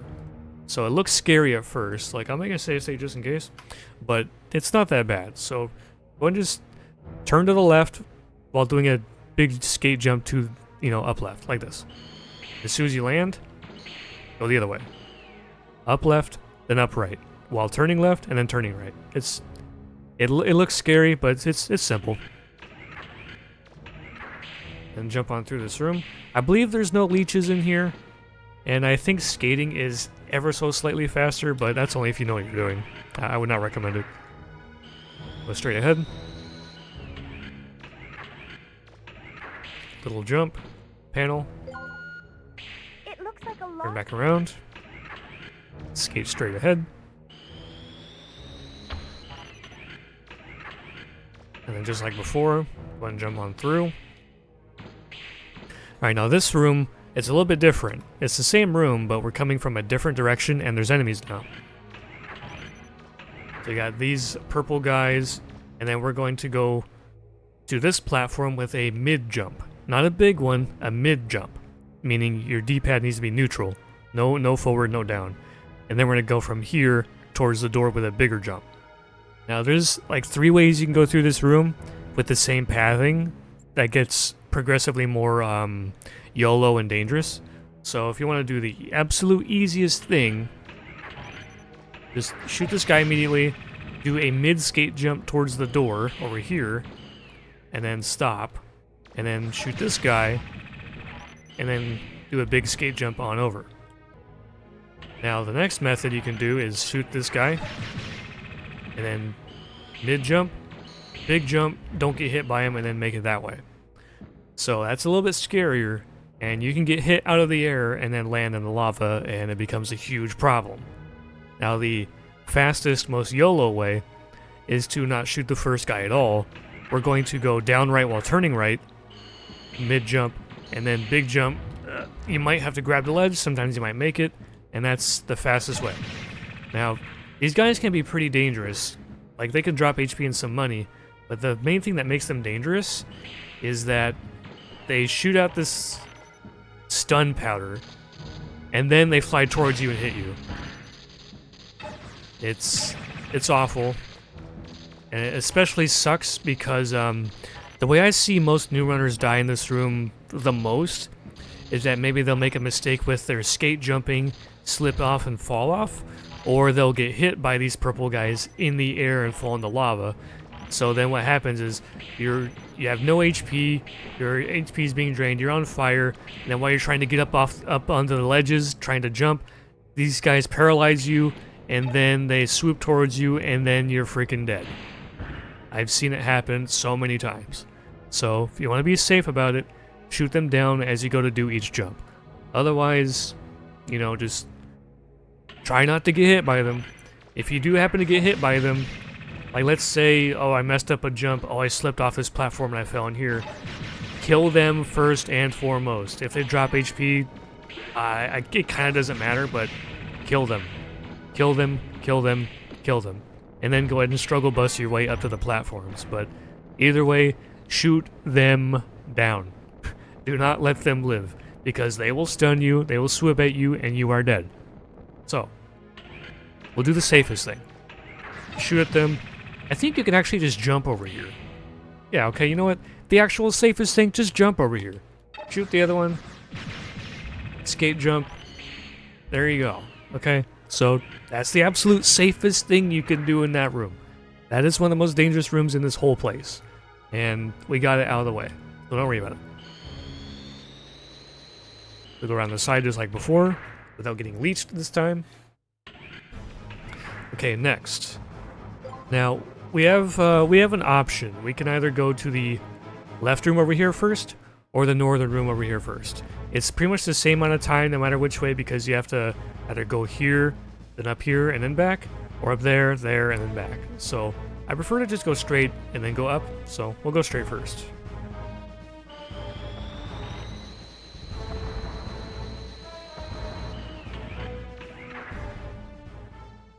Then jump across this room. It's too small to bother with skating. Now we have another room that's similar to the other one, where you got platforms, lava, and floating enemies. Now, ideally, you wouldn't be turning and looking around. You would just immediately start skating, and you want to land on this platform with a mid-skate jump. So again, D-pad neutral. And then, as you reach the edge of this platform, you're going to do a big jump onto the other platform on the other side of this room. So, let me reload the room. But that's pretty much how it's going to play out. So we're going to do a neutral jump towards the left, neutral skate jump, mid jump, big jump. There you go. It should be like that pretty much every time, because those enemies are not in your way unless you kind of dilly-dally and waste time. Then they might be. So come over here to this left room. Open this left chest. 15,000 zenny. Now, if you're really in danger of zenny or need some HP drops, this guy kind of drops something, so open it up, step back, shoot him a couple times. So, I think this HP drop is not consistent, but the money is. So that's 500 zenny right there. If you really need it, you probably don't, but sometimes he drops HP. We're going to jump through the room here. Now, this room can be slightly dangerous, but only if you really mess it up. The easiest thing you can do is skate through it. I think jumping through it is technically faster or about the same speed, but the safest thing is to just skate. You want to hold circle to start skating, and don't go immediately diagonally because there's leeches in the room. If not, they're on the repeat visit either way, but you want to go just hold up left, do not turn yet, until maybe like roughly halfway through the room, and then start turning, and we're going to go behind the shield guys. It'll look like this. Up left, then start turning, and there you go. And we're going to do that exact same movement on the way back. So panel, turn around. So again, we're going to do that same movement, go up left, and then start turning. Because I believe if you immediately start turning and darting it with a perfect line towards the door, I believe there's 1 or 2 leeches in here that'll get you. So just go up left, then turn, there you go. Now if I were you, I would just jump through this room all the way back. There's a bunch of leeches in the middle, and skating is technically faster, but it's hard to actually make it faster unless you really know what you're doing. So we're going to do a mid-skate jump here. Then do a big one. There you go. Jump on through. And now we're going to go to that northern room. So we're going to do a turn. Go in here. Alright, I want to make another save state here. Now, this room, I kind of like to imagine it like it's those classic SNES Mario Kart style games. So just go skate on around. Once you reach here, stop skating, keep moving forward, do some big jumps. It's a dangerous room if you mess up, but it's actually hard to mess up. It's pretty easy. Come back after that panel. And you can either skate for a little bit or just do a couple of jumps. Or just one. Do your big jumps here. Alright, now you got a couple of options. Because we want to try and skate as soon as we can, but there's these serpent dragon things kind of shooting sparks at you all over the place. So if I were you, I would just, when you come down from this jump, just walk a little bit, or like run, and then maybe around when you pass this corner or when you reach this corner, then start skating towards where we came from. Or if you want to like save some time, do a corner cut, big old jump over this corner, and then do a landing forward cancel and start skating right away. But that's a more difficult strat, so the easier thing is probably to just go forward a little bit. When you reach this corner, go ahead and start skating.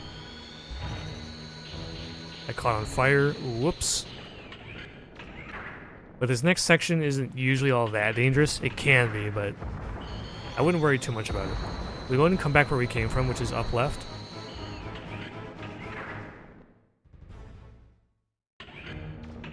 I am still on fire. This is why PSP is better. Alright. Skip this cutscene. And we're gonna start the most annoying boss in the whole game, in my opinion. As far as RNG goes, it's not difficult. There's just a huge RNG element to it. Okay, so the lava stalactite. This thing doesn't really have an actual name. We call it the lava pillar because science is hard, and remembering that it's called a stalactite versus a stalagmite is difficult, so lava pillar, that's what we call it. So we'll be helping Tron and Bon, and normally when you play this fight out casually, you're going to be helping them throw dudes at the thing to do damage. So if you shoot it directly with your buster or weapons, it's going to hardly take any damage, and you can't even finish it off that way anyway. So, but, we have a trick for it, alright? We got a trick, So, they're going to be walking around, or flying around, looking for enemies to pick up, but they can't pick them up because they're walking around. Now, if you shoot one down, so that they're kind of stunned like this, they can get picked up. Now, what we're going to do, we have a damage trick here that we're going to try to do. So, normally, we're going to throw one of the guys at it, and it'll do like maybe this much damage. But, if we shoot crawlers at it, right when it takes damage, we can do like a lot of damage if we shoot enough of them at the right timing. The problem is that the timing is tough, and this guy might potentially run in the way and pull the tracking from my crawlers, but we'll see what happens. You know what, I'll make a save state for it even, so let's see if I can show it properly. There you go. So he did eat some of my crawlers, but you still see just how much damage we did. So that's the strat we're going to be exploiting here. We're going to be knocking guys over, waiting for Bon and Tron to pick them up, and try to time our crawlers to explode on it as it gets hit by one of these guys that they throw at it. Now you can just kind of get close and just kind of do something like that as they throw them at it.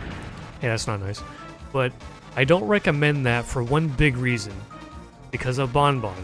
His throw angle is tied to your camera, so watch this. I'm gonna look straight up. Let's try that again. So I'm gonna look straight up. Hopefully I don't get attacked. See that? He threw it so high that it did nothing. Sometimes he'll throw it and it goes over. So, yeah, Bon Bon's throw angle is based on yours. And your throw angle is based on your camera.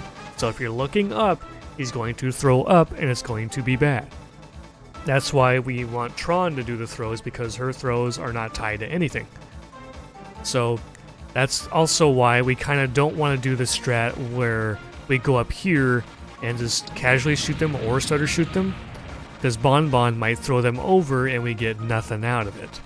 So instead, we need to be kind of giving ourselves some distance so that the crawlers blow up pretty much at the bottom of it. So give yourself some distance and make sure you're not looking up or down. This includes lock-on, so if you were to like do this, something like that, you might be looking up high enough for Bon Bon to whiff his throw. So that's some of the technical crap out of the way, but there's more. Their AI is very, very dumb and very picky. So Tron, what'll often happen is that she decides to lock onto one guy. She wants this one right here, I think. She's gonna keep trying to chase it. Or is it that one? Yeah, she wants that one. Now if you shoot it, yeah, she'll go for it. Or not, as you can see here, she changed targets. And now if you want Tron to grab one, you need to shoot the one she's chasing. But that is not always the case. There's another RNG factor to this. So she might be stubborn and just chase one until you knock it over. But what might happen is you shoot one and you're not even sure if any of them are targeting it. They could be looking at one of them. Like maybe, let's say you shot this one. She goes to chase it. But then, as soon as you shoot, say, this one, just before she reaches the one that you shot first, she'll be like, oh, a new target fell down. Let me change to the new one that fell down. And both of them can do that. So there's an RNG element here. We don't know if she's going to stick to this one that she's currently chasing, or if she were to go after this one, you knock it down, then shoot the other one over here, and then she's like, oh, let's go get the new one. It's tough. There's a lot of just RNG behavior to their AI. It's horrible. So Bon is probably going to pick up the one I just shot, and if I shoot this one, Tron will probably pick it up. Yeah, there you go. So their behavior is really dumb, and sometimes they can throw them at the same time if they both have one close to each other, and then throw them at each other and then nothing gets hit. It can be pretty terrible. So let's see, she's after this one. What happens if I shoot like two of them, right? So let's wait for a couple of them to get close together. That one, oh, there's two here, let's see.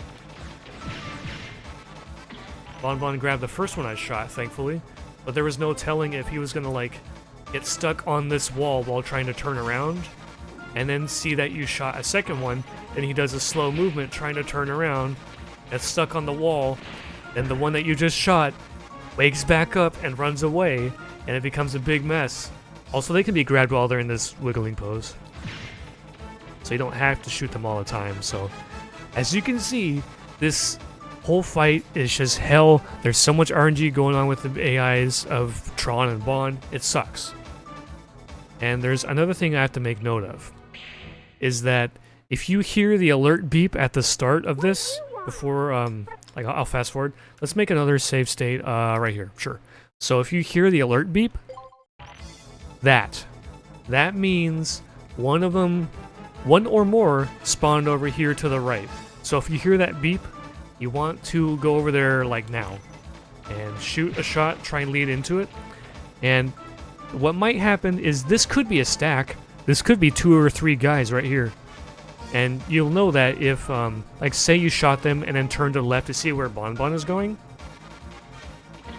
He did not turn around immediately, so that was just one enemy. That was not a stack. If you turned and saw that he started turning around, that's a stack there, and then you can go ahead and get ready to start shooting some crawlers. So let's stand back, shoot a bunch, boom, some big damage. Now let's see, who's Bon chasing? He's chasing,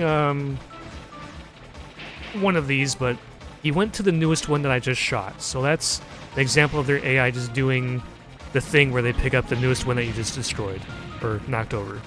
And yeah, so that's how the fight's going to play out.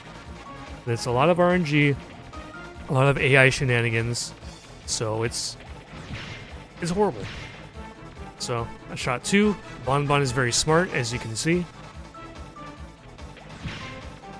Okay, that one woke up. I just shot this one down. He's gonna get it. This HP is low enough that we're just gonna rely on Bon. Don't rely on Tron. Oh! Now if you're in that situation, just don't fiddle with them. Pick one up yourself. Don't get hit and try and throw it. And you might get scammed anyway, like I just did. Okay. So, as you can see, so much stuff can go wrong. You can see how terrible their AI behaves, and how there's the enemy, the randomness of the enemies themselves, their spawn points, when and whether or not they'll attack you or get in the way of your ground crawler's pathing. It's This part gets me so frustrated with all the RNG that gets involved into it. And sometimes, if you're not paying attention to where you're moving, you might get stuck in the lava, suddenly you're on fire, and suddenly you might have lost all your HP, and one of them might attack you, and then you're dead. So, this place just sucks. It's horrible. So, I told you everything. Best of luck. So, after the fight's over, jump backwards. If you had to switch to your lifter, swap back to your crawler. This is quite a bit of ammo left over, so I would not worry about healing at data after the next boss fight. But because of my HP, I would heal. But we'll worry about that after the next boss fight, which is in this room. Okay, so the boss, its name is Woji Gyron? Woji Gyron?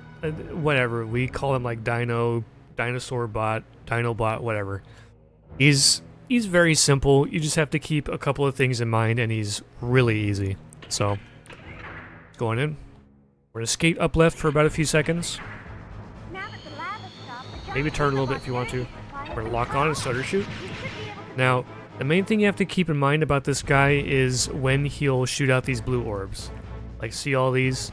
These kind of float towards you and they go down in one buster shot. And your buster shot can travel through and take down multiple. But either way, the orbs are one of your concerns. And they have a pretty simple solution. So he's always going to shoot them out when he has to move. I don't think he'll shoot out another wave right now. He might, but he usually... I think he won't. So, keep stutter shooting. He did. So he doesn't always do that. By the way, when he rears his head back like that, he's going to do a head slam. That's when you want to jump, so you don't get hit by the shockwave. And then after the shockwave, like usually after that attack, his mouth is going to be open still. He's gonna he's gonna shoot a fireball directly at you, but it's always gonna be in front of his head. That's not centered on you. It's just straight ahead from his head's angle, and it's always gonna be directly in the middle. So move to the side. Not all that much. And the reason why I say not all that much is because of the blue orbs. So when he has to move, he'll shoot out another wave of orbs.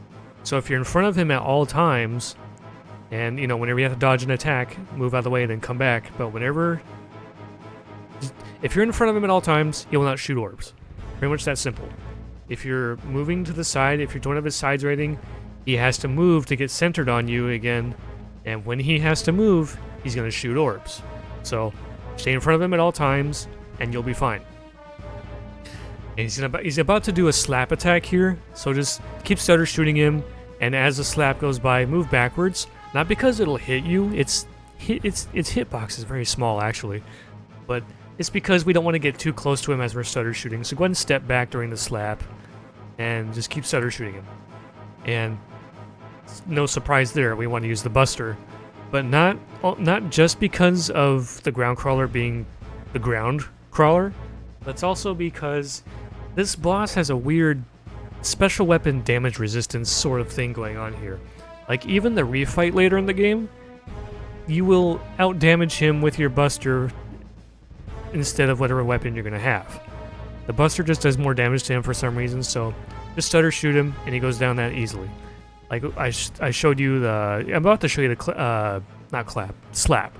I'm about to show you the slap. I show you the head pound. I showed you the blue orbs. The only other thing that we're waiting for him to do is the fire breath. So, there's the slap. Go ahead and back up a little bit. The handle blocks some shots. There's another slap. Sneak in a shot if you want to. Stay in the middle.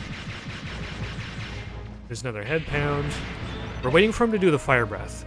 Not the fireball, but the fire breath. There you go.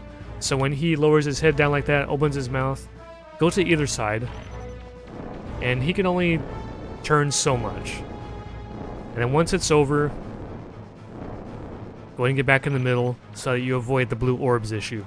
Now, if his HP was kind of like starting from like right here, maybe even more than that, you can kind of stutter shoot him as he's readying up the fire breath.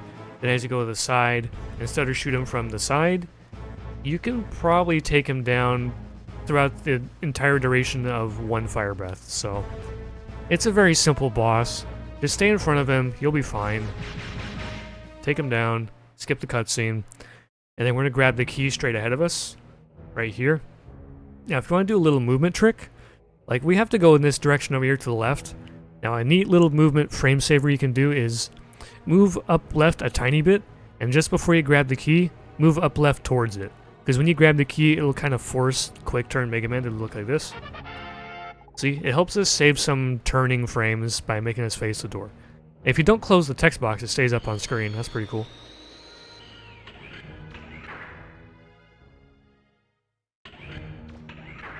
Now, our HP is not full.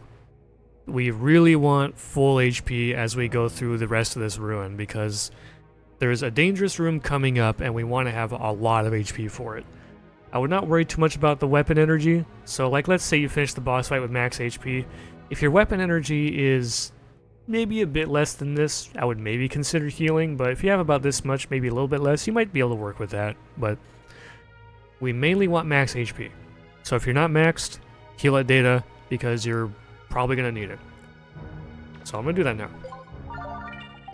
And it was not for weapon energy reasons. So we're going to take this elevator up, and we're going to go over the return to the top of the ruins. Right, go up the elevator. So the next two rooms are a big mess. So this one, you have these floating, exploding guys, and there's leeches on the floor. And there's going to be a right turn over here, and there's going to be another floating green guy and another leech on the floor.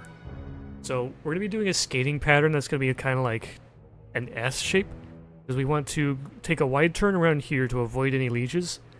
And we're going to cross in between these two guys, so we also don't touch any leeches and stay out of these guys' way. And as we do the right turn, we're going to hang towards the left wall to dodge another leech and another green guy. So it's going to look kind of like this. So, go up the elevator.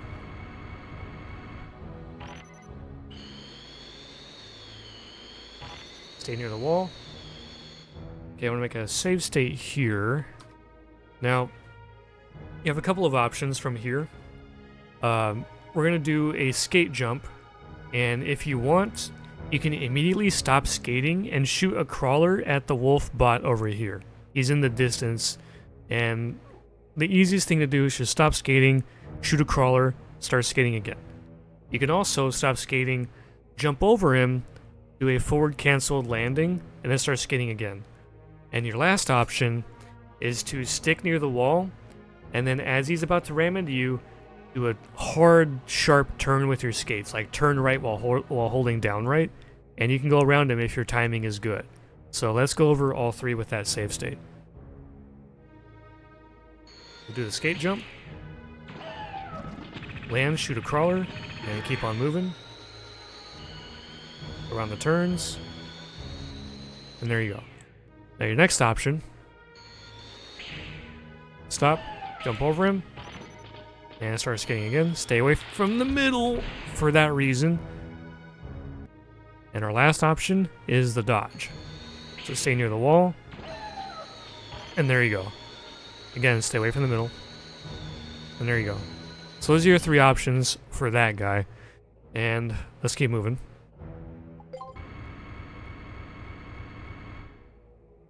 Now this room is a bit less dangerous, but still has some issues. So when you do this big skate jump, you have a couple of options here. You can either stay near the corner and then try to ride the wall the whole way, or you can go to this wall and again ride it the whole way, because there's these weird guys that transform into these scary dudes when you touch them or shoot them, and there's also leeches on the floor, kind of in an alternating pattern. So pretty much where I landed, there's a leech about roughly around here. I think there's one over here. And then you got these guys to worry about. So it really just depends on what strat you want to do. The easiest one is just hang near this wall. But the faster thing to do is to hang near this wall while not touching the leech as you come down from your jump. So the easiest thing, just when you land from your jump, keep moving, stick to either wall, do not go through the middle, and try not to touch the leech as you come down from the jump if you go towards the right wall. So, land from your jump, stay near the wall. Then go over here. And then for this room, so I make a save state, why not? We're going to just jump left a couple of times, and we're going to drift our jump forward a little bit. It's like if you were to watch my mini-map, I was pretty much jumping to the side, and I was kind of holding forward a little bit to make Mega Man slowly move towards the center, because when we quick turn, we have these pillars in the way, and staying in the center will have us line up with the door. And if you screw up your jump, these guys are right there about ready to hit you, so yeah. Now, if you really want to, you can take it extra safe. You can quick turn, shoot that one with a crawler, keep moving, and there you go. And let me get rid of this one. Now, in a run, you would not need to do that, but I did that because I need to set up for this next room here. This room here is the big one. This is probably one of the most dangerous rooms in the whole game. Most runners will die here on their earliest runs, and even experienced runners will still die here. So, this room is a pain. Alright, the big lava room. This place is extremely dangerous. So, what happens in this room is you have these missile guys. There's one over there too. He's constantly shooting missiles at you. And we have these steps down here. And what we're going to be trying to do, we're going to do a skate drop to this next step down here. Like, we're going to go straight, then we're going to drop, like hold down on your skate so you fall. And from that step down here, we're going to do a big skate jump to the right and go around this guy. And we're going to do the same thing to the other side. We're going to do a skate jump towards the next guy and go around him.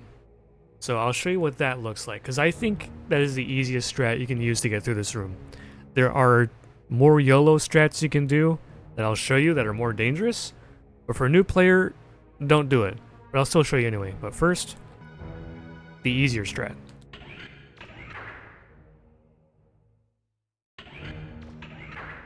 Go straight, do a drop, turn, do a skate jump this way, and we're just going to go on around him.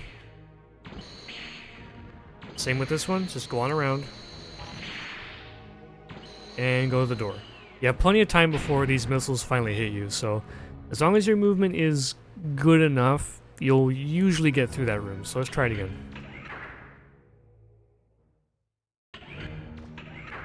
If you want to make things a little bit easier, go up left a little bit, turn first, and then do your drop. If it's a lot of extra inputs you might not remember to do, but shouldn't be a big deal. Just go on around and make it to the door. So it's fairly simple if you do it that way. Now obviously it's not going to be the fastest strat, but I think it's the easiest one. Now as for the harder strat, we're not going to be jumping left off, we're not going to be jumping to the right off of that step. We're going to be jumping left into the lava, taking some damage, and then trying to outrace the missiles to the door. So I'll show you what that looks like. Go up right, turn, drop, and here's what we want to do. We're going to be landing in the lava roughly around here, and we're trying to aim our jump towards this corner so that we minimize the amount of time we're spending in the lava. Because the more you stay in the lava, you're going to start sinking down and moving slower. So the more we line up with this corner, the better we do that, the less time we'll be in the lava. And then what we're going to do is we're going to take a path that's kind of like this. We're going to get kind of close to this guy, and then we're going to jump off of the right side. We're not going to go around. We're going to jump off the right side. And then there's going to be missiles right on your butt. It's going to get scary. So, turn to the right, do a jump like this. Now this is the scary part. This is where things can really go wrong if you got this far. That missile is going to be on your butt.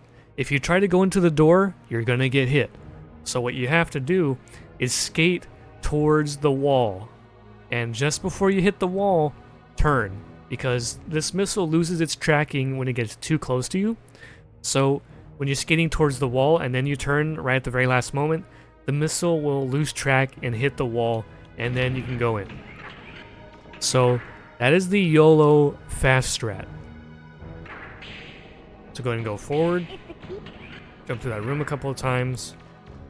We're going to go left over here. Now, on this version of the game, English, I forget if they're here on PS1 Japanese, I think they're not here at all on PSP, but you have these enemies on the wall. Now, if you're really itching for some HP or some Zenny, you can shoot them down. But honestly, we don't need the HP. And I'll explain to you why. So I'll take them out just because they're aggroed, but ideally what you would do is just start skating immediately, do a turn, come on up here.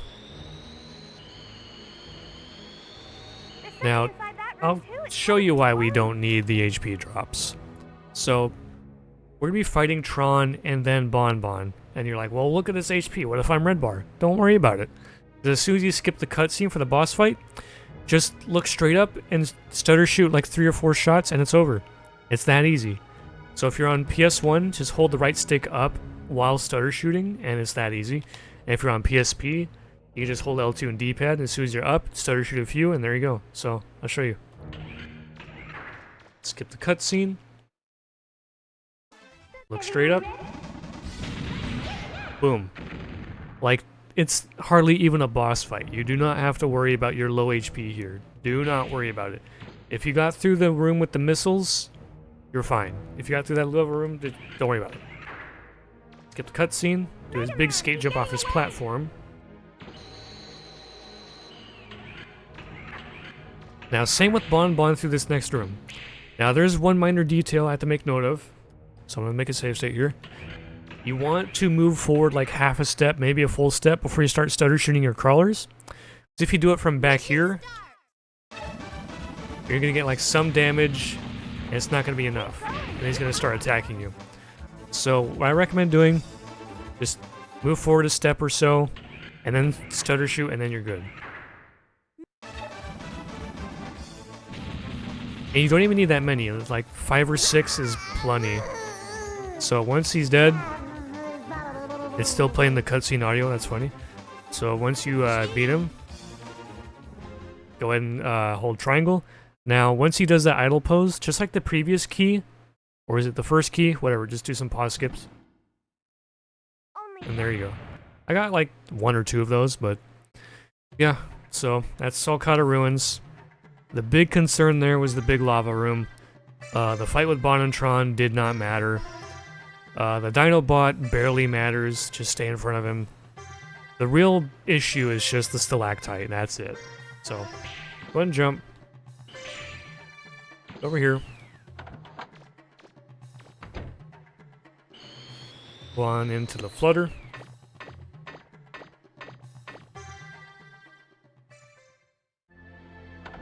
Talk to roll. Move. So same movements as before. Go to sulfur bottom. Same as before. Going around.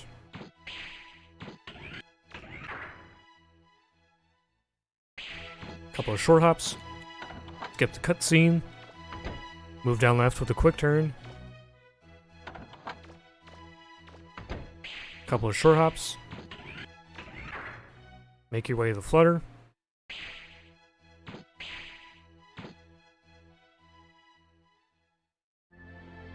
Talk to roll. And we're gonna move back to I think it's pronounced Yashanka. I don't know. We're going here. We were here in the first place.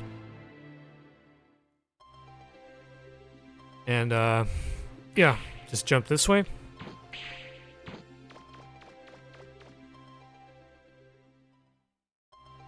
We're gonna go in here, the junk shop just like before.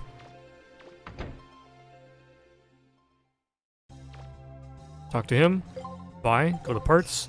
Now we want the bust unit Omega, so all I have to do is just press R1, and then 1, 2, 3, and there you go.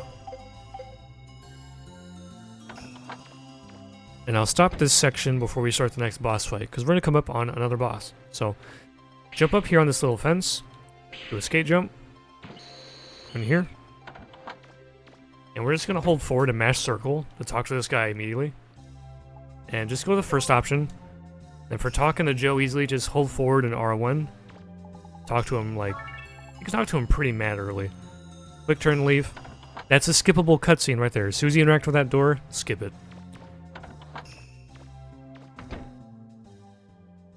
And then we're just gonna jump forward a couple times. Land right here in front of Roll. And we're gonna start another boss fight for the next part of the tutorial. Alright, so time for the train boss. So go ahead and talk to Roll. Confirm, confirm. Skip the cutscene. Mission start, skip. Now, as soon as you gain control, go ahead and open your pause menu.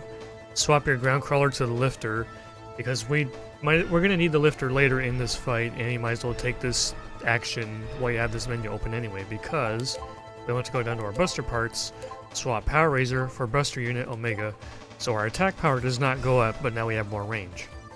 And we need that for this fight. So what you want to do is, we're gonna be shooting at the cannons here, but before that, the train will not catch up. Like, that won't get any closer until this cannon has fired, I think, 6 waves? Is it 5 or 6? Let's make a save state and count real quick. So let's see. 1, 2, 3, 4, 5, 6. Okay, so it is 6. Now, there's one key detail here, is that it goes this one, this one, this one, 1, 2, 3 for each wave, and the trains will start catching up the moment the last bomb from the last wave blows up.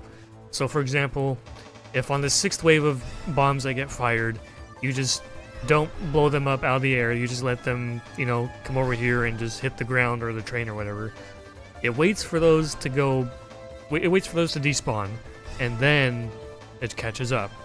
So what you should instead be doing is to shoot busters shots in this general direction, so that the final wave of bombs gets destroyed ASAP, and then you start moving the train a little bit closer sooner. So let's go ahead and shoot.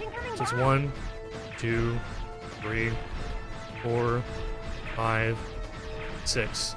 And see, it started moving already instead of waiting for all 3 of them to blow up somewhere behind you. So now that we got that part out of the way, what you want to do is shoot buster shots in between 2 cannons. You can do right here or right here, because we want to blow up 2 at the same time. And then once all 3 are blown up, this turret gets blown up, gets out of your way, and then we can target the body. You can technically just wait until the trains get even closer, and then you can just shoot the body while ignoring this, but this will kind of get in your way, so you might as well just get rid of it while you have the chance. So, just gonna stutter shoot until we get closer. I landed some shots on that one on the right already. Land some shots in the middle, get it adjusted. When you see smoke coming from them, that's when you know you can lock onto your last one left. And as it gets closer, go ahead and shoot at the body. Oops. So you kind of want to aim your shots somewhere around like the corner or even the left side. The right side can work as well, but there's like a spot where it just doesn't take damage even though you're hitting it. So I recommend either this corner or the left side. Just go ahead and stutter shoot. And as it gets closer, you can also add some super stutter, and it'll slightly help your DPS a little bit. Stop it. Come on.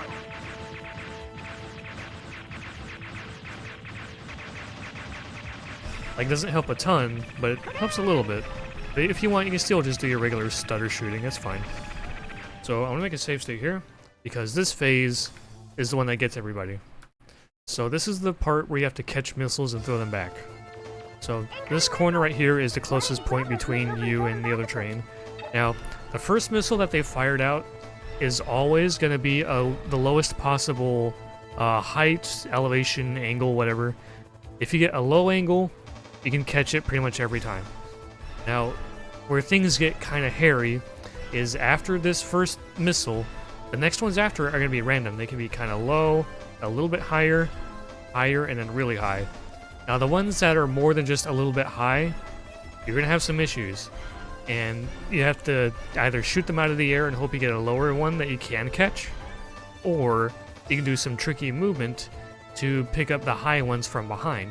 Because if you try to sit here and grab a high missile, you can't. It's gonna just hit you in the face and you get blown up and you have to wait for the next one. So, if I get a high missile, I'll show you what happens. So, lock on, and throw it, and there you go. You can technically just line up without locking on and then throw it, and it can still hit, but just save yourself the time, lock on and throw it. Okay, that's another low missile. So we need to hit the boss with 5 of them. This second one here is some good RNG. You don't have to move or do anything. Just grab it, lock on, throw. And let's see what our third one is. Alright, perfect. Let's make a save state here. So this is a high missile. Now if you want to catch this one, you have to grab it from behind. And the way I like to do it is I go from this corner, and I go down left as it approaches me, and then right when it passes me, I go down right and then grab it, like this. And grab it. There you go. Now you can do some circular movement. You can also go forward and then grab it from behind, but I find it's easiest and most consistent to just go down left, wait for it to pass you, or line up with you, and then go down right and grab it. That, for me, is the easiest way to do it. So, 4th missile, lucky. Let's see if we get a high missile for our 5th one. Or like a mid-range angle. Okay, so a mid-angle like this. This one is kind of like a gray area. Sometimes these will hit you if you're standing still. Sometimes you might want to just run backwards, so that you give the missile time to kind of lower itself as it gets to you. But you can still just stand here and grab some of them. So let's try a save state here and see how this one behaves. So if I try to grab this one, I grabbed it. Okay. Doesn't always work though. Like if this one was a little bit higher, I probably would have tried to run back and then grab it, or to be extra safe about whether or not I would grab it in the first place, I would just do the trick and grab it from behind. So, yeah, that's number 5, and then we move on to the next phase. So grabbing them from behind is going to take some practice, but that's how I do it. Down left, down right, grab it, and there you go. So once that part happens, once you hit with all 5, go ahead and swap to your crawler. You can do this at any point between now and when you enter the ruins, but might as well do it now. There's no harm in it. And from here, you can either roll or jump over these shots. No big deal. So, after the 3rd one here...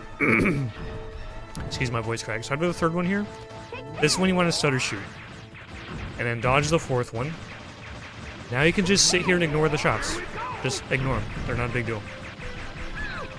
So yeah, you do want to hit the body, by the way. The cannon takes no health bar damage. Only the middle does. So, yeah, don't worry about the cannon. You dodge 3 shots, and after the 3rd one, in between the 3rd and 4th ones, you know, shoot at the body. 4th one, go ahead and move out of the way, keep shooting, and then you can just stand here at the corner and you're good. And now, just stutter shoot Bonbon, and you're good.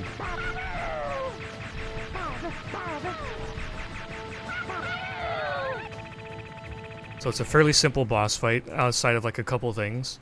I'll make a save state here for one important little movement thing. And once you have control, you want to quick turn down left, but you don't want to do it instantly, or else your movement will be, your angle will be facing this way. What you should do instead is delay your quick turn. Like, let Mega Man move for like just a slight little bit, like this, and then do your quick turn, and then you get to jump off of that little, whatever that object is. So yeah, that boss fight is fairly simple. The only things you gotta worry about is just grabbing the missiles from behind and just being on top of your stutter shooting rhythm, and it's a fairly simple boss. Just grabbing the missiles from behind might take some practice, and if you're really not confident with it, just go ahead and shoot the high missiles out of the air. Just shoot them and then go for the low ones, but if you really want to put in the practice, I think it's worth trying to learn how to grab the high ones from behind. Definitely worth. Anyway, going ahead.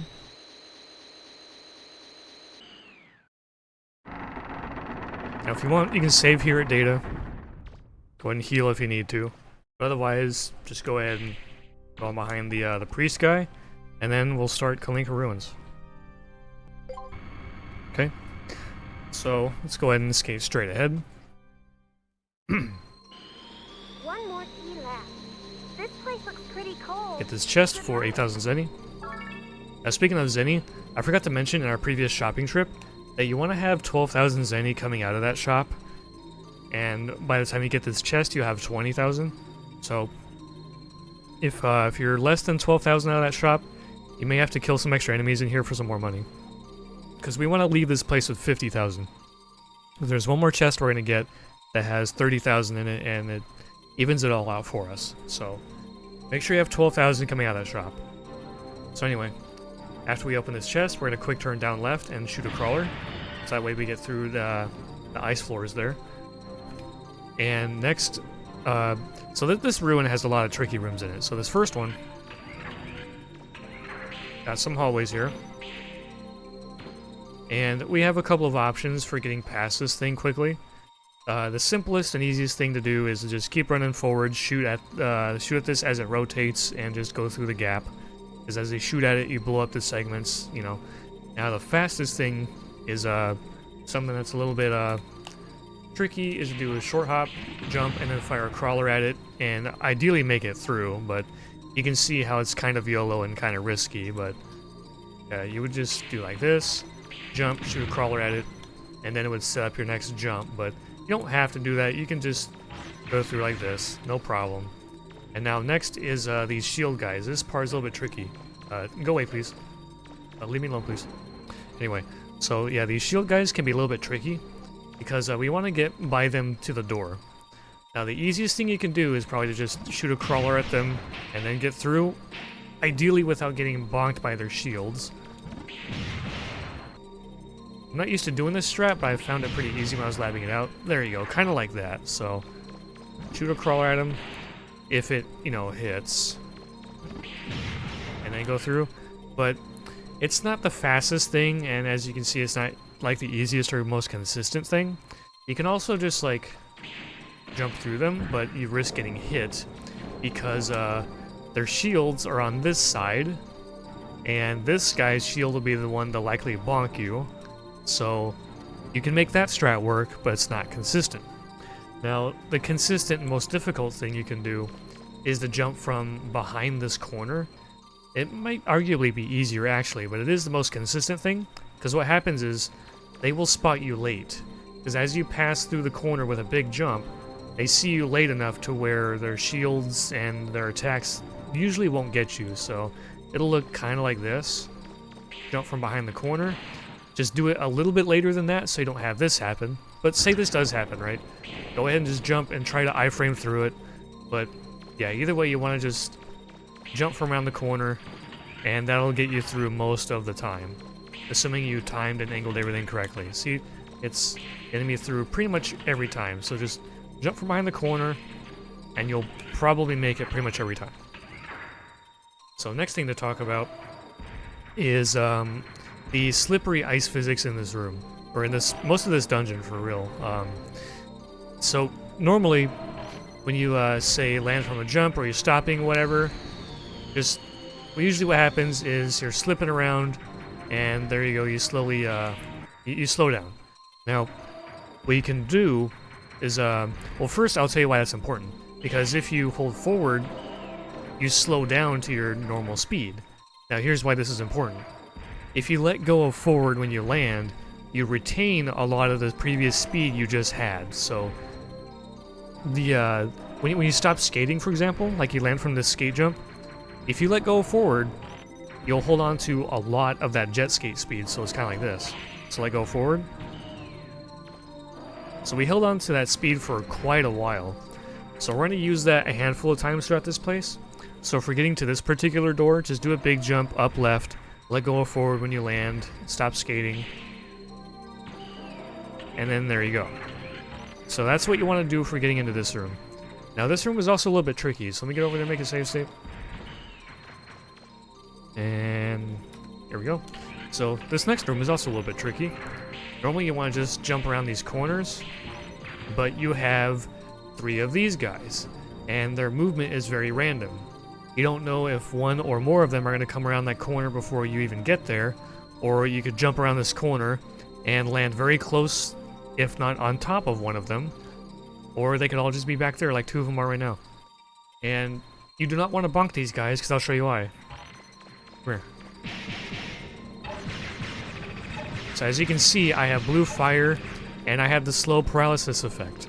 They made these guys very mean, so you get 2 statuses, and they're both pretty terrible. So I'm slow, and I'm taking gradual damage. It's pretty horrible. So if you really want to, and I wouldn't blame you for this, you can also just shoot them and make sure they're out of their way, like, period. Just blast them, make sure they're not bothering you, and there you go. And if you're lacking money from your shopping trip, you know, they drop a little bit of money. They drop, like, what is that, like 700-800 zenny? Not bad. So the next tricky part is getting past these shield guys, because what we need to do is break this ice ceiling up here, and then we need to make sure we can jump up there without any issues. Because when you go to jump up there, like if you already blew up the ceiling and you go to jump up there, you have to get really close to them and hopefully not jump so late that you bonk them, or jump so early that you hit your head on the ceiling, land, and then it becomes a big mess. You could possibly land on them after their head bonk, or you might end up behind them and they're starting to blow blue flame at you, so you have to kind of get around and try not to get hit by that. It can be a big mess. So what I usually do is I jump, shoot a buster shot, like pretty much right when I head bonk the ceiling, and the shot should usually hit the ceiling over there and break it. And then I'm gonna run over there, get close enough to them, and jump up left with a turn. Now, if I think you can actually, let's try a save state here. You might be able to actually just go around this way and then try and jump like either up there or on either side. Let's try that. So we'll jump. Let's try something simple. Yeah, so you can do that. Because what these guys do, every shield guy in this game, if you shoot a buster shot in their direction, they'll put their shield back up. And it doesn't matter where you shoot from either, like where you're shooting at, they will put the shield back up. So if you want to, you can shoot and then just keep shooting and then go up and around kind of like that, except, you know, without getting hit. So you can see why this becomes a big mess real quickly, real fast. So go ahead and just... You can do that if you want. It's an easier method, but again, you're risking what you just saw. That can happen. But what I prefer to do is jump close to them without a head bonk, ideally. Let's try it again. There we go. That's what I prefer to do, but as you can see, it can get a little bit tricky.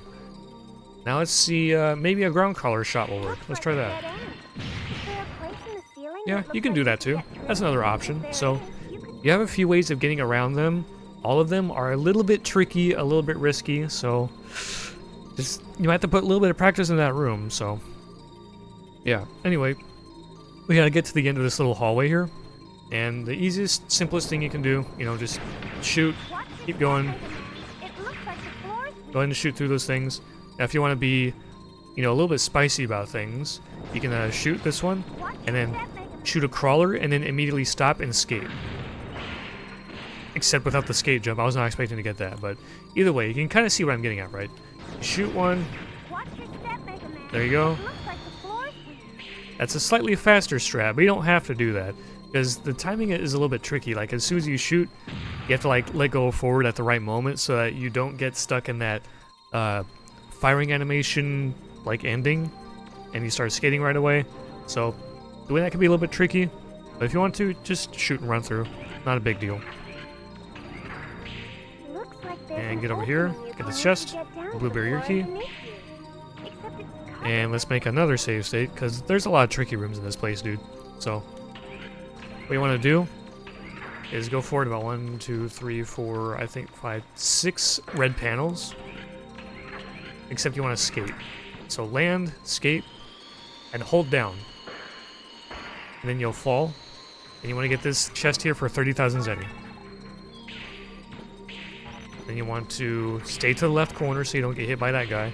Now, he drops zenny as well, so if you're still lacking money, he drops the same amount as those guys on Forbidden Island do, so a little bit over 500 zenny.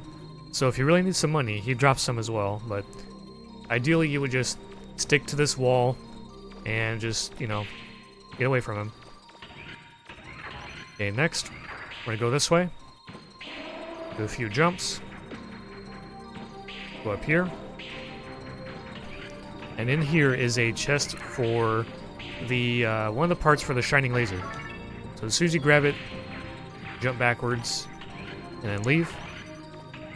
Then you want to turn a little bit, either with the right stick or a little bit of movement and turning. And we're going to do some skate jumps up here. Let go forward to hold on to your skate speed. And we're going to go in here. Blue panel. Use that blue key we got. Skip the cutscene. And we're going to leave. And we're going to do a neutral skate jump. We're going to go pretty much nearly straight down. Turn a little bit. Let go forward. Come in here.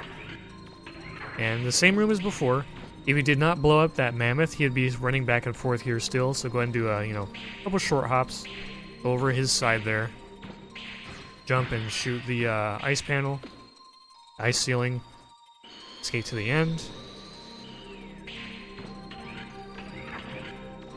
Jump on down here. And it's time for the next floor.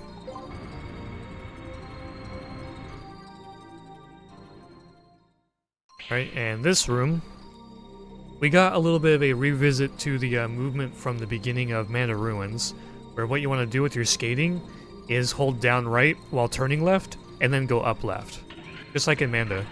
Because we want to set up our angle so that we can pretty much go around this guy's side. And you want to make sure you don't bonk the walls, and you just want to have the appropriate speed and angle so that you can just go right through. Because as you get close, he's going to put up his barrier, and if you get hit by it, it does a huge amount of damage. So ideally, you want to just skate on by like this, and there you go. Now, if you really want to, you don't have to do that. You can just crawler him a few times, get some Zenny drops if you really want to, and you even drop some HP. So, ow. So, if you really want to, you can just destroy him, but the fastest thing, obviously, is to just skate by him. Now, next in this room, you want to jump. And you want to jump forward, and during your forward jump, you want to go up left and shoot a crawler, like this. So jump forward. So a little short hop forward, and you want to kind of drift it towards the left. And during that jump, you want to shoot a crawler, because what that's going to do is going to blow up portions of this. And then you want to start skating as soon as you land. Now again, you don't have to do this stuff. You can just jump up here, shoot it with your buster, and then run to the spot I'm going to show you. But that's what you want to do to be fast. And you want to stand, I believe, on this panel, because you can tell where you want to be based on the minimap. Because we're going to drop we're going to drop down to here, just like that previous red panel room with a mammoth and whatnot. So, but look out, because as soon as you come down, he might be there. Like that blue guy, he could be pretty much anywhere in this room. He could be over here to the right where there's more enemies. He could be along the hallway. He could be right there as soon as you come down, like you just saw with me. So. You don't know where he's going to be, so, yeah. Alright, save state. So, this room, if you're on PS1, you have the privilege of using the right stick while you can move. The PSP version cannot do this, so if you're on PS1, I recommend you just run forward while holding the stick upward, shoot a buster shot, and then climb up.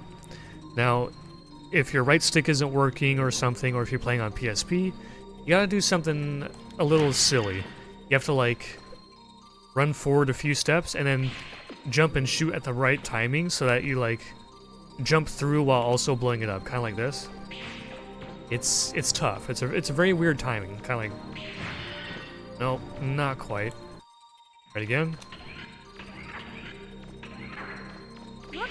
There you go. So that's the tricky way to do it if you're on like PSP or if your right stick isn't working. Otherwise, you can just look up with L2 and D-pad. So. There's a number of ways to do that, but if you're on PS1, just use the right stick. It's fastest and easiest. Okay, next, we have this room. Now this one, you don't have to go through all these side paths and dealing with those enemies down there. What you're going to do is go around to the side like this, to the side of the door frame, and you want to jump up here and grab the ledge. Now you want to be careful because you cannot grab the ledge while you're against the wall here. It just doesn't work. So as an extra precaution, what I usually do is as soon as I get around the corner and I do the jump while I'm running right, I tap forward. That gets me just the slightest bit away from the wall so I can actually do the ledge grab. Now once you're up here, do not move forward, do not hold forward, do not just nothing. Even during the pickup animation here, do not hold forward. Once you're like this, go ahead and do a big skate jump. And there you go. And then you got a few ways you can get up here. Let's make a save state. So the fastest thing is slightly scary. What we're going to do is a big skate jump to this red platform. Then from this red platform, we're going to go over here to this path up here. Now, you don't have to do that, but I'll show you what it looks like. Skate jump here, skate jump here. Use our ice physics momentum to just keep going without holding forward, and you're up there. It's scary, so you don't have to do that. Now, you can obviously just do some jumps, do some ledge grabbing, and maybe you can skate from here if you want. You can do stuff like that. But obviously, the fastest thing is to do some skate jumps, shenanigans, and just get on across. Now, the key thing about doing the big skate jumps from here to that platform and here is that when you do the skate jump to this platform, you want to be holding forward and right so you give yourself some space to get towards the middle. And as you approach it, you turn left so that way you don't slide off. You have this platform, you have this pillar as cover to keep you from sliding off. And it gives you a moment to jump off the left side towards the upper path here. So hold forward and right, turn, forward left. And I tried to do a neutral jump so I'm not holding forward to cut my speed, but either way, as long as you get up here, you'll be alright.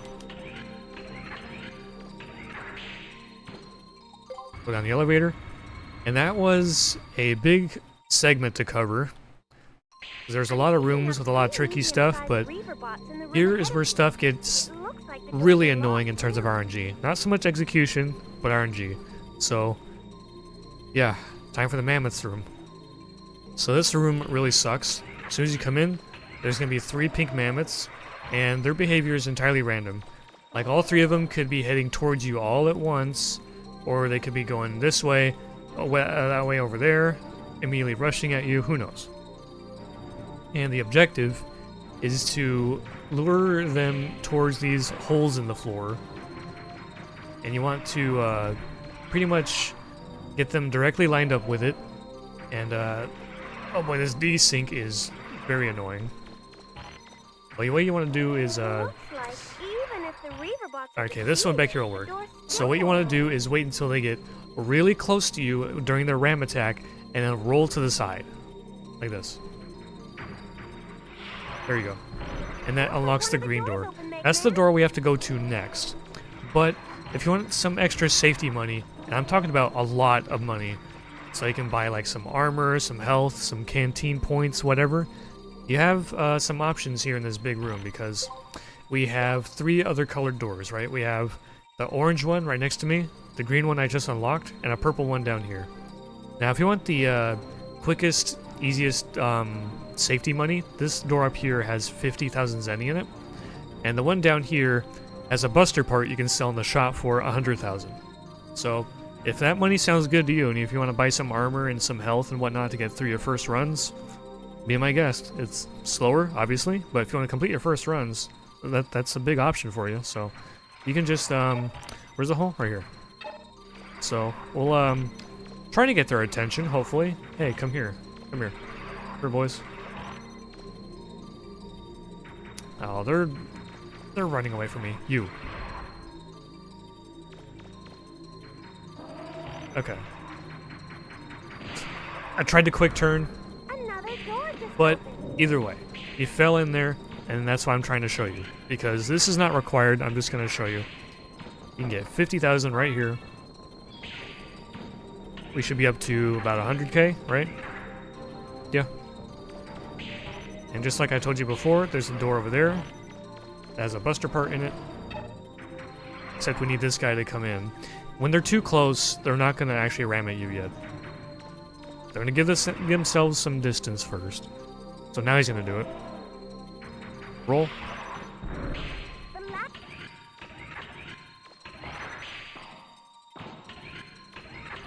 And here's the chest. Turbocharger Omega. So that's what we sell, because it's pretty much a useless buster part for this speedrun.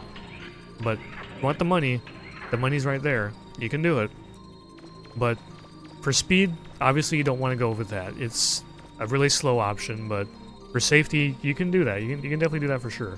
So if you want to get all the extra safety money, I'd recommend, honestly, I don't know if I recommend going here first. It kind of just, you probably could, because it just depends on where they're at, because as I showed you before, their placement and their movement is entirely random. Like, I could shake up the RNG a little bit and see what they're going to do. 2 of them came right at me, so... Okay, this one will work. So now we can come in here and then get that safety money. And then we can actually go for the target green door over here, assuming that they're not far away. So yeah, as you can see, the RNG movement to these guys can get pretty annoying. So just make sure you're lined up with them. Roll, and there you go. Another door. So you don't have to get that safety money, but if you want to, there it is. And we're gonna go in here and talk to Data. We mainly do it for ammo reasons. Now if your HP is good, and if you healed in Kada Ruins on your way up to the top, like right after you beat the Dino boss, you can kind of skip Data if you really want to, because if you didn't use all that much ammo and you healed there, you can kind of skip talking to Data here. But if your HP is low and your ammo is low, like especially if your ammo's low, like if you skip Data back there, then talk to him now, because we want the ammo. Because this next room, oh boy, it's a massive headache and has killed many speedruns for pretty much every tier of runner. It sucks. So yeah, we call this the keys room, because you have to grab 3 key-shaped reaver bots, as you'll see in this cutscene. I usually say to skip it, but yeah, we need to get these guys. So trying to get them, it's really annoying. And before we can even bother with that, we have a giant elephant in the room. And by elephant, I mean missile shooting reaver bot. So we're gonna go this way. I like to go diagonal left while being able to see his eyes in the background. I need to be able to keep eye on him while going kind of this direction. We don't want to dart right towards him. We want to give ourselves a little bit of space. And shoot some buster shots at him, because he's going to shoot missiles at you.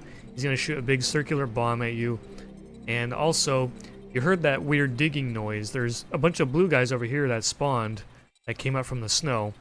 Because you need to give yourself some time to see what the heck he's doing, and whether or not any of those guys come up from the snow here, here, or something. You need to just give yourself a moment to see what the heck is going on. So they're over there around me. Don't worry about them. Just make sure they're not in your way. Because what we're going to do is we're going to shoot about 6 or 7 crawlers at him, and then he'll go down. And as you're shooting them, you know, keep in mind his timing of when he's shooting something at you, whether it be a round bomb or a missile. Because as he's about to shoot a buster shot at it to get it out of your way. You don't want to dodge these things, you want to shoot them. Because what if he shoots a missile, you get out of the way, and the missile happens to come back around at some point and hit you. So, use your buster.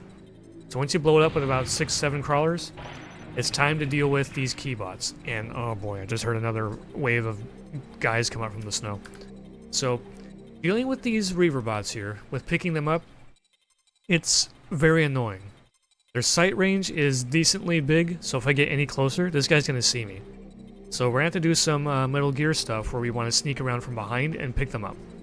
Now what you can do, as I've seen a lot of casual players do and new runners do, is they'll chase them down, shoot them with buster shots, throw reaver bots at them, shoot them with crawlers, whatever it takes, to keep knocking them over several times until they finally stay on the ground long enough for you to pick them up. Now obviously that's slow, and the best thing that you can do is go behind them and grab them. Now, you can technically what a lot of us do is we'll switch to the lifter and then just hold triangle to pick them up. It's the easiest thing to do, but it's technically not the fastest thing you can do. You can actually pick them up with circle. The problem is you can't just hold circle to pick them up. You have to hold triangle to do that. If you get close to them and try to pick them up with circle, you have to time it. So the easiest thing to do is just hold triangle. Now as for approaching them, like I told you, you can sneak around back and hopefully not get spotted, but you have another option. You can actually jump at them, land in front of them, and then pick them up immediately. So that even though you're in front of them and they see you and attempt to run away, they can't. But you have to time things correctly. Like, from here, I wouldn't do a full jump. I would be probably doing like a mid-sized jump, try to land in front of them with like a little bit of a gap, So I can run forward like half a step and hold triangle and pick them up. But there's another issue here. Their sight range isn't just like a flat plane where it looks left to right. It actually is kind of a cone shape, so that you have to like not be too low. Like let's say he was here and I was down here and I try to jump at him. Because he has the high ground, the cone is going to see me while I'm in mid-air, and then he's going to take off and run away. But if you have the high ground, then you can definitely jump at him pretty much safely. So if you're on even ground or high ground, you can jump at them at their face. So let's make a save state here and I'll try and show you. So, jump at them, and pick them up like that. So that can work, it's just now, when you're in the middle of that pickup animation, you run the risk of having these guys bonk into you, so it's a huge RNG factor. It can be really terrible. And as also for RNG, the direction these guys move when they're just sitting there not doing much, they can kind of turn in a random direction, move a little bit in a random direction, so you kind of want to just be behind them at all times. And if you're in a situation where you have to grab one from the front, jump at them. So in this situation, oh nice, he's back there with his butt to us, so we're going to focus on grabbing this guy with a jump. And then when we're done with him, we'll see if he's still back facing us. And I think technically the faster option would be to go after him first, but for simplicity's sake, we'll go after this guy with a jump. Ooh, okay, so I landed from my jump too early, but that's fine. It gives us more time to show what else he can do here. So he's behind, we're behind him, we're good, no problem. So he's facing us. This is another situation where you want to jump at him. There you go. And you want to be careful too, because see how he kind of hopped up and landed down? You want to not attempt to pick them up during their hop, because you can't, and you can get hurt. Like, you'll get knocked over and then they'll run away. So, wait until they land from their little hop, and then you're good. Don't be too eager to grab them. And this is an example of how these guys' AI behaves. Once they're fully centered on you, they'll get ready to do their attack, and you can kind of like grab them if you want, or just get out of the way. But if they're just barely not centered on you, they're just going to walk around all willy-nilly and bonk you, so yeah.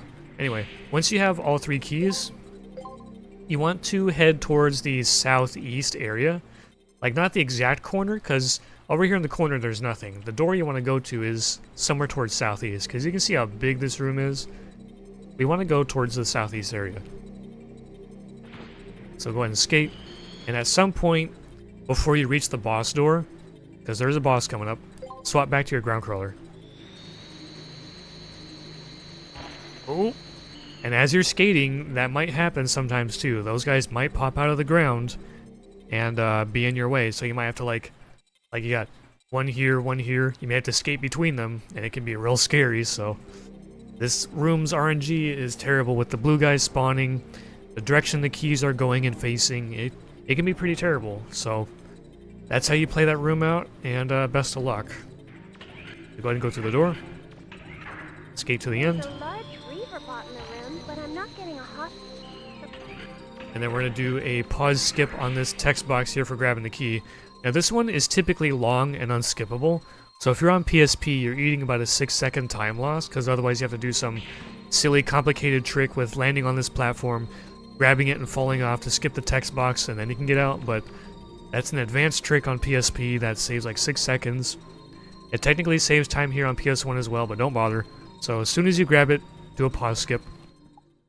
And then we're going to do another pause skip when Mega Man's animation is idle. There you go. Go backwards, talk to the door, pause skip.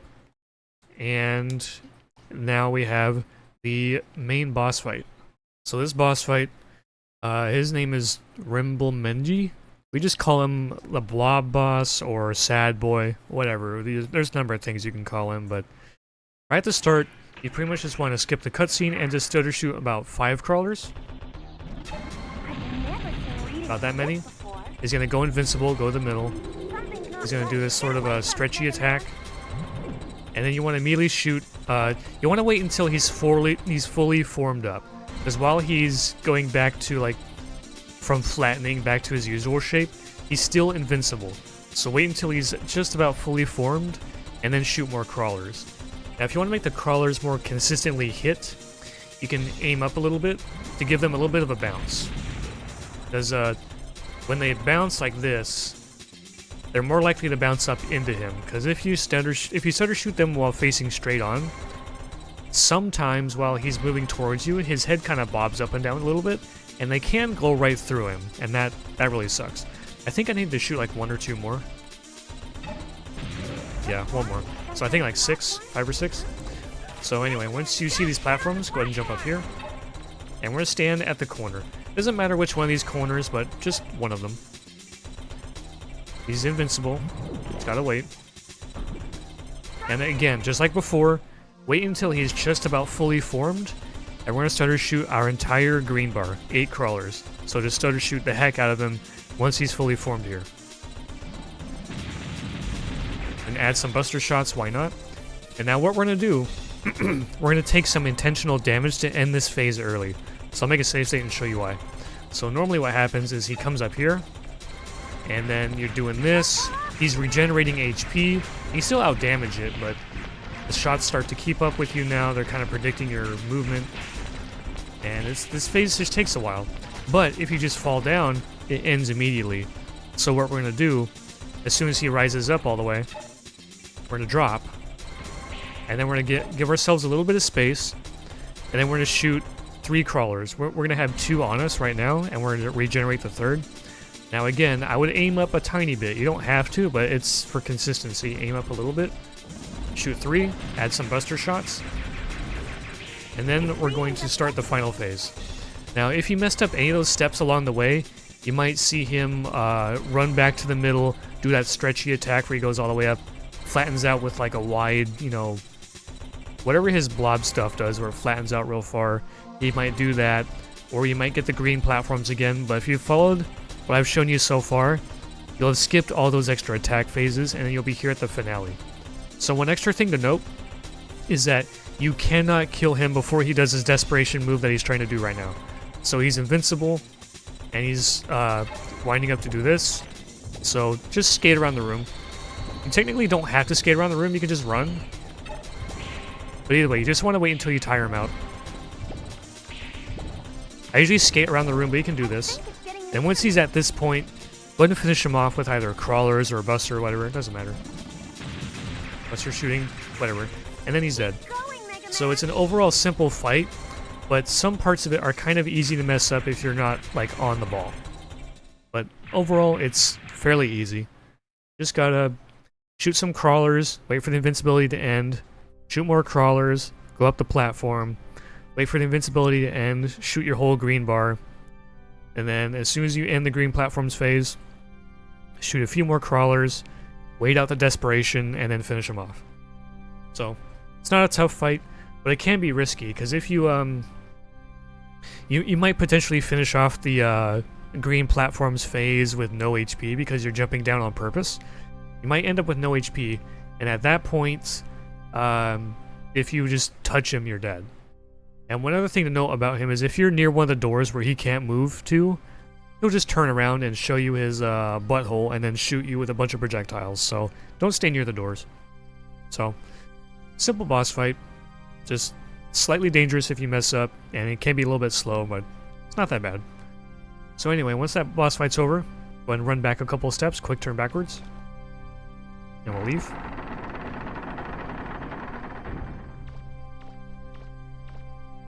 Straight ahead.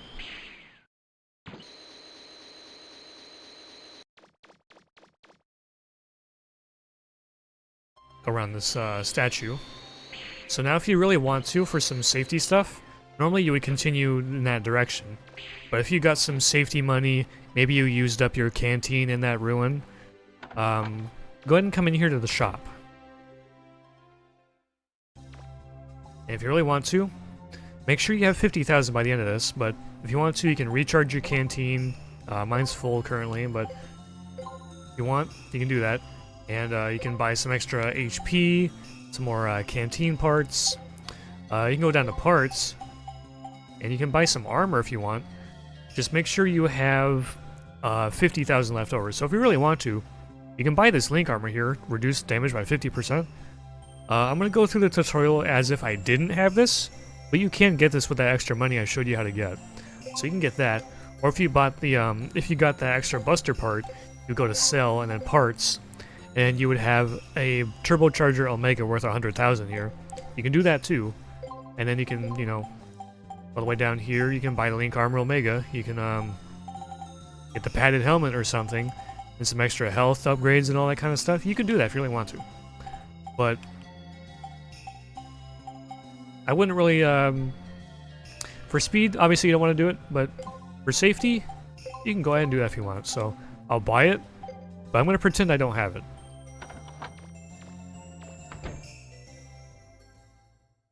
So that's your last major shopping trip before we move on to the end game.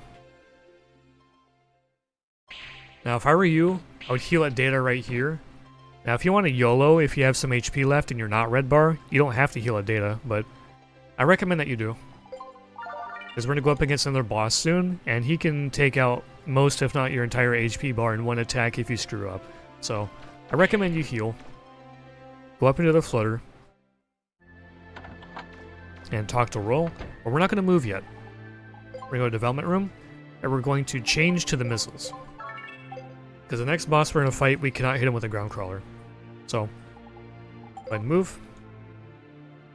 We're going to go to the sulfur bottom.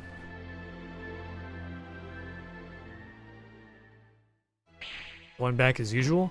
Now the next boss fight is going to happen in like the next couple of rooms. So if you really wanted to for practice, you can save a data right there.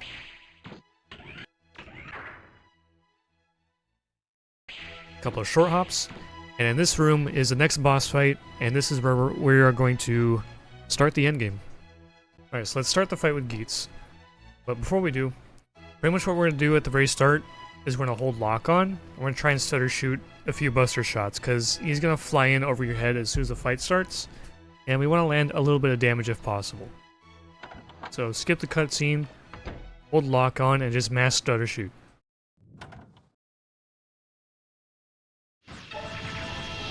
Alright, it's probably technically possible to land one more shot, but either way. So how the fight's going to play out is he's going to fly in either left or right, it doesn't matter. Just keep lock on held, and he's going to fly in some direction for a while, and he's going to go at you with an attack. That's it, Mega Man! So he's going towards the left, he's flying towards me, and he's going to do one of, I think, 4 moves. It's either 4 or 5. You can either just keep flying over your head and do nothing. He can shoot a bunch of like rapid buster shots at you. He can do this like thing where he glows red and then shoots like these big old shockwave fire things at you, and that's the most devastating move for damage. And the one attack you do not want him to do is where he says like prepare yourself or something, where he like stops early, goes up, and then swoops in low. You do not want him to do that, because that's how it's harder to hit him with missiles during that. So that's the one move you do not want to see. But either way, what we're going to do, as he flies closer, we're going to stutter shoot missiles. So I think right around now is probably when I would. If you get that move, try and roll out of the way. Now if you really want to, you can try and sneak in some buster shots before you have to roll, or just eat the hit and shoot some buster shots anyway, but that's what you want to do. So let's see what he does next. Oh, they make a good couple. Okay, now when you see that little explosion that was on him, it was like a different looking one. It means that you finished the first phase of the fight. It'll be that much damage right here. It has a hard cap on it. And then once you see that, get a cutscene, and then we go through this again. So that's how this fight's going to play out. He's going to just keep swooping over your head, doing an attack, and you want to keep stutter shooting missiles at him for every attack that he tries to do at you. And it's pretty simple. So let's see what he does here. Take this. Man, that's some monstrous damage. So once he's down to that much HP, he makes the noise, he's smoking, and just before he hits the ground, stutter shoot more missiles. Because he can be damaged way ahead of time. So that's how that fight plays out. Now if you're really good and really lucky with your damage, you can actually take down his first phase with just one attack, with one cycle. But that's really tough to do, and it's hard to get. It's not consistent. And if he does that swooping attack, good luck. All you can really do is just shoot some missiles straight ahead and hope you get some damage. So, very simple boss. Just RNG in it can kind of suck. And, yeah, the fight's gonna be, on average, a 3-cycle fight. If you mess up and get a potential 4th cycle, well, that sucks. But if you're really lucky, sometimes you can get a 2-cycle fight, where it's 1 cycle for both phases. So, that's how the fight goes. Fairly simple. So, yeah. Let's go ahead and move on. Alright, so go ahead and talk to Roll. Move. All the way down right to Calbania.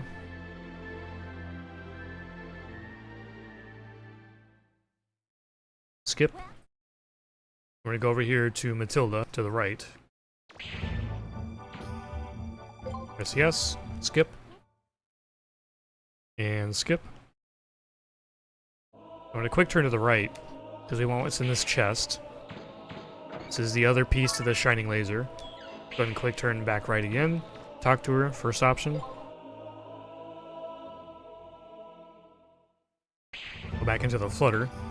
You can heal at data if you want, but the next dungeon, Elysium, is fairly harmless if you know where you're going and what to do, so if your HP is kinda low, it's probably fine. But if you really want to, you can heal at data. Not a huge deal. Talk to Roll. Develop. Make the shining laser. Change. Just press R1 to go to the bottom. It saves you 1 input. It's pretty neat. Improve. We're going to improve the attack with 50,000 Zenny. This is why we needed to leave the previous ruin with 50,000. And if you did safety shopping, make sure you had 50,000 left over, because we're going to upgrade the attack. And trust me, it's entirely worth it. Now, if you want to save 1 second in-game time, not RTA, but I think IGT it's faster. You want to talk to Roll and go to Move. And we're just gonna re-land at the same spot. It's faster for in-game time, which is how we rate the times on the leaderboards. So, talk to Matilda. But if you really want to, you can just leave the normal way. So now that we're here, we'll go ahead and go over here to the defense area. And let's make a save state and get moving. Alright, I'll spot for you, Mega Man. Go left, I know Elysium left again. like the back of my hand. And you see these enemies here?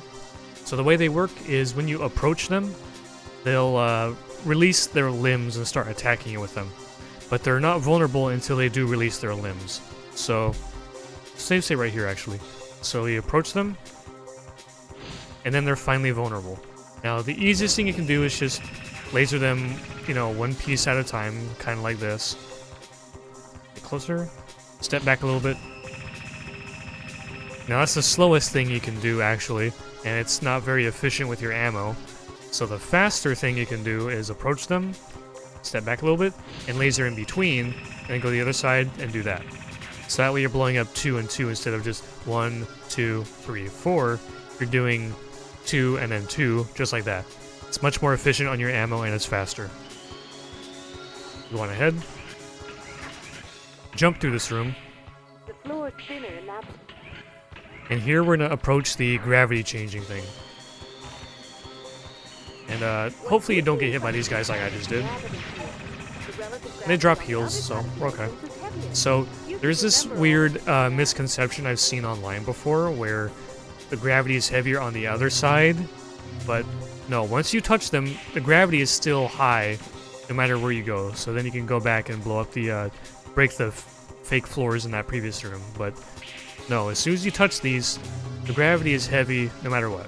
So what we're gonna do, just gonna escape, stay towards the left wall so you don't get hit by those fire guys that I got hit by. And then we got a couple of rooms here with enemies that are pretty interesting. So you got these cross-shaped rooms, because you have this cross structure in the middle, and there's leeches all over the place. Like, I think there's some in the floor, there might be, and there's definitely a bunch on the platforms. I don't remember if they actually are. Yeah, there's some here, so this place is annoying. They're up here in the platforms too, so yeah, you gotta be a little bit aware. So just don't be in the middle, whether you're on the platforms or on the floor. Just don't be in the middle.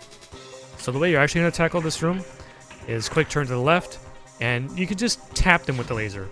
This uses no ammo, it's fast, and it's ammo efficient mainly. So tap them to knock them over, and then hit them with 2 buster shots, that's all it takes.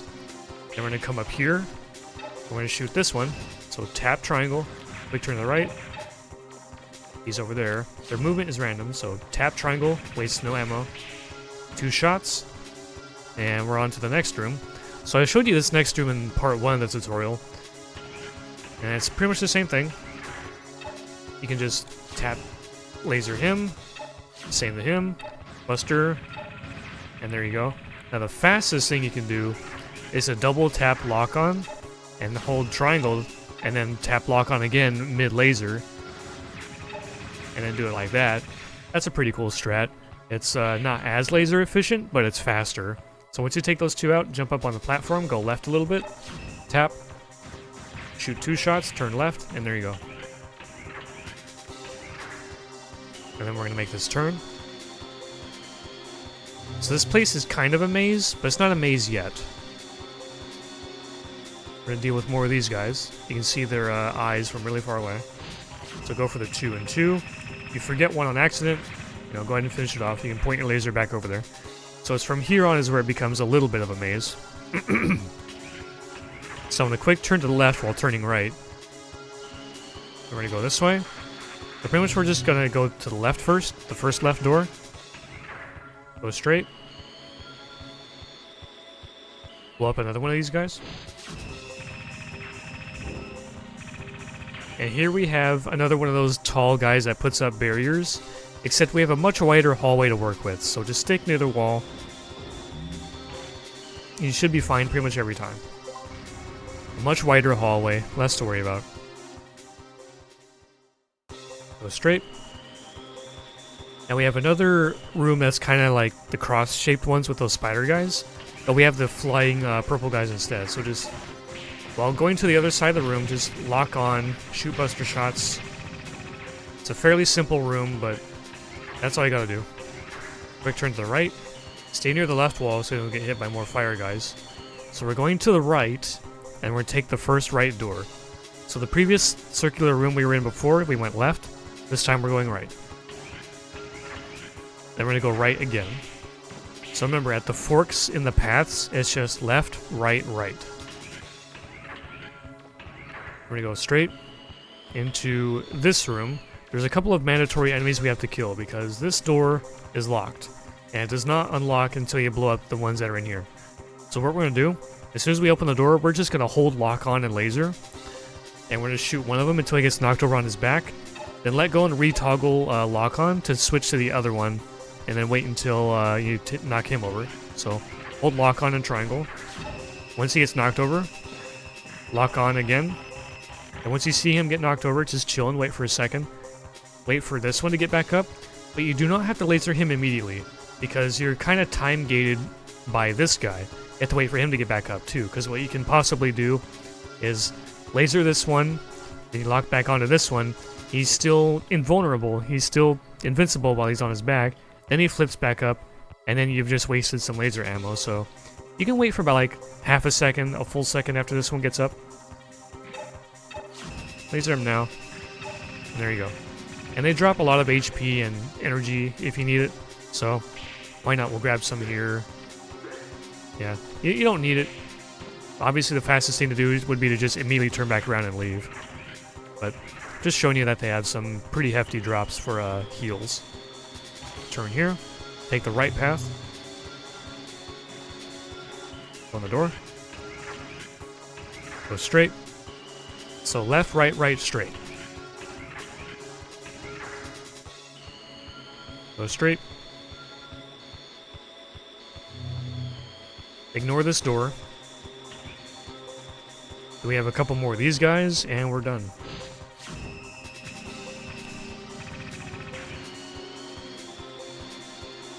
One more. So if you were efficient with your laser ammo, you want to be leaving here with at least some of your blue bar left. If you've wasted some of it and you have just some green bar left, it's mostly fine, but it just kind of shows how efficient you were with your energy. And now we're here at the residential area. So pretty much what we're going to do is we're just going to loop around this way and come into the big area from right here. So we're just going to go straight, straight, right, straight, right. So you don't have to memorize the directions all that much. You just have to know you're starting at the bottom left and you're looping around to the right side. So skate on across, do a drop, because a mid jump and a big jump will waste your time. Same thing here, do a drop. We're going to jump to the right a couple of times. Skate again. And we want to take the left path for all of these, because there's a fire enemy on the right. Jump to the right a couple times. And then this next one, we're going to jump right a couple of times again, but there is a fire enemy on our path. Now usually the jumps will make it right over him, but sometimes he might be in the way. It's pretty rare, but sometimes he's in the way. Let's see if it happens to me. Nope, made it over him. Okay. And now we're going to just jump the rest of the way. We're going to take the left path over here. Jumping is slightly faster than skating, if you do it right, that is. And then we're going to heal here at Data. And I really recommend making a practice save here, because these boss refights can be kind of rough. One of them in particular being the jellyfish refight. The other three are not that bad, but yeah, I'll show you. Right, boss refight time. So go ahead and jump forward a couple times. I guess one is fine.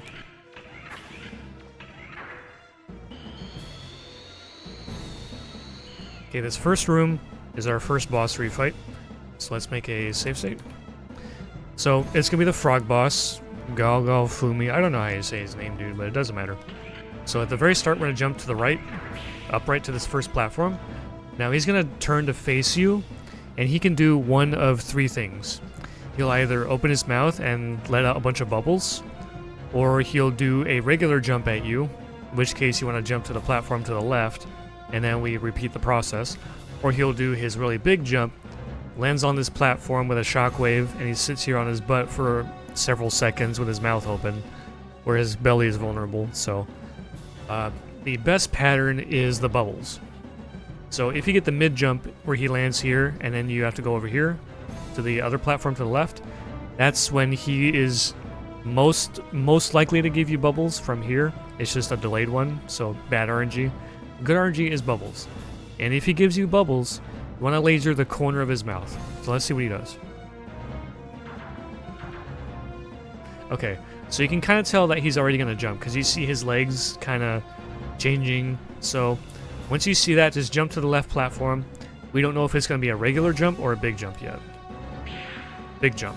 So that's when he's wasting your time, but he's most vulnerable, takes the most damage, doesn't take all that much ammo. Wastes a lot of your time, but we don't want that. We want bubbles. So I want to show you what you do if you get bubbles. Okay, he's doing another jump, a regular jump. So I think he's going to give us bubbles now. So if that's the case, let's make another save state. You want to laser the corner of his mouth. This is how you get the most damage. Because, did I do it wrong? Yeah, I think he still has some HP. Whatever, it's not a big deal. That's not the point. The point is, if you lock on and laser the middle, or anywhere away from the corners, the bubbles are going to be getting hit and destroyed, but that is eating your damage. You're losing out on damage by hitting the bubbles. And that'll result in you doing like, maybe this much damage, this much. It's not going to be enough. So you really, really want to aim at the corners of his mouth, and that's how you deal the most damage. So, yeah, let's go ahead and take out the bubbles, or take him out, rather. There we go. So once he's destroyed, go to this area, go to this side of the room, go ahead and leave. That chest has 100,000 zenny in it, but we're not here for money. Skate to the end.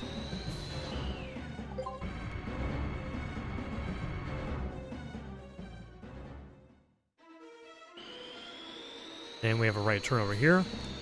And we have the next boss refight. Okay, so the refight with our sad blob boy. So as soon as you come in, as soon as you get control, hold R2 and triangle.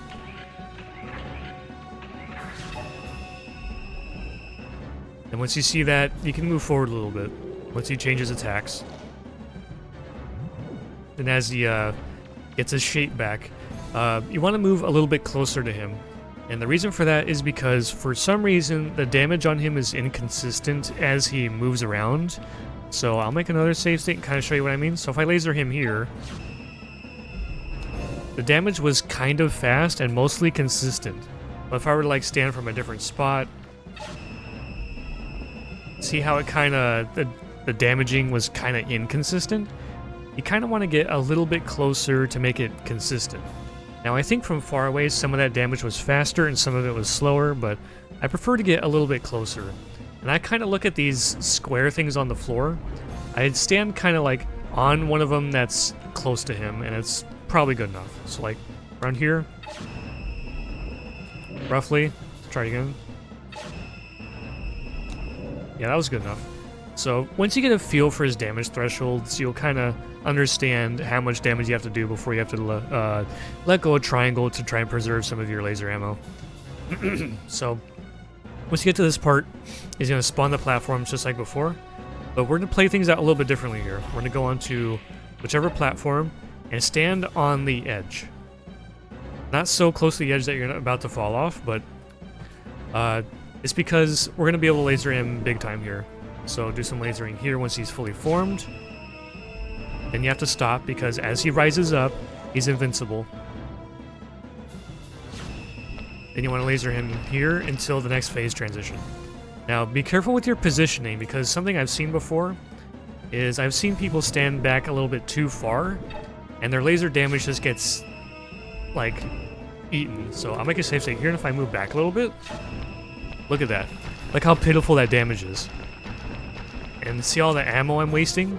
So just be closer to the corner and that usually will not happen. So once he gets down to that much HP, start to shoot a few shots at him and then get ready to run. I prefer to skate here, but again, you can do skating, running, whatever. So he's probably going to stop right around now. And to preserve some of your laser ammo, just try to finish him off here with your buster. And there you go. Now all we can do is just sit here and wait until he's done.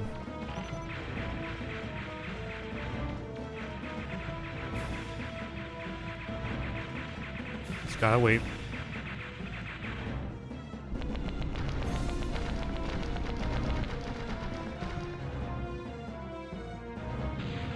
Once he blows up, then you can move.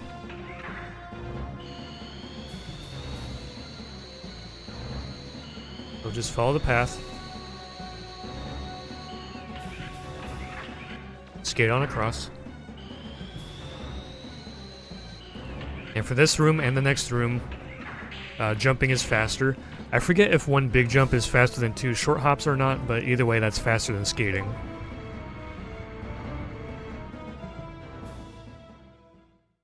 So again, do some jumping, skate on across.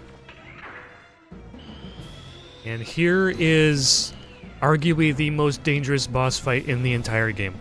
So yeah, I wasn't kidding when I said that this is probably the most dangerous fight in the game, and I'll show you why. Because you can get juggled by these guys shooting their sparks. While they're spinning like this, they're invincible to your buster shots, and you can only hit them with your buster during these moments where they're shooting sparks. But because we have the laser, we don't care about that. We're not going to use our buster pretty much at all. So, I'll show you why. 1, 2 hits, and I already lost half my HP. Now, if things were timed in a really messed up way, you can get juggled into death and then die. So, that fight is extremely dangerous. Also because those sparks are everywhere and they do try to home in on you. So, the goal right now is to take out 2 of them with our laser at the same time. So what's going to happen is I'm going to jump to the right while turning left, and it's not a big jump, it's kind of a small jump, and we want to line up 2 of the jellyfish. We're going to have the middle one and the left one, they're going to be lined up. But they don't have to be perfectly lined up. Like, you do not have to line them up all that well. Just make sure that your laser is hitting both of them, and it's usually good enough. So we're going to jump to the right while turning left. Okay, this is plenty. I probably could have gotten away with a shorter jump, like, and started lasering sooner, but either way. This is the point where you want to laser and hit both, because you want to try and kill 2 of them at the same time. Now, the other thing to note is that do not rely on lock-on. Just use your manual aiming, L2 and D-pad, and just try to make sure your laser is centered through both of them. Looks like the gravity's increased again. And there we go. Now, if you manage to kill them both before any sparks hit you, just run away towards the wall and try to get out of the way, because the sparks will dink on the wall, but if you're going in any other direction, they'll swing around, and they might possibly hit you as you're trying to finish off the 3rd jellyfish. So, if I were you, I would stay towards the wall. And if you got hit before, like if you kill them, and before you had a chance to run away and you get hit, either try and jump and get hit, or just let 2 of them hit you and knock you over. Because we're going to try to use our iframes to do some big damage on the last one. We'll lock onto him, laser him with our iframes. But since we got away before we can get hit, and like before we got hit at all, just go ahead and get around the sparks, start lasering. He shot 3 of them, so make sure you count. Make sure you count and then dodge accordingly. So he shot 3 of them. He shot 2 of them. And there you go. That's how that fight's going to look. Now, I managed to take no damage. That's pretty lucky. What happens a lot of the time is that right as I kill the first 2 jellyfish, I'll probably get hit once, maybe twice. Sometimes even 3 times if the timing is really messed up. And either way, you want to either get away with no hits, or you want a knockdown so that you can use your iframes to finish off the 3rd jellyfish. And it's going to look like this.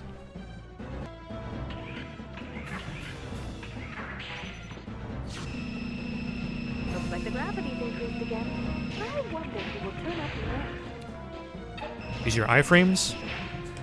So that's something weird that can happen, is that they were kind of stuck on me without hitting the wall, and they were waiting for my iframes to be over.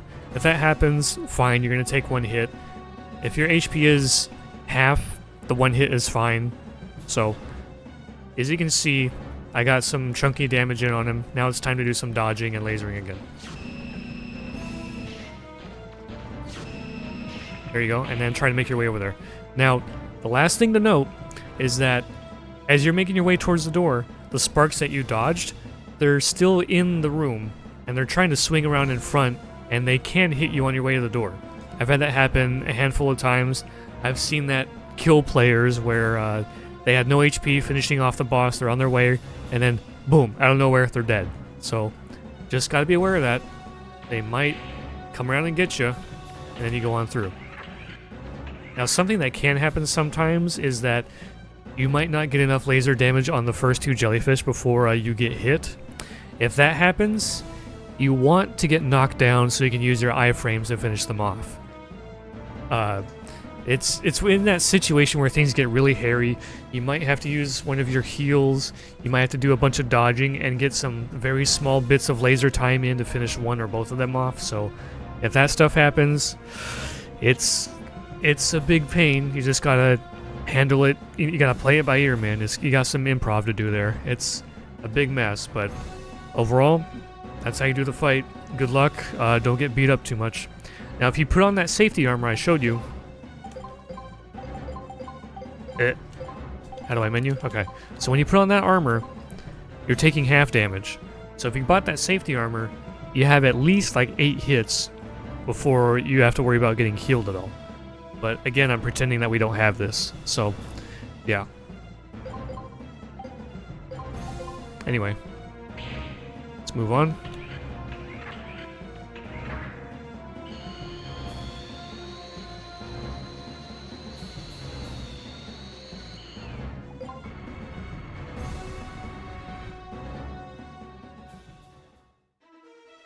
Keep following the path.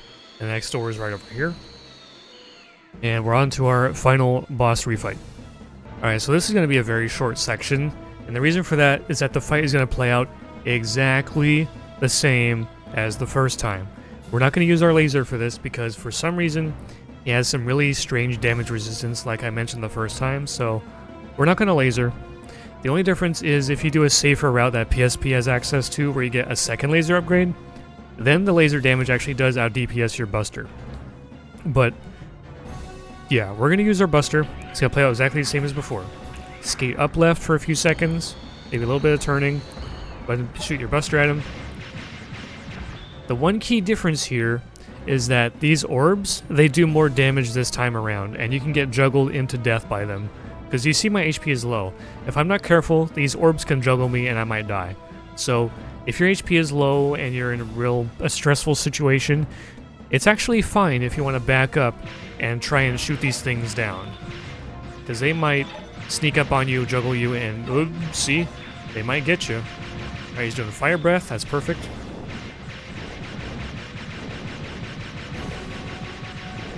So to prevent more orbs from spawning, I'm going to get back in front of him.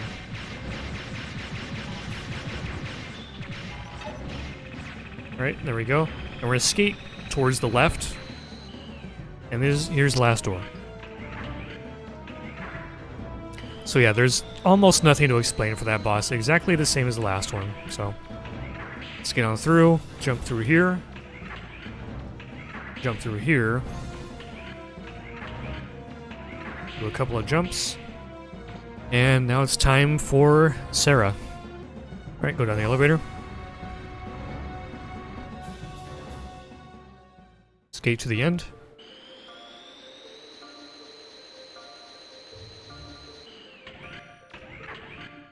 And technically skating here is faster, but it's hard to do correctly and still make it faster, so just go ahead and jump through here.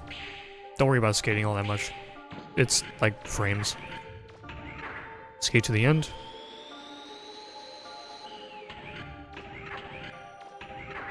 And recharge it data. We want that weapon energy. Now, the thing to note about your weapon energy, if you've not noticed this before, or I forgot if I mentioned it before, but let's say you used a lot of extra, right?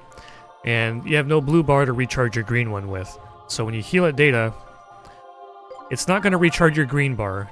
It's going to recharge your blue one only. So you see, it already took up some of the blue one because it regened all the blue one, and the green one regened consuming the blue one. So if you don't have, like when I came in here, I had no blue bar and only a tiny bit of green bar missing.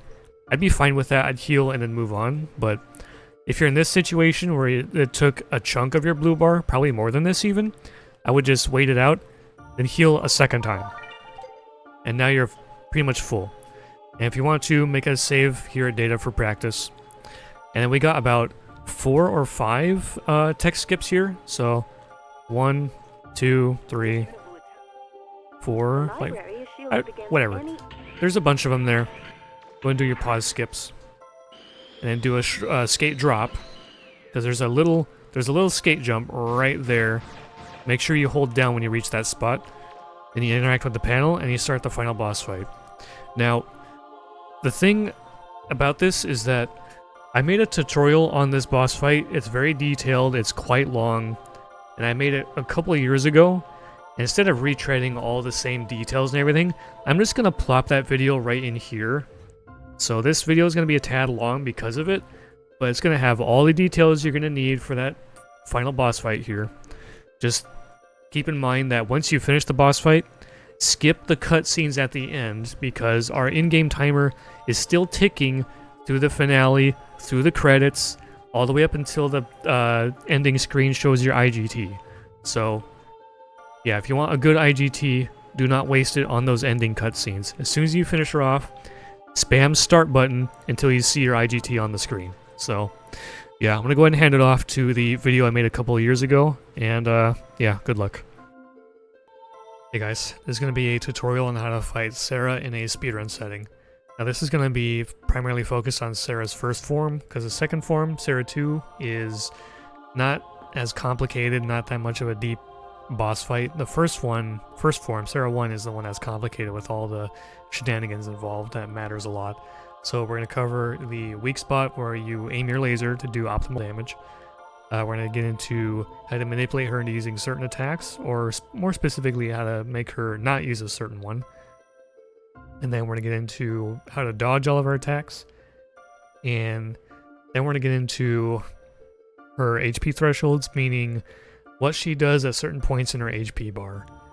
So first off, we have the weak spot. Now this mainly only applies if your laser is 1 attack upgraded, not really 2 or higher, because the weak spot only seems to do extra damage if your laser is weaker. If it's stronger, then you can kind of just lock on and not care about the weak spot.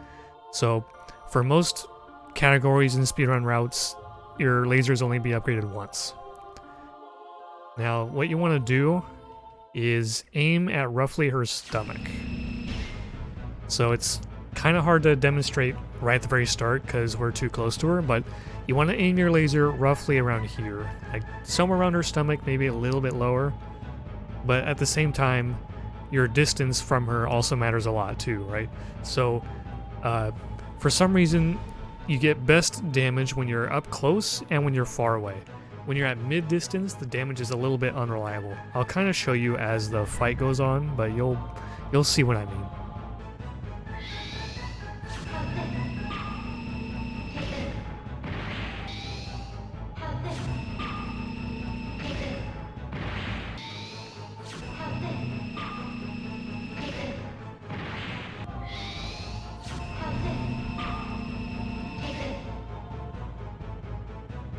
So you kind of saw from some of these clips here that, like especially here at the end, that usually around far distance to maybe at the edge of mid distance, and especially close distance, the damage is best. But there's certain times at mid range where the damage just isn't good and it's kind of hard to explain, but in general that's roughly where you want to aim your laser. The other thing to note is, a little save state here, or specifically this one. So the other thing to note, if you're up to this point in the run and don't really know, you have 2 ways to aim your laser if you're on PlayStation version anyway, not PSP. You can hold L2 and use the D-pad and it aims, roughly around this speed. You can also use the right stick and it aims it around much quicker. But you may prefer that. But in general, for something as precise as this, I prefer using L2 plus D-pad to really aim at a specific weak spot. If I'm just trying to zoom my camera around just to get from one place to the other quickly, that's when I'll use the stick. But in this fight, you definitely want to use L2 and D-pad. So the next thing we're going to get into is how to manipulate her to using certain attacks. So let's get the fight started.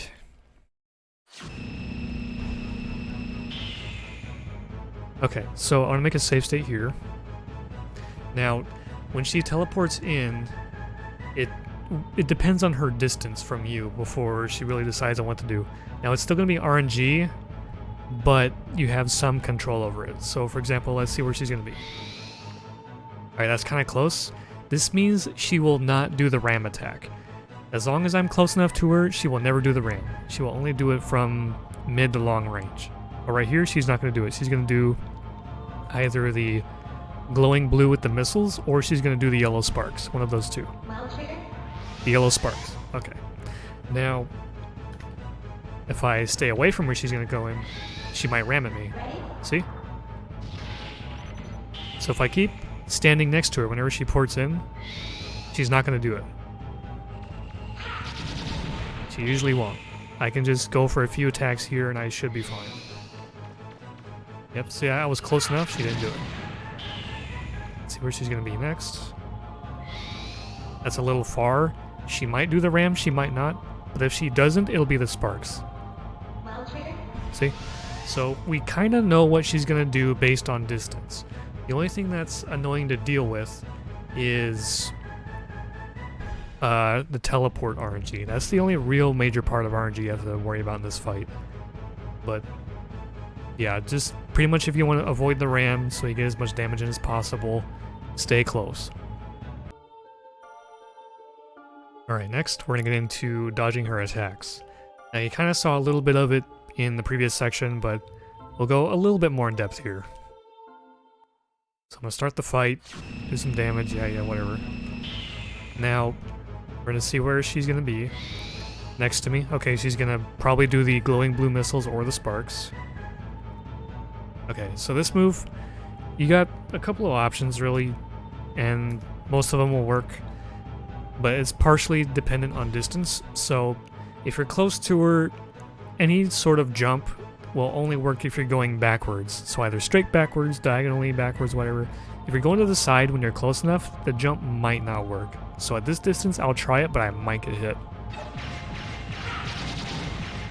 Barely escape it. So I think if I was any closer, it probably would not work. Oh, surprising. Well, either way, that attack is pretty easy to dodge, just I wouldn't rely on a roll. So just jump in any direction. The absolute safest direction you could jump is backwards to some extent. Okay, so this attack, this is the one where she makes the room glow red, creates a bunch of diamond bombs, the gravity's high, and she's going to do a quake. Now, I'll save state this one, and this attack is the most difficult one to deal with, and is the one that usually ends runs and whatnot and kills people. So this one, you want to maintain distance. So let's say you spawned in, or she appeared and you're like maybe this close to her, then you're actually kind of screwed because of how the Quake's hitbox works. So it stays out for a strange amount of time. It kind of varies depending on distance. The closer you are, the longer it stays out. The further away you are, it stays out for less time, and it even has a max range where you can actually just stand there from far away and laser. But in this case, where I am right now, I could just either jump in place or jump backwards, and it should work. I think even a roll can work, but I think a jump is safer, so I'm just going to run backwards a little bit and jump over it. So the timing for when you jump is a little bit awkward too, because like some of the waves of the Quake will hit you and not actually hit you, if you know what I mean. So the waves will touch you, but the hitbox won't hurt you yet. So it might take some trial and error, but you go through this attack enough times and you'll get the timing for it. And then once you dodge it, laser all the bombs. If you're playing on easy mode, you would just shoot them all with your buster, but either way, once you dodge the Quake, get rid of those bombs ASAP. Now, like I said, if you were too close, like let's say you're lasering her and she's like, oh, I'm here. Oh, well, okay. See, I got hit. Even when I'm trying to explain things and stutter around, I got hit because I'm just too close.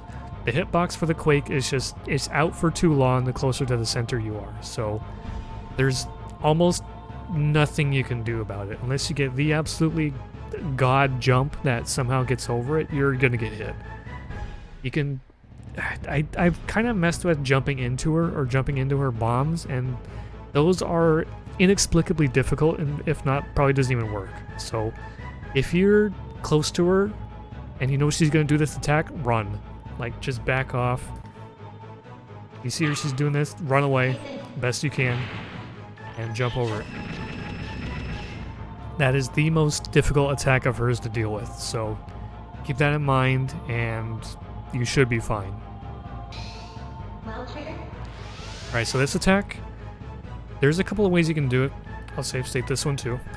So you can kind of circle strafe, jump around the room, and it kind of works, but it depends on your distance from her, like from each other, and whether or not you're close to any walls or any obstacles.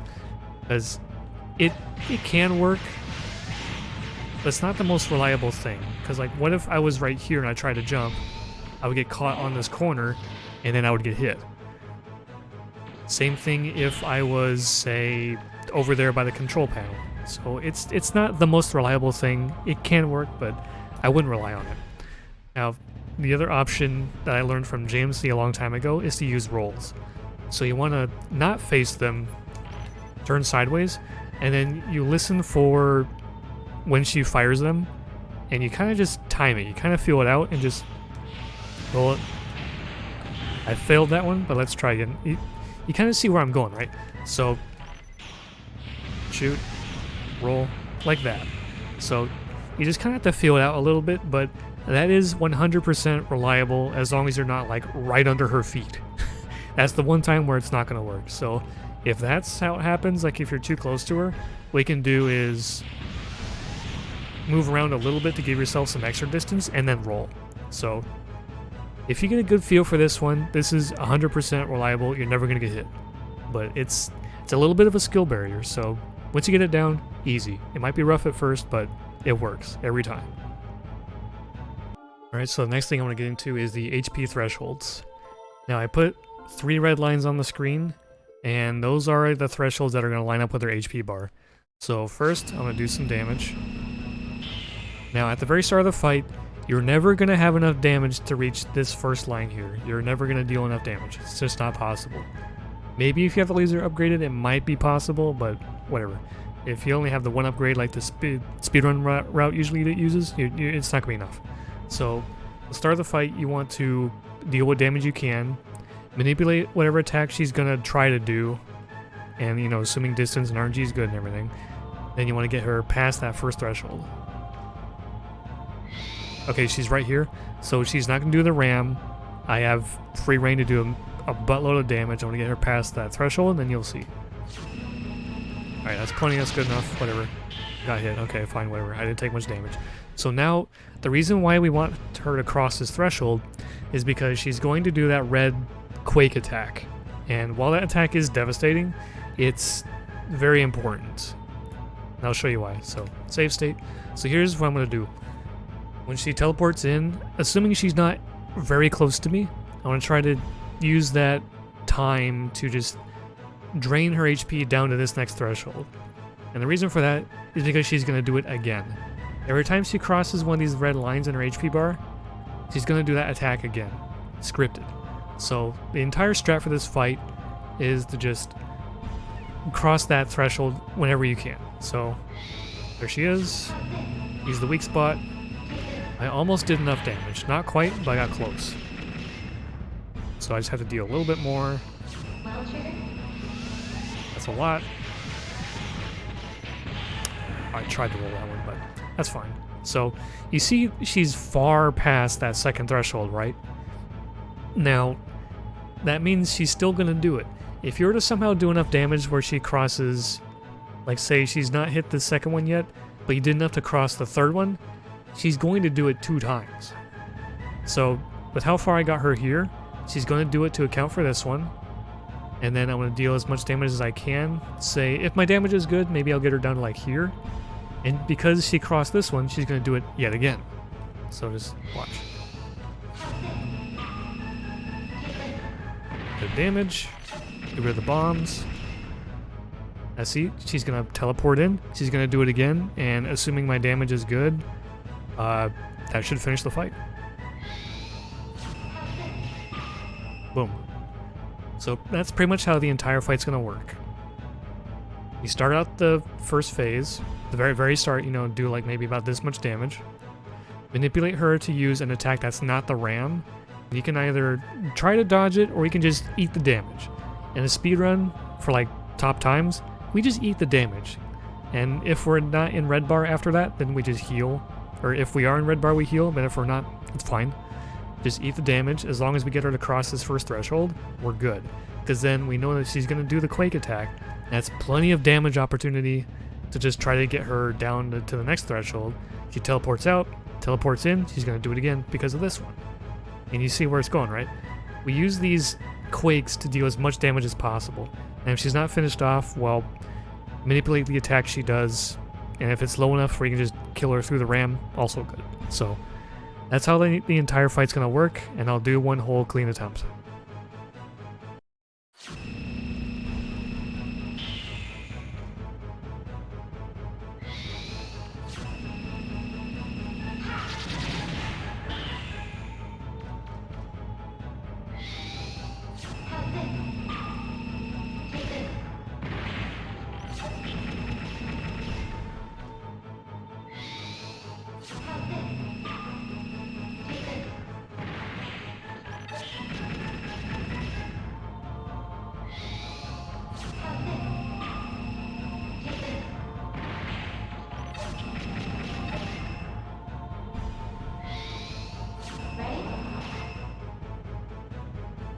So that wasn't like the best in terms of damage. That was also a good example of just being at the wrong distance to where the weak spot just wasn't working that well.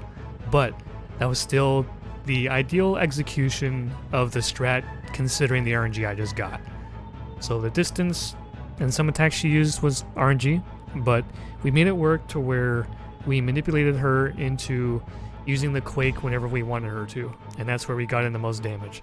So that's how the first fight, how the first phase, you know, Sarah 1 works. It's still a difficult fight. If you want to, you know, not tank some attacks, you can instead just dodge some of them and then, you know, deal with the HP thresholds, but that's how the entire fight for at least phase 1 is going to work. Alright, so I'm going to continue from that save state of that attempt I just showed you. Now, right when you take her out, immediately, you want to pause and use the hyper cartridge. So, you can see my fight was good enough to where I had at least some blue bar left. That's really good. You don't want to start the next fight without using the hyper cartridge, because then you're going to run through your green bar, and then by the time you finally use your hyper cartridge, because you see that you're empty, your blue bar is going to be filled, but your green bar is not. You're waiting for that to recharge, and you're going to be just depleting it over and over again, and your damage is going to be just not good. So right when you take her out, I didn't have enough time, that's fine, but either way, as soon as you take her out, right on the last hit, open up your menu, no, use your hyper cartridge. Because we need that ammo ASAP. Now, her weak spot, like that, you want to aim roughly around here. As long as it involves this very bottom section with all the little red laser things, you mainly want to involve that. But I like to aim right in between where it's light and dark, but it doesn't matter all that much. As long as it involves the bottom, you're good. So that's the main place where you want to just aim your laser for best damage. Okay, next I'm going to get into how you dodge all of our attacks. She has a bunch, and things only get really complicated and murky, if not impossible to deal with when she starts dishing out the black hole. But we'll get there when we get there. So first of all, she gives me the one that gives a lot of newer runners trouble. So this attack is dangerous. This can one-shot your entire health bar. So, I just save state. So here's what you do. As soon as you see this attack charging, you want to move around like this. See how it kind of swerves around left or right real wide? Like if you start swerving with some wider movements, it'll swing real wide and it struggles to catch up with you. Watch, I'll do it again. See that? It kind of struggles to catch up with you. That is the entire key to dodging this laser. Because if you don't move all that much, it's going to just try and catch up with you. It's going to be impossible to dodge, right? Now, you want to swing wide because you're opening up the opportunity to jump over it. So, I'm going to make it swing wide, jump over it when I find the right time. Easy. Now, it may not seem easy at first, but just work with it a little bit. Keep trying to, you're doing your damage. She shoots it, swerve like this, jump over. Easy peasy. It's really not a hard attack to dodge once you understand how it works. Because it tries to chase you, but I don't know if it's like the deceleration or some other mechanic to it that's slow, but it tries to chase you slowly. But if you're not moving all that much, it's going to zero in on you, no problem. So do some wide movements. The laser will try to chase you, swerving wide, and then you find your opening and jump over it. Okay, so this attack, pretty obvious. If you hear her laughing and just going towards you, just roll when she gets close. And, lock on to refocus and keep doing damage. So this whole teleportation, zooming thing, you can't do anything about it. She's invincible, so just hold lock on to figure out where she's going to be. I think I heard her laughing. She might be trying to ram me. Yeah, okay. Alright, so right here, her voice got cut off here, but she says, let's find out or something. This is where she's going to do the meteors. So all you can really do is just run around, because there's going to be these zones lighting up around your feet, and a meteor comes down, blows up, and it does a buttload of damage. Now, this attack sucks to get on anything below hard, because they rain down at a slow rate. So you kind of have to just run around, just don't stop moving. You might find your opportunities here and there to deal some damage, but you don't have much time really. The only option is to just keep moving, do some damage here and there, but yeah, that's really all you can do about it. On hard and very hard, they rain down significantly faster, so this is less of a problem. So you're dodging for less time, you have more time doing damage.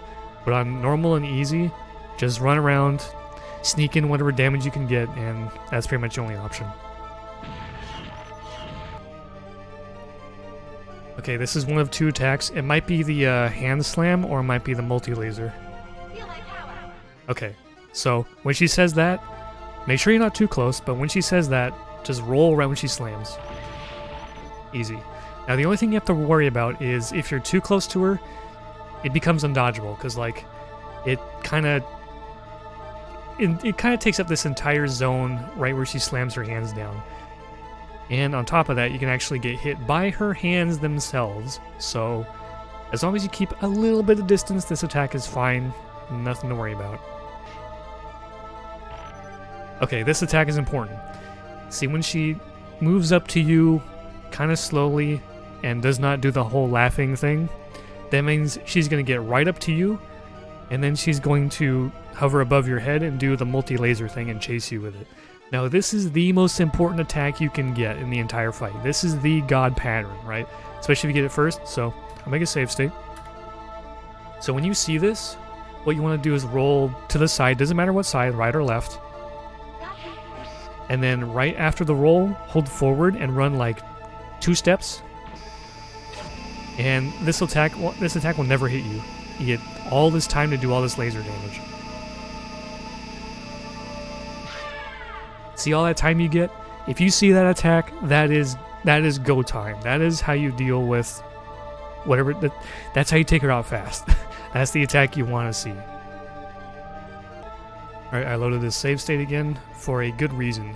Because once her HP is down to roughly half, she's going to start using the black hole thing. And that's where she just throws a wrench into everything. It makes some attacks undodgeable or just significantly more difficult to dodge. So I'm going to go, deal a whole lot of damage to her again. We're going to get her to roughly halfway. A little bit more. Why not? So I'm just going to wait here. Oh, one last thing to know about this attack. Depending on where you're positioned, she can hit you with her hands when she's finishing up, so I'm just going to move out of the way just to be safe. Oh, see that? She almost slapped me. Alright, so she's going to use the black hole from here. I'm going to make another save state. And it can go any which way. So by that I mean like how the fight will proceed. Because she's going to cast the black hole where you're standing at the time when she starts charging it up. So here it comes towards me. Oh, perfect. The basically undodgeable combination. If you can dodge this with the black hole active, then either it's a miracle where you got lucky, or you're a god gamer. Like, I can try and skate out of it and maybe make it swing wide, but I still can't see it, so I don't know when I'm supposed to jump. So, whatever it is that happens, the black hole's going to make it more difficult. But the way her pattern is going to work now is she's going to black hole, do 2 attacks. The second one won't have the black hole because it'll fade away. So I'm going to dodge this. She's going to use the black hole again. Now, we do have an option to deal with the black hole, kind of, but it's not too practical for a speedrun because we're trying to focus on doing some damage, and that means we're stationary. But if you want the black hole to be minimal threat, you can kind of just jump to the side, and then it'll not affect much. But either way, that's how the fight's going to work. Once she starts using black holes in combination with attacks, you just don't know what's going to happen. Some stuff might be undodgeable, some of it might be easy. So here's another black hole. What's she going to do? Meteors? This is the most lenient one. Just skate out of the black hole, and then just keep moving. Same deal as before, just use the skates to get out of the black hole first, and then it's easy to deal with. Now, she's going to do another black hole. I think it's mainly based on time rather than number of attacks used, but either way, she's going to do another black hole. If she does the quake thing with her hands, that's a roll. You don't have, it doesn't matter where you're at as long as you're not in front of her. And then the big laser, like you just saw, I don't have much option to deal with that. Meteors, skate out of it. If she does the ramming thing, where she just, laughs and charges at you, you can roll that, but the timing is very specific. It's very, very tight, so you might end up getting hit anyway. That one's hard to deal with. And if she does the thing where she hovers over your head with the multi-laser, it's another issue of the roll timing being so obnoxiously precise, you might just get hit anyway. So if you're getting a black hole and you're trying to just survive, you want meteors or the quake. So what's she gonna do here? There's a black hole, meteors. Again, so just skate and get out of there. You can keep skating here if you want. Because I got caught in it, I might get hit here and die, but get out of there. Alright, we're good. So, yeah, the black hole can be pretty devastating. You want to make sure that you just take her out before the black hole becomes the problem. So if your attack RNG throughout the fight isn't good enough to where she does the hovering with the lasers, then, you know, just dodge as best you can, get in your attacks, and hopefully the attack she uses following the black hole isn't too hard to deal with. So I'll do one clean attempt of the fight, one that doesn't use the multi-laser, and we'll see how that goes.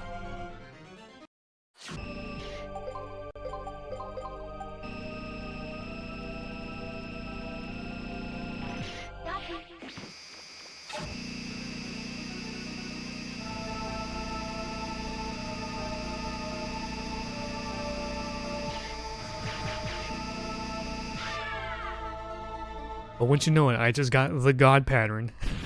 That is what you want to see if you're doing a speedrun. Instant GG. Tons of time save.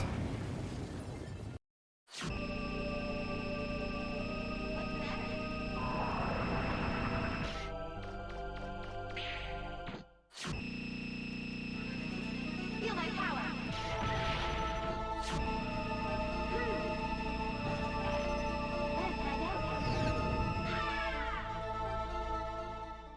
So that was a pattern of 3 different attacks, and that's pretty much how it would ideally go if you're getting a fight that doesn't have the, you know, the multi-laser. So first I dealt with the big laser, and then she did the quake. That was easy to dodge, and then she gave me something after the black hole where I had a lot of open time to not have to worry about dodging. I just had all that time just to fire my laser. So Sadness in his eyes. it really just depends on the RNG you get. It's not a deep fight. It's easy to understand. It's just there's a lot of attacks she has, and the black hole just messes with everything and makes some things impossible or obnoxiously difficult. So that's how a Sarah fight is. The first form is much more intricate. The second one is just dodge the things. Hopefully the black hole attack, or the attack following the black hole, isn't too awful. So that's how this fight is. Alright, so this is a bonus part of the tutorial. This is mainly geared for PSP. So if you're only concerned with the PS1 version, you don't care about PSP at all, then go ahead and click off the video now. You're pretty much done. Go ahead and go attempt your runs, and I wish you luck. But if you're going to learn on PSP, like if the faster Nino ruins wasn't going to convince you, then maybe this might. Because this is going to be a route change that's only roughly 20 seconds slower overall, and it makes the end game significantly easier. Like, you'll be dying a lot less. So if that sounds interesting to you, then go ahead and keep watching. So this is after the intro dungeon, after the abandoned mine with the spike button boss. So after you do that part, you talk to Joe and you leave. You go in this way, right? You get over here to the trash can that has the mechanic notes 1. Now instead of going back to the flutter from over here, we're instead going to be going into the back door of the shop. So go ahead and hold forward and circle. And we'll be talking to this guy immediately. So go ahead and confirm on the top option twice. And we get a very inappropriate item. In English, it's a Reaverbot Claw. And then from here, we're going to do a jump to the left while turning left, and a second jump while turning to the right. Just like that. And then we'll be continuing the game on from here. And the next part where the route changes is on Nino Island. Alright, so here we are on Nino Island. So as you can see on the side there, we're going to be getting Mega Man's Dark Armor. And the main things that's going to do for us is, one is a bad thing, the other one is a good thing. The bad thing is, it's going to increase the shop prices by about 20%. But with the safety money that you can get in Manda Ruins and the extra money we'll be getting in Kada Ruins, that shouldn't be a real issue, but just letting you know off the bat. And the other thing is that we need to be dark armored to even complete the side quest that we started. So we're gonna go ahead and come in here because we got to do some evil deeds. So just like usual, we're gonna go ahead and blast these bird bots, and I'll show you what we gotta do. So you want to swap to your lifter, pick up Johnny, and throw him off.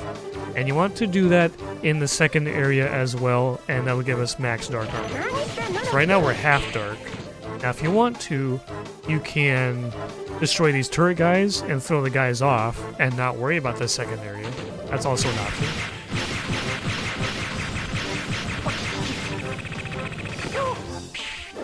So you can do that. And I think it's going to require both of them, I'm not sure. But either way, you want to become max dark armor off of throwing people off. I know for sure that Johnny in both areas is plenty. But if it's Johnny and one guy, I'm not sure if it's enough. It might be. So either way, I'm max dark armor, and what you want to do as soon as you reach max dark armor, whether it be in here or in area 2, swap back to your missiles, because you need to have your green bar regen by the time you reach area 3, or else you're not going to be able to kill that mini boss fast. So yeah. Anyway, we're going to go ahead and move on to what you do in Kada. Alright, so here we are outside of the lava room in Kada Ruins. So this is where the next route change comes into play.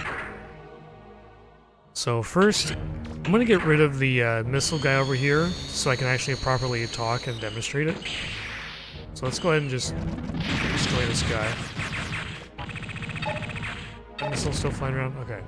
So pretty much what we're going to be doing is we're going to be, you remember the safety path I showed you before where you kind of go around this way while skating and then head in that direction?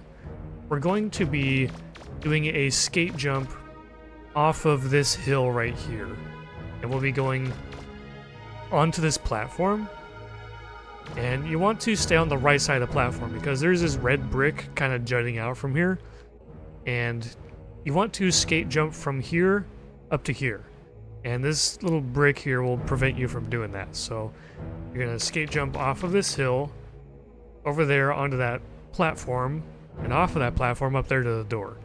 And it's going to look like this.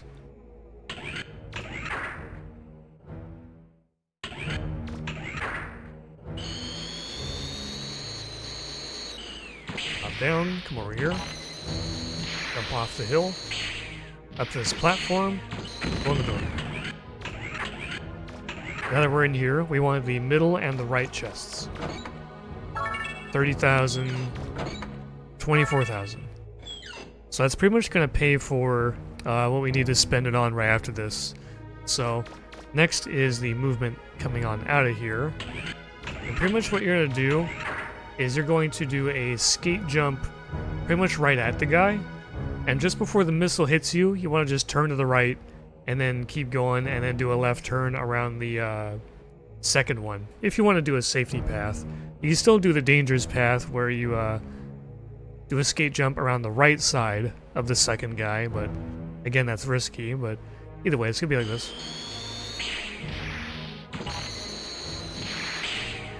And for safety, we'll go on around this way.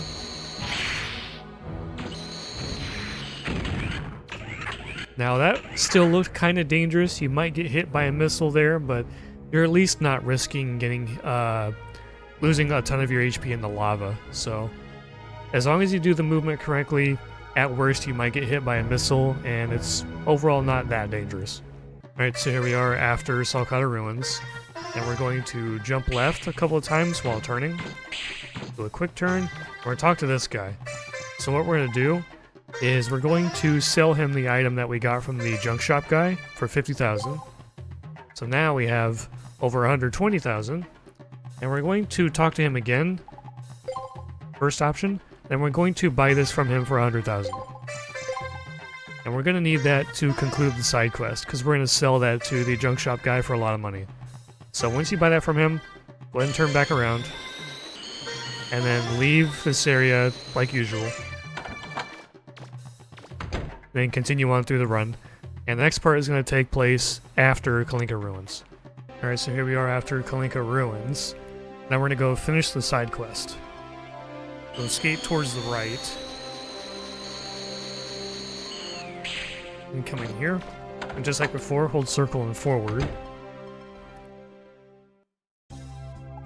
So we're going to sell this to him. First option.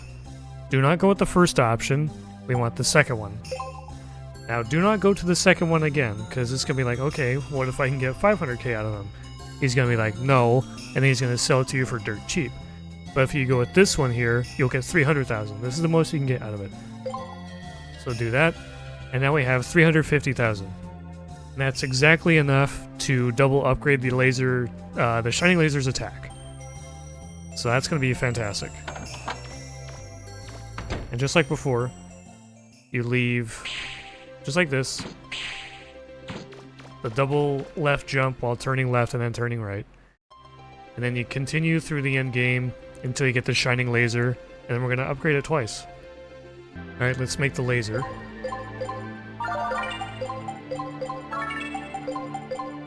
So normally, we can only afford one upgrade. But here on PSP, like I showed at the very first part of this tutorial, it is cheaper here on this version.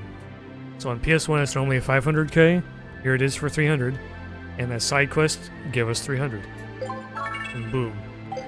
Now it's time to demonstrate the power of this thing. So these enemies here are the first real difference with our DPS.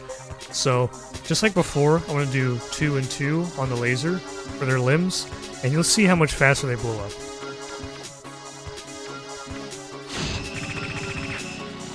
See that?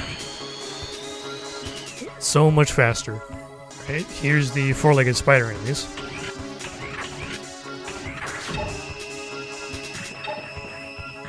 See how much faster that is? That is crazy fast. And now on to the boss refights.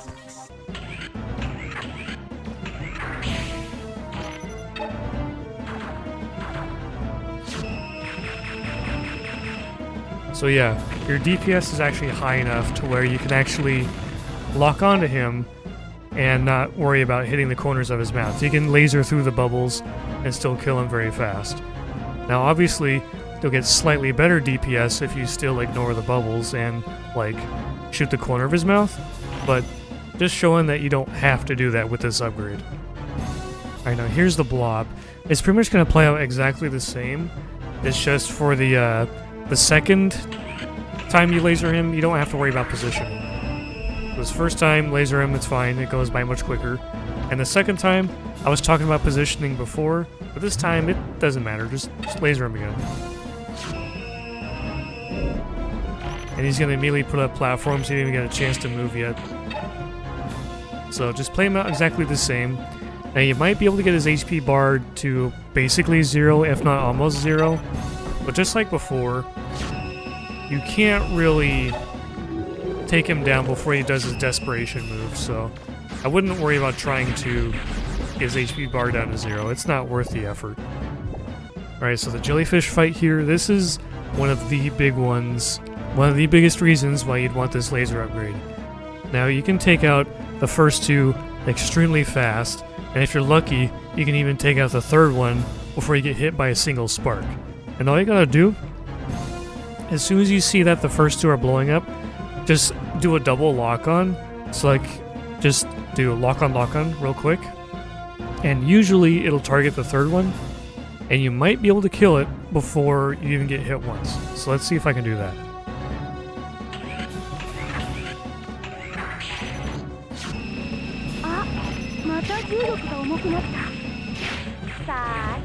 Boom.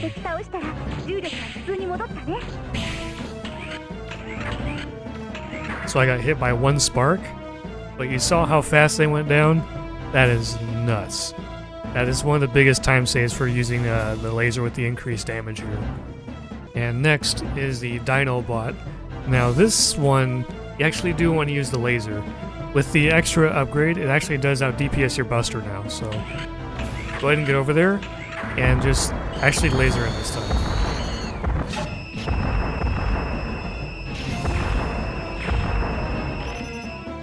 Of course, you still have to dodge his moves and whatnot, but and worry about getting hit by orbs.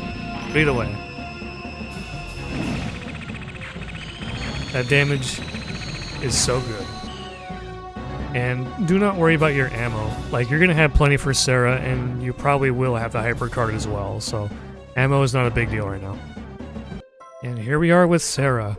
So the main change here is that you do not have to worry about aiming your laser at weak spots to do more damage. Pretty much just locking onto her is going to do the same damage as if you're always hitting a weak spot. So you don't have to concern yourself with that anymore. She's pretty much like max DPS capped with this upgrade.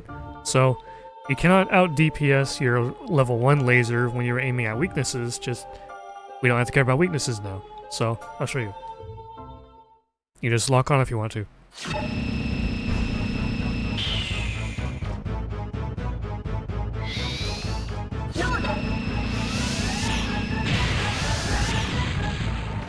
So getting hit there was on purpose, but either way, you can see how much damage I'm doing.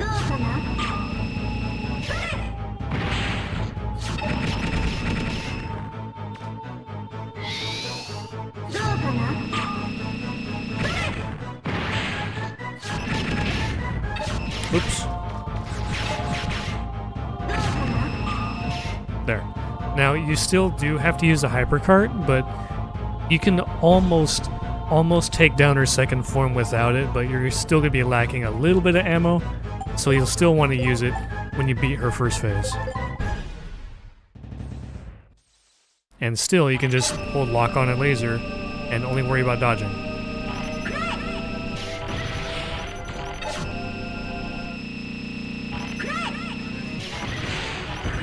But don't die.